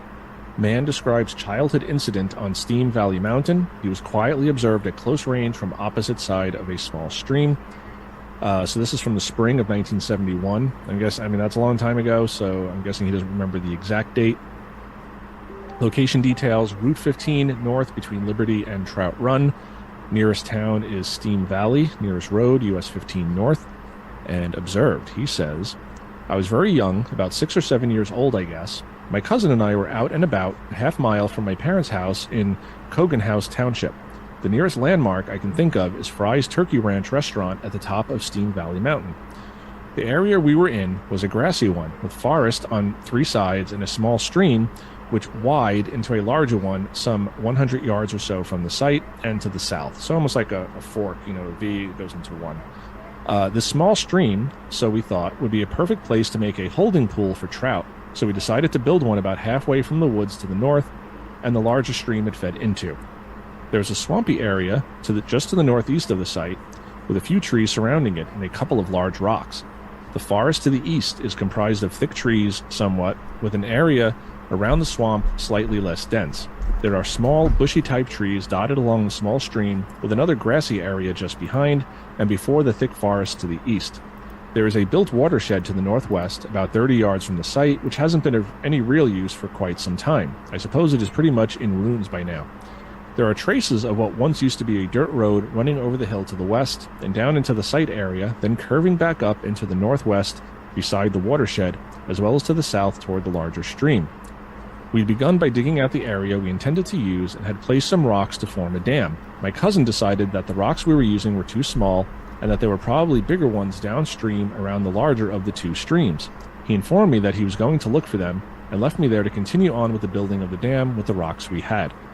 Very industrious 6 or 7 year olds here. This is pretty cool that, kids are out in the woods, in nature, and doing this at such a young age. I mean, these days kids, 6-year-olds would not be doing this. Not where I am from anyway, in the city here. He was gone about 15 minutes or so when I noticed that the water running into the dammed part I was working on was as muddy as the water running out and on downstream. The current wasn't really swift, as this stream was fed by a spring and coming from the forest to the north. I looked to see what was causing the water to be so dirty, and when I turned my head back to the east, I saw this large, hairy creature standing just across the stream from me, about 6 or 7 feet away, I guess. It was massive. Hair covered it from head to toe with a bald-like face, so no hair on the face, just hairy creature with no hair on the face. Its eyes were dark, and it made no movements toward me or away. This creature was pretty quiet for being so big. I was terrified and sat frozen, only able to stare into its eyes. I couldn't move and could barely breathe, so yelling for help was out of the question. I'm older now, but I still sometimes get frightened whenever I tell someone about that day. It stood there for what seemed like minutes, and when I looked away to finally scream for my cousin, I guess it left. When I looked back after a second or two of yelling, it was gone. Really interesting. We didn't stick around to check for prints, as after I told my cousin what had occurred, we got out of there as fast as we could. My mother didn't believe me when I begged her to get the gun and go out there with me after it. Since then, though, I have changed my mind about the method of finding the creature. I believe that the only way this being should be trophied is by camera or just by plain sight. We didn't go back to that area for about a week, and the summer ended. My cousin would come to my house for a week at a time, and we would go out and do all sorts of things in the woods. We are both educated on the woods, and we know a bear when we see one. We have trapped together, fished, hunted, and ridden motorcycles in that area during our childhood. I know this creature wasn't a bear, or anything else I had ever seen before. Since then, I have never gone into the woods without some sort of defense, whether it be a rifle, axe, bow, or sword. I have never been out there without something since. I was just that scared. So he says his cousin was downstream at the time of the incident. He's not aware of any other stories. He says it was around noon.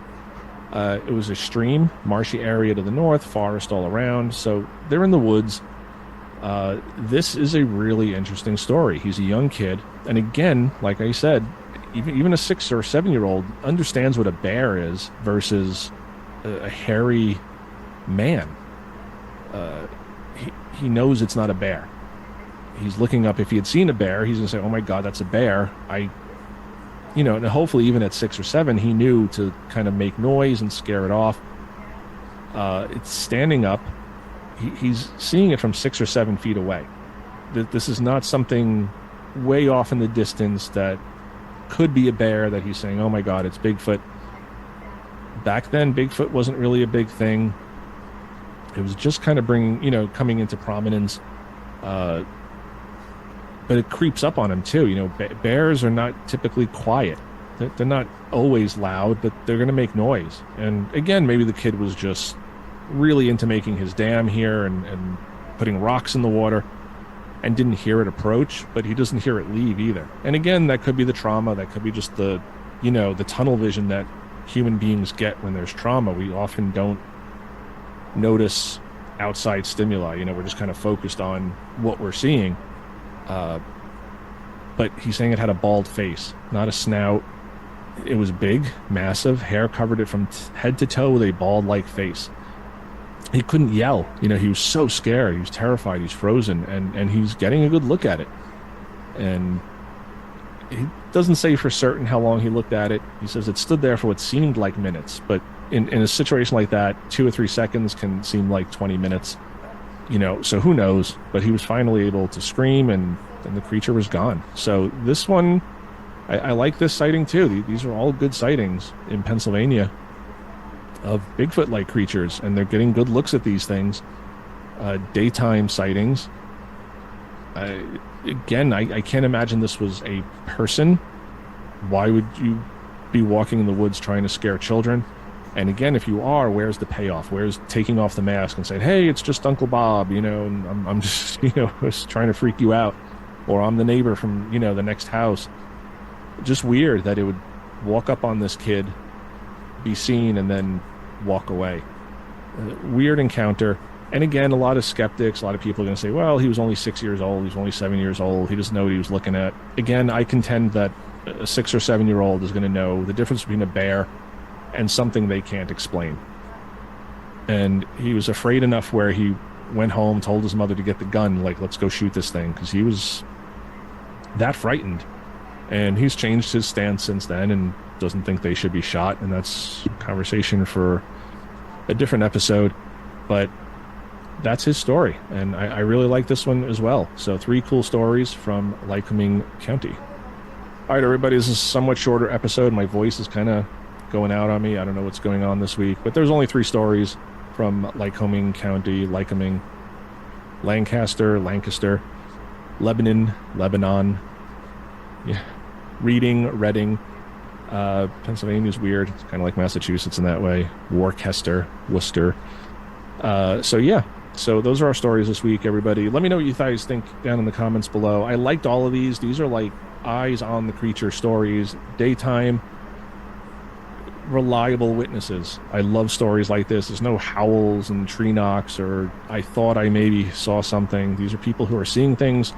So very cool stories. But question everything, everybody. You know, did this kid see a bear? I don't believe so, but you got to question it. You got to sort of look into this and say, could it have been a bear? Like that second story, could a man in a suit have run the way these guys saw this thing run? I don't think so. You question it, and if they didn't put that in the story, that's a question you ask the witness. What did this thing do once you saw it? And if it says, yeah, this thing ran into the woods like uphill, that lowers the probability that it's a man in a suit. So you always got to question everything. If you guys have seen Bigfoot, have a ghost story, want me to talk about other weird cryptids, local legends, shoot me an email, jason@oddanduntold.com. And until next time, everybody, embrace the weird. I'm weird. I embrace it. And rock and roll. Hopefully my voice is better next week.